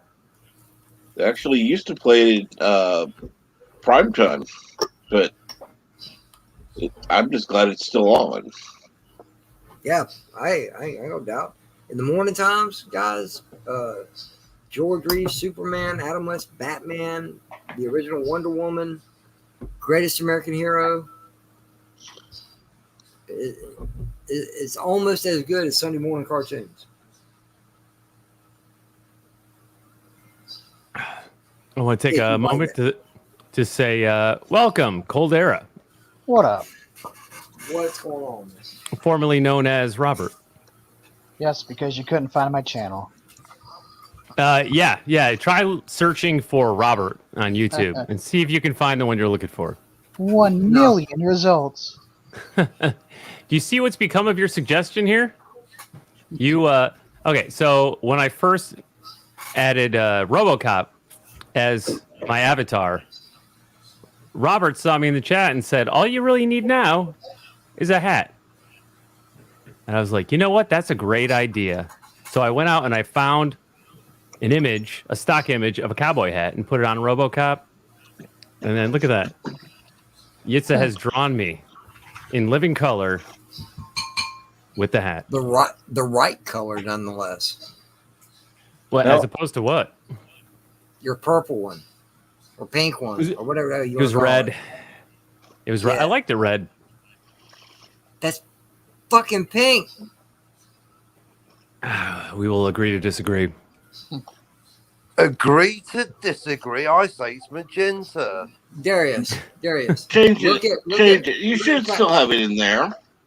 Look Change at it for a Captain second. Spock. Look at I Captain do. Spock. That's red. Yep, that is a red shirt. That's pink. Oh, It's red. it's magenta. The shirt? Are we talking the shirt or the hat? No, the We're talking about light. The RoboCop armor. The That's hat. pink. The hat's orange. Zoom That's yourself pink. up. Zoom yourself up. Okay, the original image was more pink, but in Photoshop I bumped up the red. Did That's you use pink. levels or curves? I bet you used curves instead of levels, didn't you? You should use the face Did app you use- to like make them. I mean, maybe rose, but that.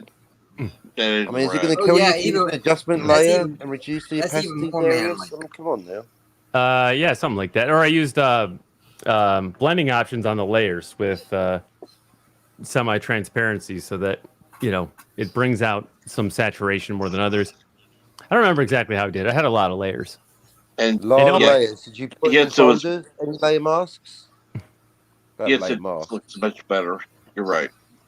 It does. It looks way better. Let me get that back up here. Well, it's a bit pink. Well, not anymore. Thank And, God. welcome back, Zion Sleep Syndrome. I hope you're ready for your test. Yeah. So, Robert, you came in to talk about comic books. Why not? Let's do it. Does anyone else feel like they can talk about comic books on the level Yeah. of Caldera? Yeah. I said all I had to say earlier, and that was about the indie comics. Other than that, I don't know shit. And even about indie comics, I don't know shit. Well, So to that. I don't read. I don't read. Well, to that point, JJ, I will say I think CG has a lot of creative talent, and part of that is because a lot of the very talented people got canceled out of the industry, right? Yeah. Which is why they're called Comicsgate. And Starstruck. hello. Oh my. Tell me more. Wait a minute. Well, And this is the thing, when they talk about running out of ideas in Hollywood, there are so many good comic books that could so easily be adapted, and even if they're not, I'm just going to enjoy the original comic books, and that's it. I myself am guilty of forgetting how good comic books are, so I'm currently reordering and ordering comic books that are either lost or damaged, stolen, or I never had in the first place. Like, until today, a double complete run of Starstruck. Yes. Well, I think that so if a lot of the talented people got canceled out of the industry, who replaced them? People who were compliant, people who were cheap. We'll put it in the National Guard. I'm in War Wizard. I'm gonna get Riri Williams. Yeah. Yeah. So you have a shift of talent away from the industry toward the independent market. And yeah, it's going to take them time to raise money, make a name for themselves and build, a competitive industry, but it's happening already. So that's what I see. Is just a migration of talent. Maybe not all the talent. But the talent that's left still has to follow more rules than the independent creators. Yeah. We got the Riververse coming out. I'm interested to see what he does. The Riververse? Ripper, young Ripper. Oh, yeah. Oh, first Yeah. he tried video games. Now he's doing comics. Dude, that man could do anything. I'm fucking around with you. I'm messing Well, with you. I haven't been keeping up as closely as I should with him. So, what is he working on? What does he have coming out? He does not say what specifically, but I was on his when he was streaming at Marvel's Avengers. That's when he was throwing around ideas for comics, and the comic he was talking about was Sergeant Texas. And then I came up with an idea for Buddy Bronco, and he may have liked that. So if he comes out with Sergeant Texas and Buddy Bronco, it came from me. At least Buddy Bronco did. So these are Western comics? I don't know. That I don't know. He wants to do a superhero. I mean, I have no idea what he's doing. This is just me guessing. It'd probably be a libertarian superhero. Yeah, he's very tight-lipped. He's not going to reveal anything till he has it in like concrete to show us. Well, that's smart. That's smart. He's a smart guy. Yeah. I'll be right back, Darius. You what? Oh, you be right back? Okay. I'll be right back, man. All right. Pay attention. Damn. Shit. He bro. said he'll be right back. If that's perfectly all right with you, Darius. Yeah, man. Use your English, Darius. Nobody has to be here any longer than they want to. No. Skeletor. I got a Geologia. I'll be right back. I'm looking for a Mobius because of what Cardinal Sin said, but I can't. I got a Mobius here somewhere, but I can't find it. Too many comments. Not a Mobius, the Mobius. The Mobius. The artist. Yeah. Yes. Jean Giraud. Yes, but there's several comic books, including but not limited to Inside Mobius. That's what I meant by a. So yeah, this Mobius. An edition of a book by this Mobius. So there you go. Ooh. Oh, I get it. I get it. Inside Mobius. That's clever. Oh yeah, I just got that. Nice. I don't have that many comic books, because as I've said before, I didn't read or collect them growing up. But one of the few that I do have is a Mobius. You got a connoisseur's eye there. Yeah, I got a little bit of Batman, and but yeah, no, a lot of what I've learned about comic books, I learned about on YouTube, just watching hours and hours and hours of just stories from comic books, and different plot lines. Yeah, I mean, I guess that's not cheating. I mean, well, guys, I've got to say, there's a lot of disagreements, which is nice and healthy. But there's one comic book. If you ask both Cardinal Sin and myself and Robert Pappy Burnett, what is the best comic book of all time, we would all say the same thing. Vampirella? Yeah, sure, let's go with that. Guardians of the Galaxy Volume 1? I like your answer even better. Fuck it. No, it's this. That was good. Good cover when I found it. Hang on a second. Howard Chaykin's American Flag. There's different editions. So that's is that Rick Flag? Highly highly rated, underrated comic books of all time. And once again, proving that comic books doesn't mean superheroes. Don't confuse the medium with the message, or indeed the subject matter or the genre. So, American Flag, one of the finest comic books ever made, in my opinion. And Pappy's and Cardinal Sins. So when 3 stop clocks give the right time twice a day at the same time, maybe they are correct. So what is American Flag about if not a superhero? No. Yeah. It was published in about 1983, and it's like near future science fiction. It's you put me on the spot there. I don't know, Blade Runner in the daytime, basically. It's it's got a robot, but not too many. There's no aliens, but humans have gone to Mars. So, and for something that was published in 1983, obviously a lot closer. Yeah, it's set in, I think, 2032. obviously a lot closer to the year it was set in by a margin of 40 years than the year it was written or published in. And so I think it's dated very well. But of course, impossible to tell because I grew up with it and therefore subjective, yada, yada. But yeah, check it out. Always worth a reference. Anyone getting into dipping their toes in, there you go. If Cardinal was here, he'd tell you. And if Pappy was here, he'd go on about it for an hour. But I like American flag. Very, very drunk. Very drunk. Very Jill, drunk. I would think. Jill, Go ahead. Jill wants you to show off a page if you can show her. Oh, Good she wants to idea. see inside. Right, yes, let's do that. Good thinking. You're ahead of me there. Right, let's see. Just shall I do a flick through or now that's the thing that splash page. There we go. It should be Bear with me, front facing camera, can't work. Hang on a second. Nice.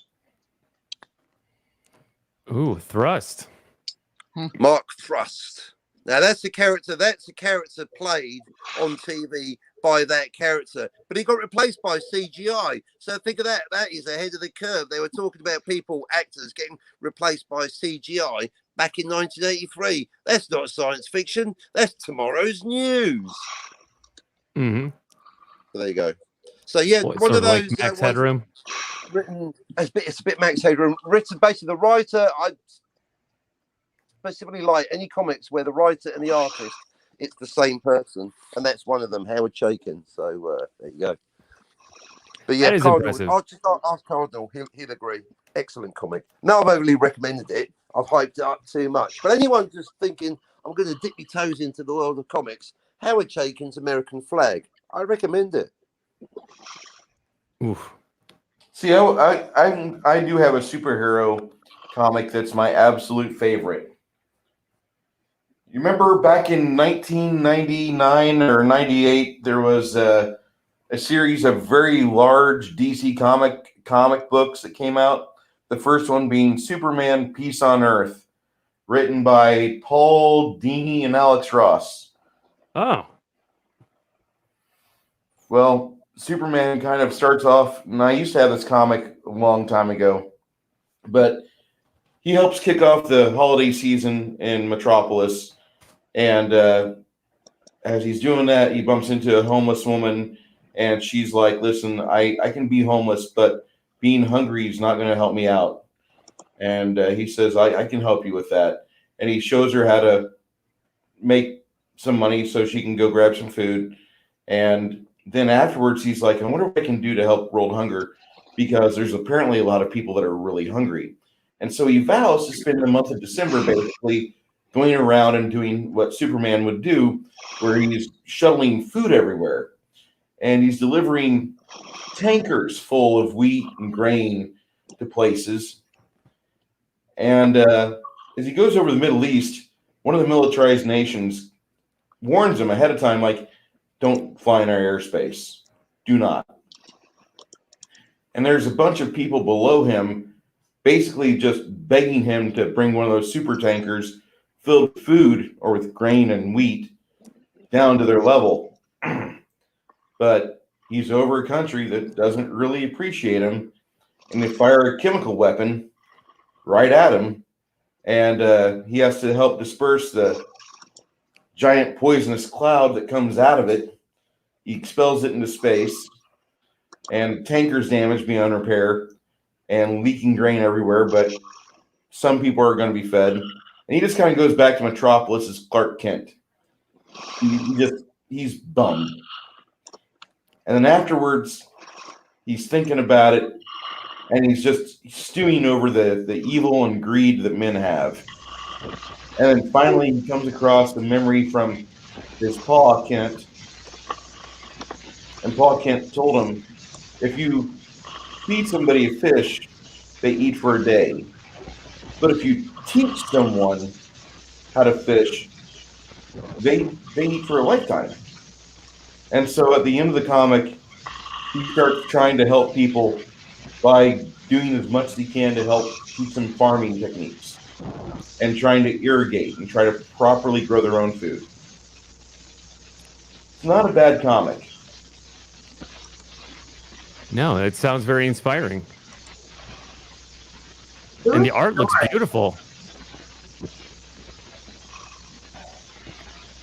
Yeah, it's probably the most beautiful comic book I've ever had. It was about the size of a newspaper when you unfolded it. When you held it up, it was huge. I like the art. Yeah, that's great art. Oh yeah. Yeah. And it's a high level concept too. I mean, You know, not that trying to solve the non-comic bigger book. problems.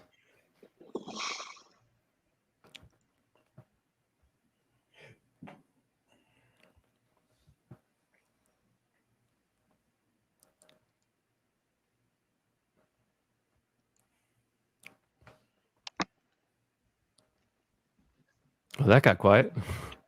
Well, I was just, I was We're just just listening. admiring the art. Yeah. Yeah, the paperback of that on Amazon is $102. Mm. Wow. It was like $30 when I got it. Is this an issue or a story? It's a story, 64-page single issue. Oh, wow. Mm. Paul Dini, Alex Ross. Wow. See, I do like those takes where instead of like a big bad he has to face, it's now like a cultural issue he has to tackle. Right. Yeah, that's what I mean by high concept. It's like you know, it's deeper than just good versus evil.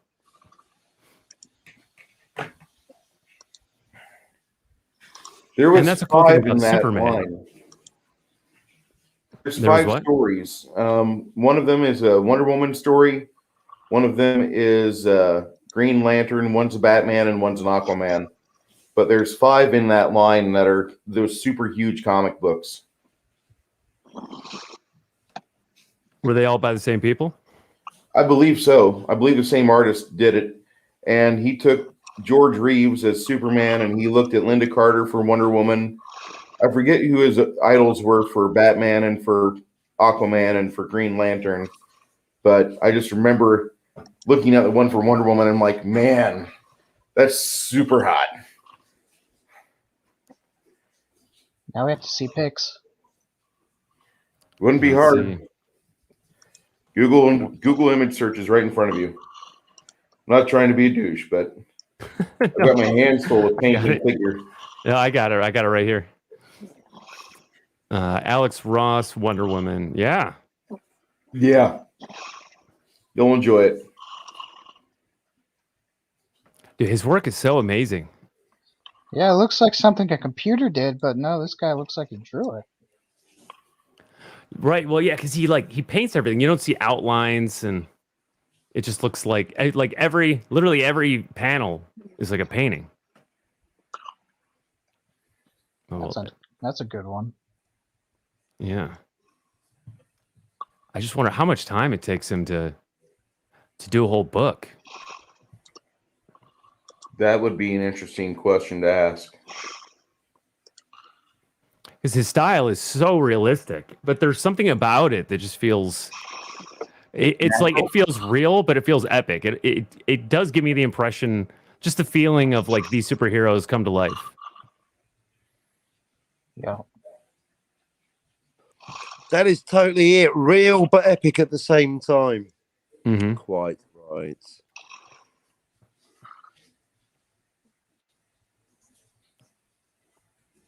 Oh yeah, yeah. That's his Justice League. Carol, I like it.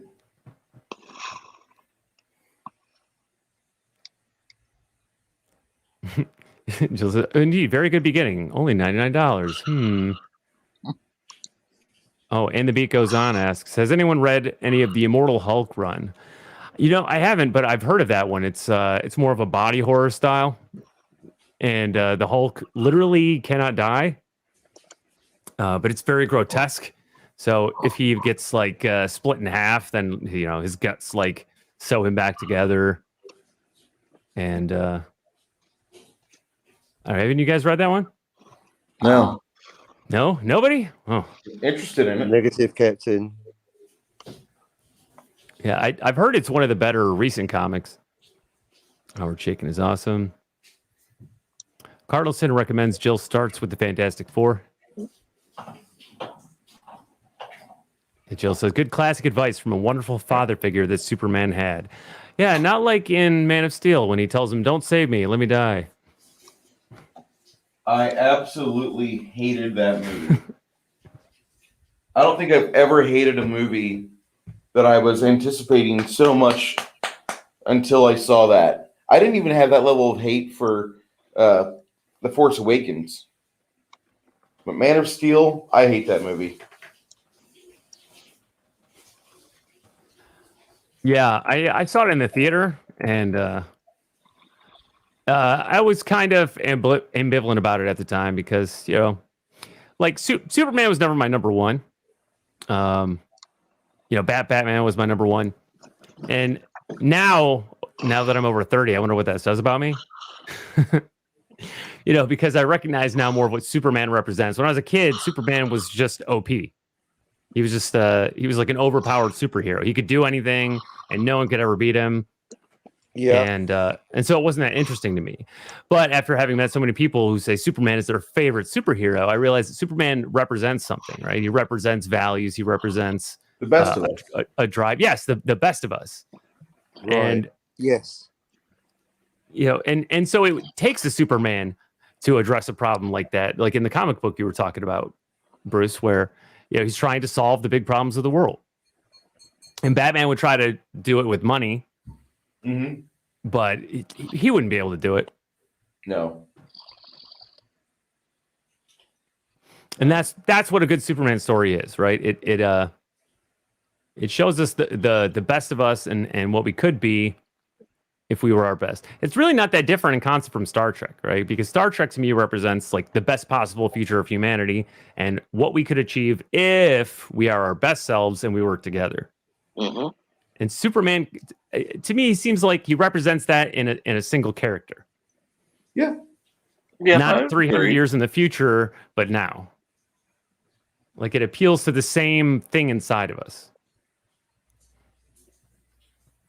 Could agree with that very hard. Yeah. Yes, like an idealism, isn't it?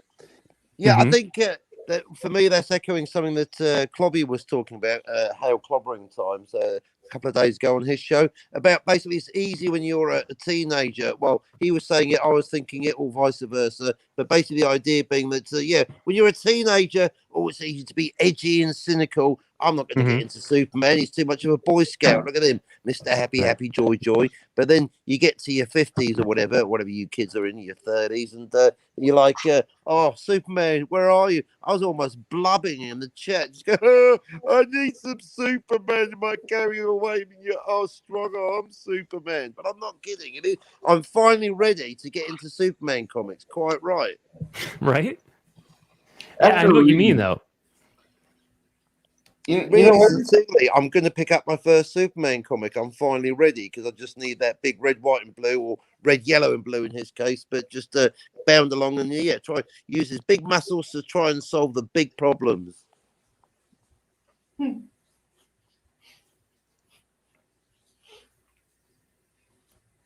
Yeah. Killed it with that one, and the beat goes on. It takes a big hero to solve the big problems.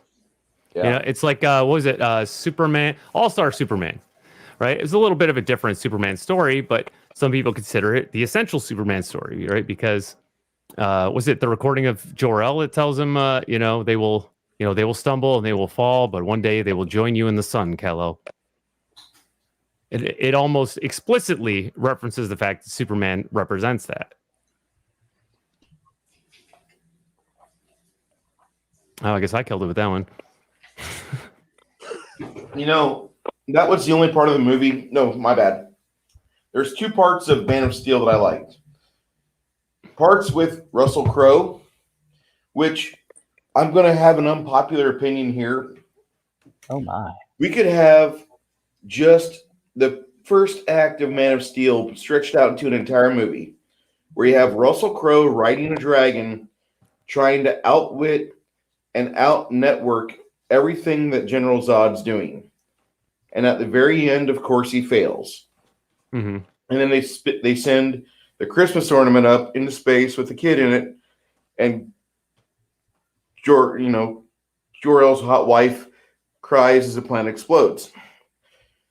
That would be cool. I could handle an entire movie because I liked the way that Russell Crowe acted in that movie. I love his character that he embraced.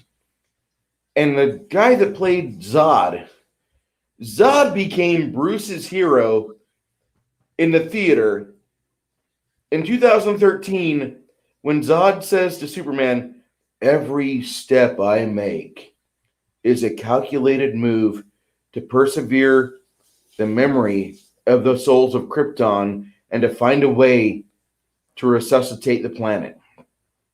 When he did that, I didn't give a shit about Superman anymore. I'm like, get him, Zod. And I was happy with that. I'm still happy with that. Because to me, Zod was the hero of that movie. Superman was a putz. I'm 33 years old and I don't know what I'm going to do with my life. I've only got superpowers and I can do anything I fucking want, but I don't know what I'm going to do because I'm a superhero. Fucking poor me. My God, you pussy. And I wanted to strangle him. God, I wanted to strangle him. Like, you can do whatever the fuck you want, but you're supposed to be a superhero. Go out and save shit. It's only 2012. There's a bunch of bad shit that's happening, but no, you're a goddamn pussy. And that was my entire problem with Man of Steel.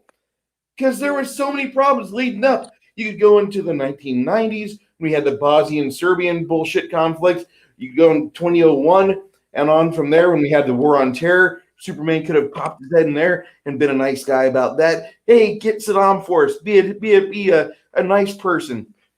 No! I'm going to go on a fishing trawler and discover life in the cold. Fuck you, Superman. Fuck you. Right, because he wanted to hide his powers. You don't want anyone to know. Like, what is he waiting for?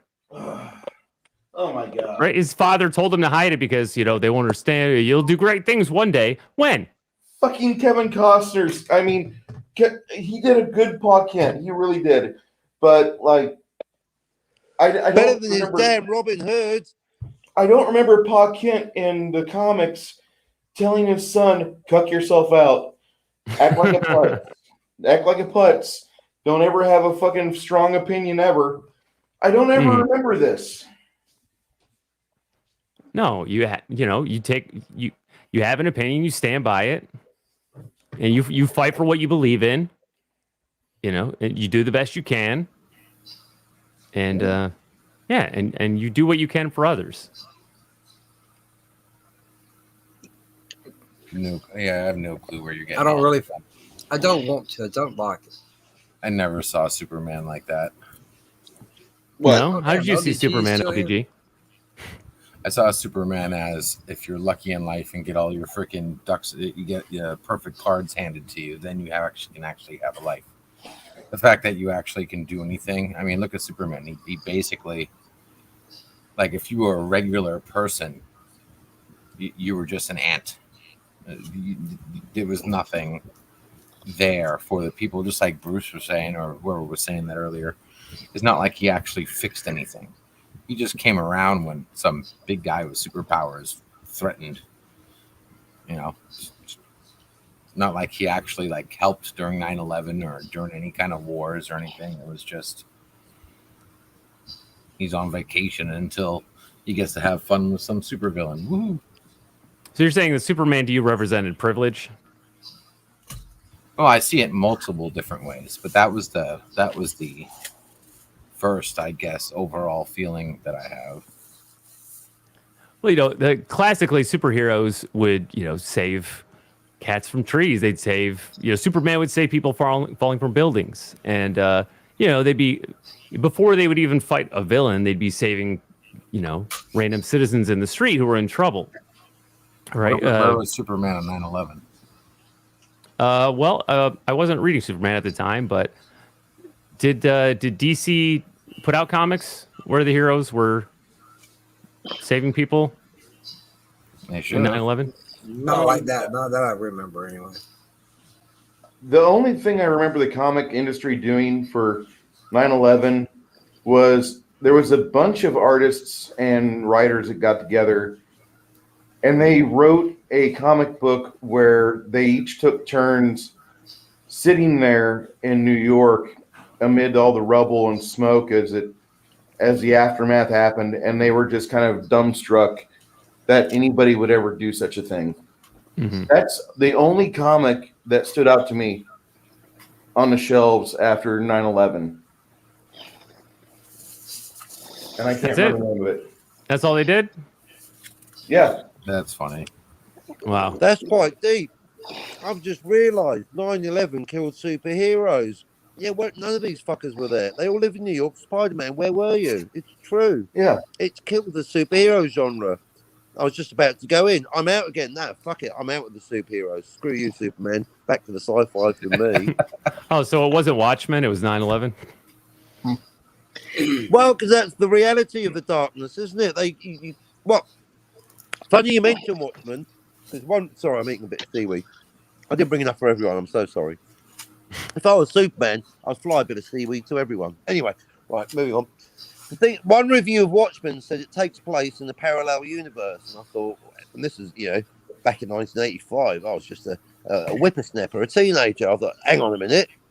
Spider-Man takes place in a parallel universe. He doesn't exist in this one either. And that's why eventually, as discussed with Cardinal Sin on my show earlier, EastEnders takes place in a parallel universe, and so does Dynasty. They all take place in parallel universes because they don't take place in this universe because they're on our TVs and they're our comic books. So Watchmen stuff the rock set. So in a way, it was Watchmen actually, Darius, not because of the darkness, because making me realise you can't have something as important as a superhero. Maybe you can do it with James Bond existing in the real world, because it's like chaos theory. A butterfly would affect the Earth, a fictional butterfly. This is like a walking typhoon. Of course, they're not in this universe, but I'll accept it. Hence the parallel universes. They're in one already. That's it. I'm done.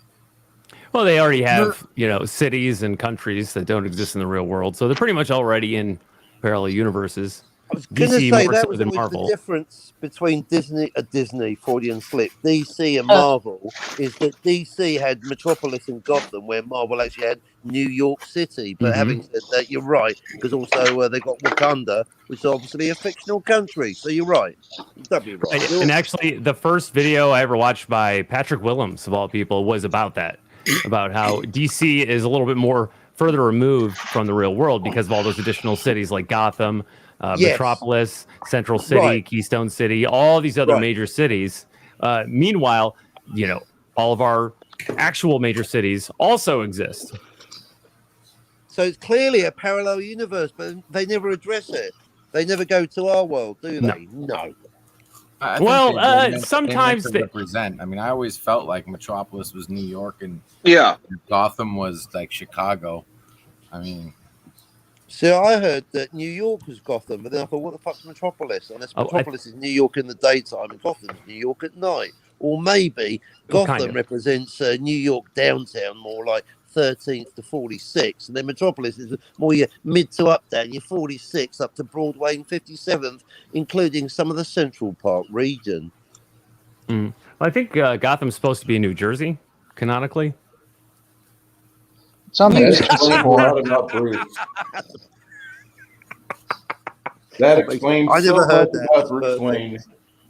Bruce Wayne didn't fall down in a fucking bat cave when he was a young kid. He just went to Traction Park, and it fucked him up for life. I'm liking that. New Jersey, that explains everything, like the fucking driving. Call that a turn signal. Anyway. I've never seen a turn signal on the Batmobile. That explains I've a lot. never seen a turn signal on a fucking New Jersey driver. You see, there's something in this. Have a good night, Doc. Yeah, I was gonna say if you see a car with a rocket in the back of it, I think the turn signal is the least of your problems. I was going to say, if you see a car with a rocket in the back of it, you're probably in New Jersey. It's just one of those nice men from Operation Paperclip. No, car with a rocket's Florida ban. And Bruce Wayne's always got a lot of paper clips. Okay, I'm sorry. I have to ask, what in the world does Operation Paperclip have to do with rockets? Everything and more. How? Because Operation Paperclip gives immunity to evil Operation German Get doctors to Rocket. give us their information from their medical experiments. We got all the German soldiers out with Operation Paperclip, and that was how we made NASA. We just stuffed those rocket I thought that was a scientists. separate thing. Nope. I mean, still Are have we one of their conflating the rocket scientists to be in program with charge the of mind NASA. control program? No, Oh, that's and, MK Ultra. yeah. MK Ultra for the mind control, paperclip for the rockets, for the Nazi rockets that took us to the Ah, moon. you said That's it. not I was gonna try to prevent anyone from using the No, N you word. can't stop him from saying that. No, sorry, I said rocket. So yeah, no, more the in Paperclip they took Werner von Braun and made him the head of NASA, and they took a bunch of I didn't know that was Operation those Operation Paperclip that did that. rocket I just knew it did scientists. medical Yeah. experiments and just results. Oh, well, We that too. are an It was a educational big one. stream. Yeah, it was like hungry hippos for the geniuses of that particular party, and the Russians took who they could, and we took who we could, and they essentially got pardons for war crimes, so I that think they we should could have put them all to the work. information they came up with and all the results taken from them and then thrown in under the jail. Oh, if only. No, some of them got cushy jobs in the government. Fuck that. And it's a little late for that. We went to the moon. We went to the moon. Yeah, we sacrificed Gus I might Grissom debate too. that. Don't forget the sacrifice of Gus Grissom. Oh yeah. I mean, Orion was only 33 degrees in the night sky that night, but it wasn't anything occult there. Nothing at all. Nothing to see here. See, I don't know anything about occult practices within like government or scientific organizations. I mean, I've even heard that CERN is like worshiping an Indian You can't deity. be in government if you're a Christian male. We'll just say that, or I'm just gonna lay that out there.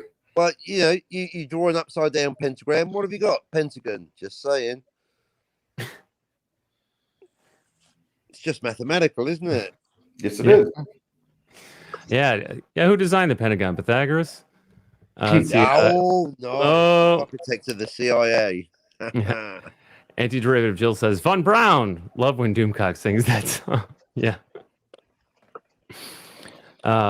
Welcome, Walt Codivium. He says the National Anti-Semitic Association, NASA. Ooh. Damn. That is a sick burn. I like it. I always thought it was never a straight answer, but I like that one better. Yeah, well, that one's good too. Cardinal Sin says by the end of World War II, the U.S. military realized our next foe would be the Soviet Union. Yep. Yeah. Had to beat him into space. And he says that's why I should watch Hellboy. I've seen Hellboy. I quite like it.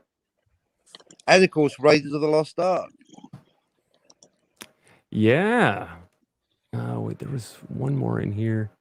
Oh yeah, Carlson says Captain Trek. We only got half of them. Right? Yeah, the Russians got, I guess, the other half. We split them. Yeah. Okay, Darius, which Hellboy did you see? Not the most recent one with. Oh, you saw the Ron Perlman one. I saw both Ron Perlman Okay, Hellboys. all right. I was about to question you really quick. I'm like, yo, don't watch that new one. No. Are you back? Pretty sure I haven't seen it. Hey, this is doubly topical. Cardinal Sin points out that Robert Lazar first found fame with his rocket car in Los Alamos, New Mexico. New Mexico. I thought it was in Which Texas, alphabetically is next to New Jersey. Wow. Your mind's got to It make the all links, makes guys. Got to sense. think about it. Come on now.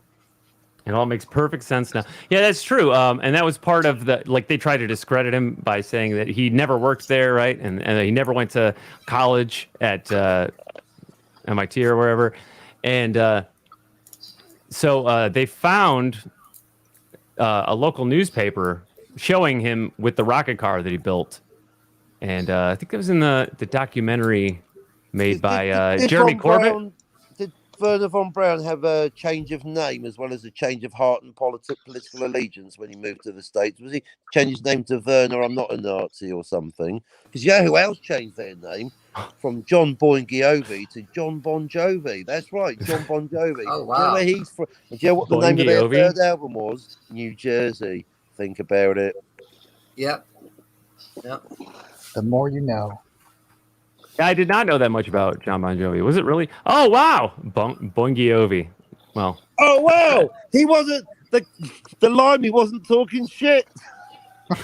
Sheer shocking your voice, Darius Munchausen, is yet another one of my obscure facts. Checks out. Wow, ABBA really were named after the first initials of the initial 4 band, and one of them was actually the daughter of a Nazi. Wow. Ah, you said it again. I need my buzzer. I'm going to get timed out. YouTube, that was me. Sorry, that was me. I was just, it's paperclip. It was trigger word. Paperclip. MK Ultra. Fuck, you're right. I'll tell you what, Raquel's got me confused. I keep conflating my CSA with my NSA. I can't even say it. My CIA with it. See, it's the programming is coming out. My CIA with my NSA training. Hi, everyone in the business, in the company, listening. Hello there. The Mossad. Shalom. Oh, here. How about a cat hiss? Anytime someone uses the word, I'll just go. Yeah, 2 times is 3 times would be. I won't say that thing anymore. Don't even talk about Fanta. For God's sake, don't say moist.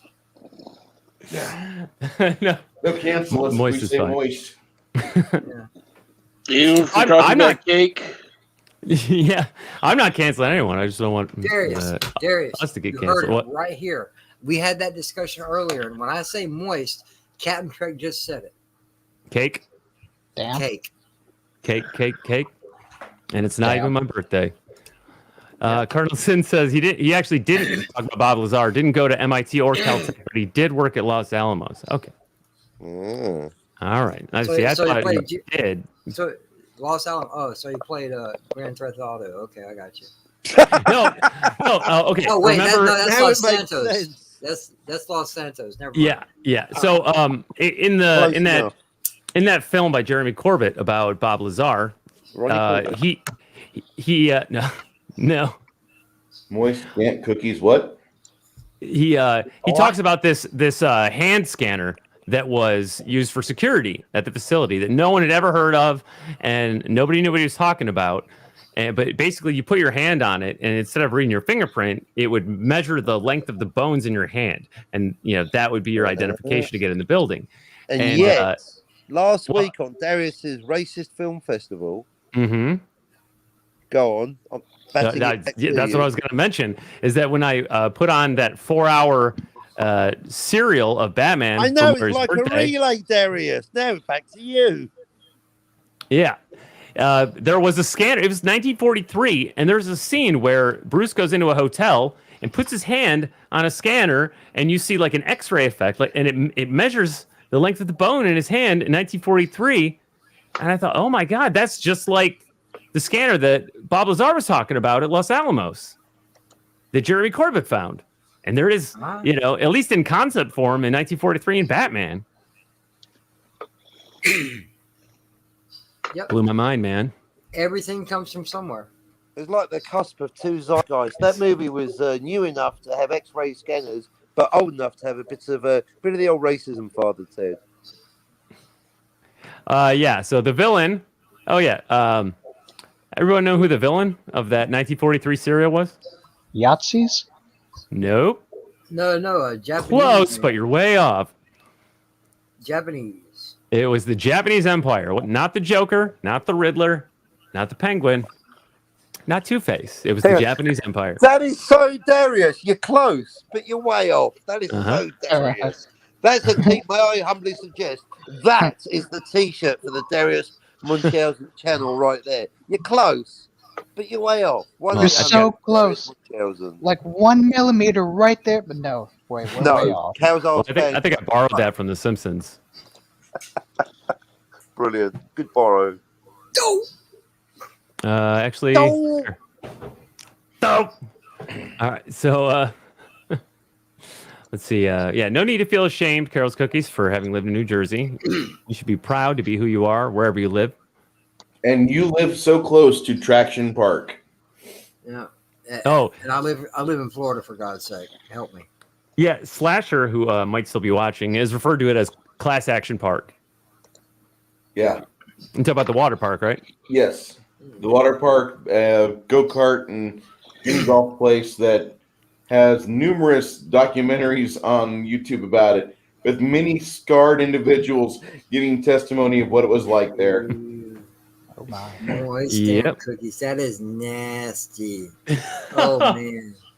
That is so nasty. Soggy, moist. You don't want some moist damp cookies there? Oh my god. Nom nom nom. Ooey gooey goodness. Yo man, I can eat a piece for hours. Ain't no thing to me. Mhm. God, Yes, that's Object bringing Racer. back That's what I'm random saying. memories. This is what I'm saying. Yeah, unless Babelzar did go to school at MIT and his records were erased, right? Just like his record of working at Los Alamos. God, that phlegm comment really brought back some memories. Anyway, moving on. Yeah, and now Babelzar Right. runs United Nucleonics right here in Michigan. Yeah, which got raided by the FBI at least once. Oh, who hasn't, darling? They can erase all the yearbooks from every year he attended those schools. Come on. What? I mean, do colleges really do yearbooks? I never got one. Just watch Class Action Park. Oh, I didn't know there was a documentary about it. Yeah, there's a good one on HBO Plus. Called Class Action Park? I believe so. Yeah, that's what Carol's Cookies just watched. Good Yeah. times. I'm watching Yeah. Deadwood. It's really good. Good times at Ridgemont High. Did Robert just say Deadwood? Yeah, that's what I'm watching right now. Yeah, I was watching that with Paulie for a few weeks and Nick for a few weeks, and yeah, I was starting to get really into it, and I kind of fell off. So I got to finish that. You and me both. You know what? Maybe we can watch that. It's good, and it's very raw in the style of classic HBO. Oh yeah. Yeah. Yeah, they're never gonna make another Deadwood show like this again.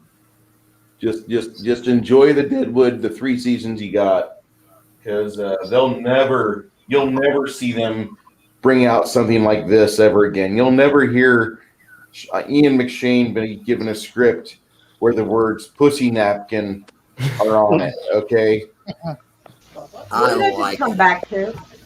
they're never gonna have a male utter that. We're talking about movies and shit. That's not what it sounded like. I came back and I heard that. I was like, what? We're talking about Deadwood. Oh, I don't HBO watch that series. shit. Yeah, sorry, I don't really watch that sort of thing. You know, Moira, you're kind of like the Panopticon. We never know if you're watching or not. We never know if you're here or not. Oh, I went to go and look around outside, make sure all was quiet on the western front. Yeah. Came back You're in here and I'm hearing about cooter napkins or something. I'm like, Cooter what the- napkins. Yeah. I'm like, what the fuck? Schrodinger's Raquel, is she there or not? No, well, it's Moira. I was going to say Moira's like Schrodinger's kitty, right? Because with her camera off, we don't know if she's here or not until she turns it on. Yeah. She's both here and not here. Damn you, Darius! You've reduced Raquel out of her quantum state of entanglement. No, Moira. That's what I meant to say. Who am I? What's going on? Hello, I'm in university. At least you didn't call Raquel Rachel. So that's good. That's the only thing. not Has to do. anybody done that? You mentioned that a lot, but I've never seen anybody do Not it. for a while. Not yet. I did it one time. I called her Rachel, and it was like Raquel. And I'm like, oh damn. Rachel. Yeah. No. With a Q. Carlson says also check out Carnivale. Only 2 seasons. Tracy Torme worked. Ah, yes, his good friend Tracy Torme. It was fucking brilliant. Yeah, by the way, guys, if you haven't subscribed to Cardinal Sin yet, definitely do that. He's got a lot going on, and Captain Decker Spock has been helping him out on some of his weekly streams. Dude, Cardinal Sin is banging. If you guys haven't watched him, then you don't know what Please you're missing. reword that. The boy's on fire. Yeah. Thank you. Banging is more like a British term for being amazing or totally fire. That's banging, mate. That's a fucking banger. Yeah, say that's bangers and mash. Nah. Those fucking bangers are banging, I like mate. mash. Mash is so good. That's that mobile army surge. I use it completely Yeah, that's the different 4077. I Yeah, use like that a word completely martini. different. Like I've been No, he banging didn't since say I he was was going to 13. be banging something. He said it is banging. Well, you don't say Those guys fucking banging. bangers are banging, mate. I It was is having not, a bang. it's The really rest not of that bangers. confusing. Think about this. In our The link, bang in was our fucking banging, and the bangers were banging too. I agree. But in Well, they our got dialect, fucking sausage. things can be shit or they can be the shit, and that makes a big difference. Yeah, no, that's the difference of one word. I'm talking about the same word meaning different things, right? Right. Okay. Now, Literally, I'm like, yo, man, that's shit, or that's the shit. There's a big difference there. Oh, and Carol's Cookies, you're talking about Clancy Brown, who also played the Kurgan in Highlander. Holy He's a crap! great Clancy actor. Brown. Yeah. in Yep. all of He Hollywood doesn't look right like now. a Clancy. I'm going to say that right now. Dude, Clancy He Brown is also legit. played. Yeah, he Oh, also. I know, but played, he don't look like a Clancy. They named No, him that. He came out scarier than shit. It's like, Yeah. whoa. Yeah, he's an intimidating looking dude. And most of If the I time, saw his him characters walking have down the street, I'd cross the street to get away. I'd be like, oh my lord.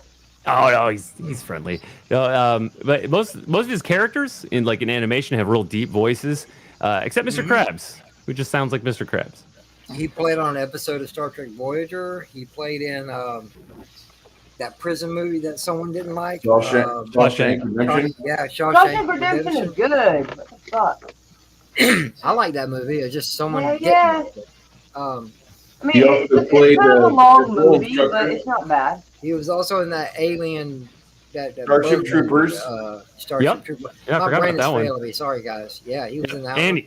he did the voice of Captain Black in the animated series The Jackie Chan Adventures Oh, on he was also WB. He was also in Star Wars, Clone Wars, and Rebels. He was the main antagonist in the movie called Pathfinder. Oh wow, I didn't know that. Against Carl Urban. Okay. You're not going to like that movie. It's not a very good movie, but he's in it, and he plays a good bad guy. And he was also in the video game Detroit Become Human about the androids. Yeah. And he basically plays a digitized version of himself. The 3D character model is based on what he actually looks like. So he was scanned, and then he gets to act and speak the character, which is it's funny because he's been a voice actor for so long. He's like playing a character that actually looks like him. And yeah, subscribe to Cardinal Sin. Are there cookies over at Cardinal Sin's channel? You're gonna have to ask Cardinal Sin about that one. Carol's Cookies. There was a loop in that water slide that we saw at the traction park, and people kept getting beaten up after the first couple weeks because they would not have centrifugal force on their side. So they slam into the bottom of the top of the loop, lose their teeth. Teeth would be embedded in plastic or in the lining on the inside. And then people would fall behind them and get cut up on the broken teeth because they kept on going down this water slide and not having the best of luck. It was funny because the owner of Traction Park would test his rides out by looking at park employees and being like, hey, how much balls do you got, kid? I got $100. Said that you won't ride that slide. You want to go for it? And the kid would go ride it. And that's how he did his QA testing. Traction Park was just it's right. They should make a movie or a series about it. It wrote itself. You could write it. Don't tempt me. Hey man, what were we saying earlier? Just do it. Just do it. Just do it. You can make a D&D campaign. Do it. Yeah. Do it. Yeah. So I'm coming up on 5 hours, which is my longest ever. And also, and the beat goes on. That's a good question. Anyone going to Jediville's 400 subscriber stream? I didn't realize that was going on right now. I think Sci-Fi Nation is also doing a 400 subscriber stream tonight. And so I think I'm going to start wrapping up soon. Do we have any open threads of conversation that we should wrap up? Is Deckard a replicant? No, I'm just kidding. We already talked about the story nerds. So. Deckard was human. Oh. Interesting. Whoa. Well, maybe we have. Let's hear some more about that. What do you think, Darius? I was kidding. But if not now, that's bookmark that conversation. I've got to hear about this. Oh, yeah. Well, we can move that conversation over to your channel tomorrow. All right, I just want to find a live stream to go to sleep at. I'm sure Bill won't mind.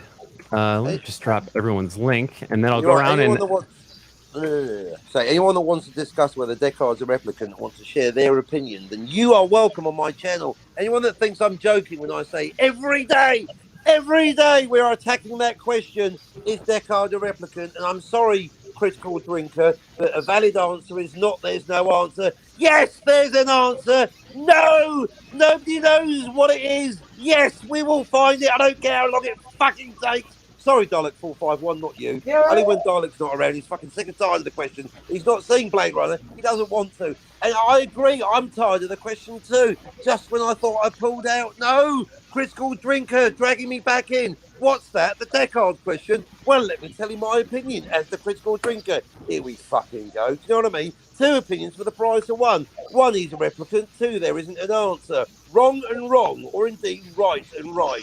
Moving on. You know what I mean? It's never over. I'm literally All right. Well, I will consider that your plug. Raquel, you've been quiet for a minute. Raquel. She's probably still on the phone. Oh, well, if, let's see, if Raquel is still on the phone, then I will give her a plug for her. Subscribe to Raquel, Super Saiyan Girl. By the time you do, she'll probably be off the phone. Well, we'll see. And, she does fun, relaxed streams on her channel. I used to watch her Saturday night Funhouse Shenanigans. We run kind of late. And she also does a lot of watch parties for and with the rest of us. And she's been, she's been coming on a lot of other streams lately, like Han Stars. Yeah, so she's become a very valued member of our group. And check her out. Very much looking forward to what she's got coming up. Very adorable. Hey, I'm back. I'm sorry. Moira called it. I just said she was adorable. No, you said as soon as I was done giving her a plug that she would return. No, I I'm sorry. said by the time y'all subscribe, she might be off the phone. I'm just dealing with drama, and I'm really stressed out right now. Oh, drama. It's okay. Take a deep breath, darling. It'll be all right. I know, people are just being insensitive assholes right now. Not you guys. They are insensitive. Hey. Have some manners. I'm gonna tell you right now. Don't cry. You get your eyes all wet. Just take a deep breath. It'll be all right. You're around some good people right now. Just chill out. It'll be all right. I think I just need a good nap, and I'll be okay. Fair enough. It'll be all right, darling. It'll be all right. Sorry, I wasted everyone's time. I'm sorry. Oh, you didn't. You didn't. I wasted more of people's time. We'll do this again. Yeah. Moira done took a walk and came back. It's like it's I okay. was just making sure there was all quiet out there. Yeah, Raquel, you're a delight to have around. If you want to vent after the stream, then by all means, you're welcome to do so. Oh, thank you. I really appreciate it. So everyone subscribe to Raquel and keep an eye out for what she's got coming up the pipe. Yeah, I'll be working on it this week. Hopefully I can get it, all figured out. And make sure you hit that bell for notifications. Ding. JJ. What's up? What's up, everybody? It's your boy JJ. You'll find me a little bit of everywhere and a whole lot of nowhere. Sunday nights, you'll find me at 5 p.m. Eastern over on Chris Knight's channel for the weekly wrap-up. Later on that night, it's a new show we've started up over on Han Star's channel. It's named That Tune Tryouts, and that's at 11 p.m. Eastern. Monday, you'll find me in 2 places. At 6 o'clock p.m., Tommy and the Guinea Pig Collective for Going Old School retro discussions, talking about when all of our great entertainment was still great. 70s, 80s, early 90s. Back when shit really was good. And then later on in the evening at 8 p.m. Eastern, right here with Darius for Random by Proxy, Tuesday nights over on the Chaos Central YouTube channel, and that's Chaos with a K. 9 o'clock for the Chaos List. And if I continue doing it on Wednesday nights at 10 p.m. Eastern, I do a random movie review. We do one this week. We're going to be doing The Last Starfighter. We've been talking about it for a while, and I figured, okay, now's the time to do it. But that's only if my partner Slasher is going to come in and want to watch it with us, because he's also hasn't seen it. And then later on that week, Friday night, over on TWTG Content or Chris's channel, we do Cards Against Humanity. It's where we get to go play a card game and talk a lot of shit and get away with it. Thanks for letting me come on, Darius. I had a blast, man. Serious. It's fun hanging out. Hey, thank you. I appreciate it. JJ, got one question for you real quick. Do you ever have anybody else on watching movies with you? Sometimes, yeah. Okay, just wondered. Yeah. I can hold 10 people, so I can have at least that many. Okay. I wouldn't mind being on Last Star Friday if that's okay. If not, cool. Hey, All right, check it out. All right, well, check it out real quick. This is how I do it. Depending on how long the movie is, sometimes we'll meet up at like 7:30 or 8 o'clock. Yep. We physically watch the movie, then we go live at 10 and talk about it while it's fresh in our brains. Cool. So, if you want in on the Last Starfighter, if we do it, like I said, it's still a what if right now. I'll get in contact with you. It will be either 7:30, or 8, because I think it's a little over 2 hours. But when I find out, I don't think it's that long. I don't think it's over 2 hours. Okay, cool. But it don't matter how long the movie is. It's just the newest one we're doing is probably Carl Urban's Dread. The rest of them are like 80s and 90s. Good old school movies. But maybe some early 2000s. I think Superman Returns is in there somewhere. But anyway, yeah. It's not a really good streaming service unless you have Superman 4 in your roster. Nah. You gonna watch Superman 4? No. Why don't you watch Superman 4? The Quest for Peace? That's a piece of shit. It is. Piece of shit. That and Superman 3. I don't care if it's got Richard Pryor in it. It sucks. You're just a hater. Nah. I like 1 and 2, and after that, I now don't hate, Bruce. I do like Man of Steel, but I know there's people out there that don't. I like this new DC. I like Cavill Superman, and people look at me like I'm crazy sometimes when I say that, but that's only because it's just a different iteration of Superman or Clark Kent. It's not supposed to be the one we've already seen. It's slightly different, and because of that is why I like it. It's slightly different. It's still Superman, but it's different. Kind of like what's his name? Affleck's Batman.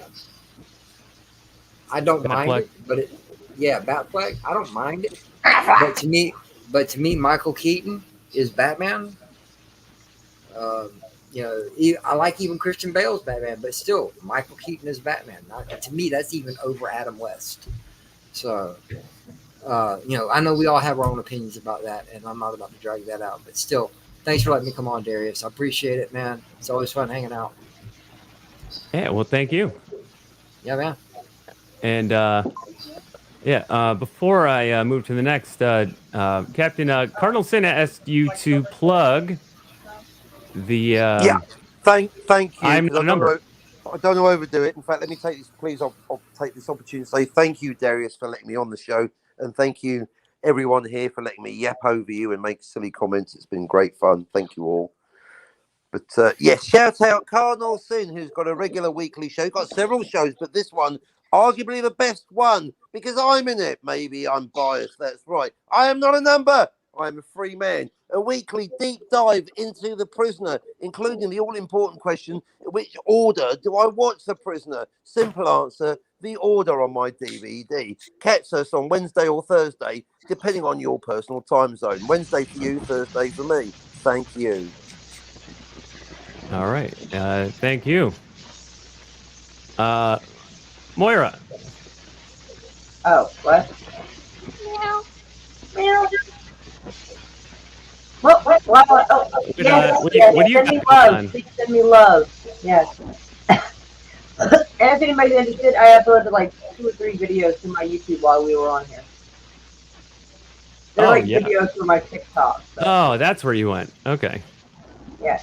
Well, I mean, yeah. there were videos from like earlier today. I'm like, I haven't added any of these to Facebook in a while. I think I have your TikTok link in here. Yeah, link is definitely important because it kind of had me shadow banned. So if you type in my name, you won't find me. You have to have the actual direct link to it, which pisses me off. Yeah, share it in the private chat because I can't find it. Oh fuck! It's okay. It's okay. It's on my phone. Hold on. It's okay. I just No, I it's thought I not. had it in my list, and no, I've got your YouTube, Twitter, and PayPal. I don't have the TikTok, but I'm not on TikTok either. So I had to show it to you, Messenger, that you never fucking check. well, I didn't check it today because Facebook was down.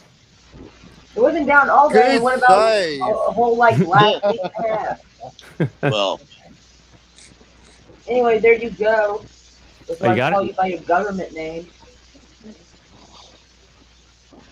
All right. All right, Bruce, you want to plug anything? What do you got going on? Later this week, I plan on getting in front of the PC and doing a couple streams of me role playing as a confused modernist, trying to play a dark elf, looking like Danny Trejo on Skyrim, and I'm going to be out there trying to fight for the matriarchy. So if you are interested in that, subscribe to my channel and let's do our best to hopefully YouTube will do what it's supposed to and notify everybody whenever I turn it on.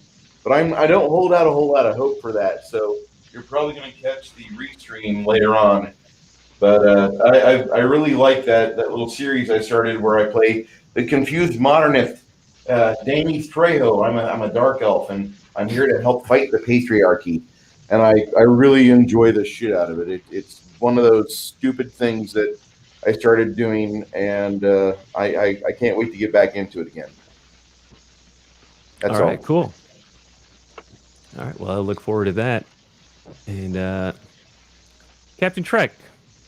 Yes. So we all know you've got the morning brew every day. You know I'm there every day. So what would you like to plug? I know you got other stuff going on too now. Correct. Monday mornings at 10 a.m. Central, I have what I call morning media. Right now, watching a show called Eureka. And we're going to be watching that till the series ends, and then I'll pick another show. Or I have movies.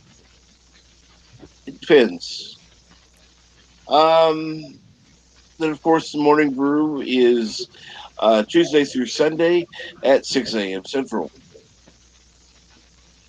Yeah, it's a good time. I watch it every morning, except sometimes on the weekend because I'm sleeping. But Monday through Friday, I'm always there. It's a good time. Yeah, check it out. Thank you. Thank you. Thank you for coming on. And Pickles. Pickles. Yo. What's this about Project Prometheus? No, what do you got going on? You guys know me, LDG of Geeks Enjoy. Just somebody trying to do something for someone. Hit me up. Watch parties. Open panels. You can find me on all different types of channels, and on Twitter at Geeks Enjoy. Thanks for having me, man. Hey, thank you. And you can always reach out to Pickles for tech support and check out his Saturday night late night nerdgasm, which is always a good time. Dirty but not filthy.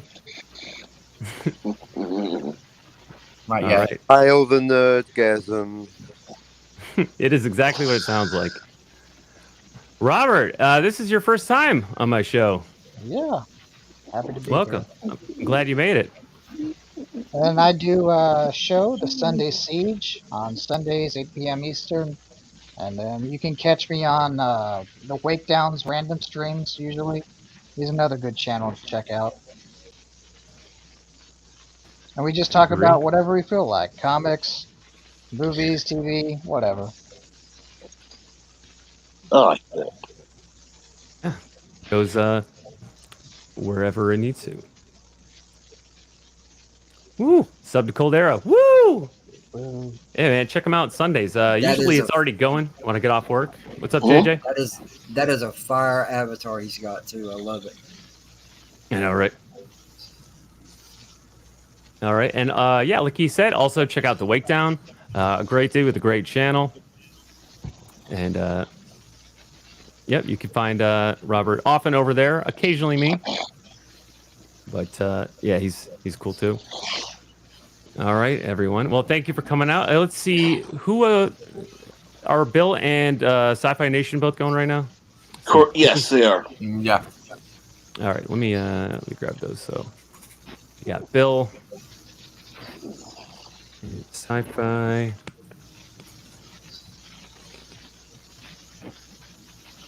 Yep. Okay. So let me put them both in here, and we could have a split raid, I guess. Split raid, Say- half pincer movement. Yeah. So let's see. Raid.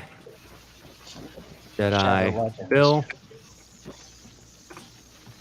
That link to Raid Jedi Bill, and the second link.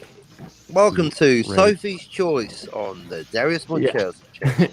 To Raid Sci-Fi Nation. They both recently hit milestones of subscribers, and so they're celebrating. So yeah, we'll try to hit them both if I can. But you know me, I try to do way too much all the time. So we'll see what happens. Guys, really appreciate the stream. I haven't laughed like this since I was at the burn ward at the kids' hospital. Well, hey, I'm glad you had a good time. I hope everyone had a good time, and I appreciate you all being here. And yeah, so we'll do this again next week. Yep. Get very, very He goes. drunk.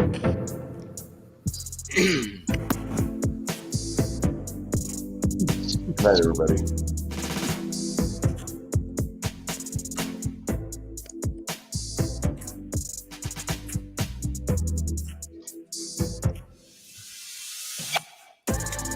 Thanks for coming out tonight. Thank you, Sherry. Carol's cookies, and the beat goes on. Coldera, thanks for being here. Midget More, Eureka was a good TV show. Thanks for mobbing Cardinal Sin. Anti-derivative chill, always a pleasure. Hey, Loggy, you came in at the end, but thanks for coming. Cosmic Yogg-Sothoth of Dunwich, Lovecraftian tentacle hugs.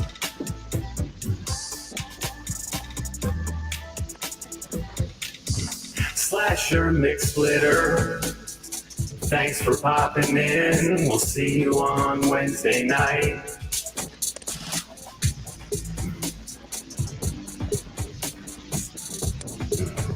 Who was here earlier? Darth Haster, Dalek 451. Everyone who came out tonight, I appreciate you. Now let's go raid Jedi Bill and Sci-Fi Nation.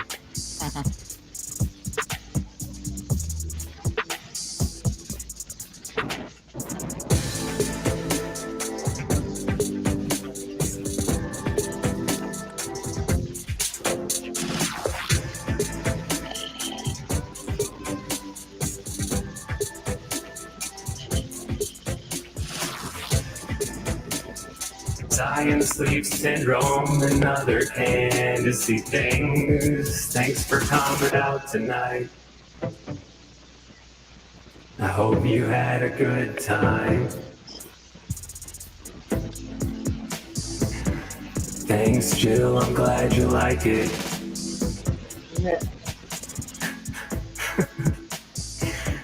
Thanks, Bruce. I'll take the compliment.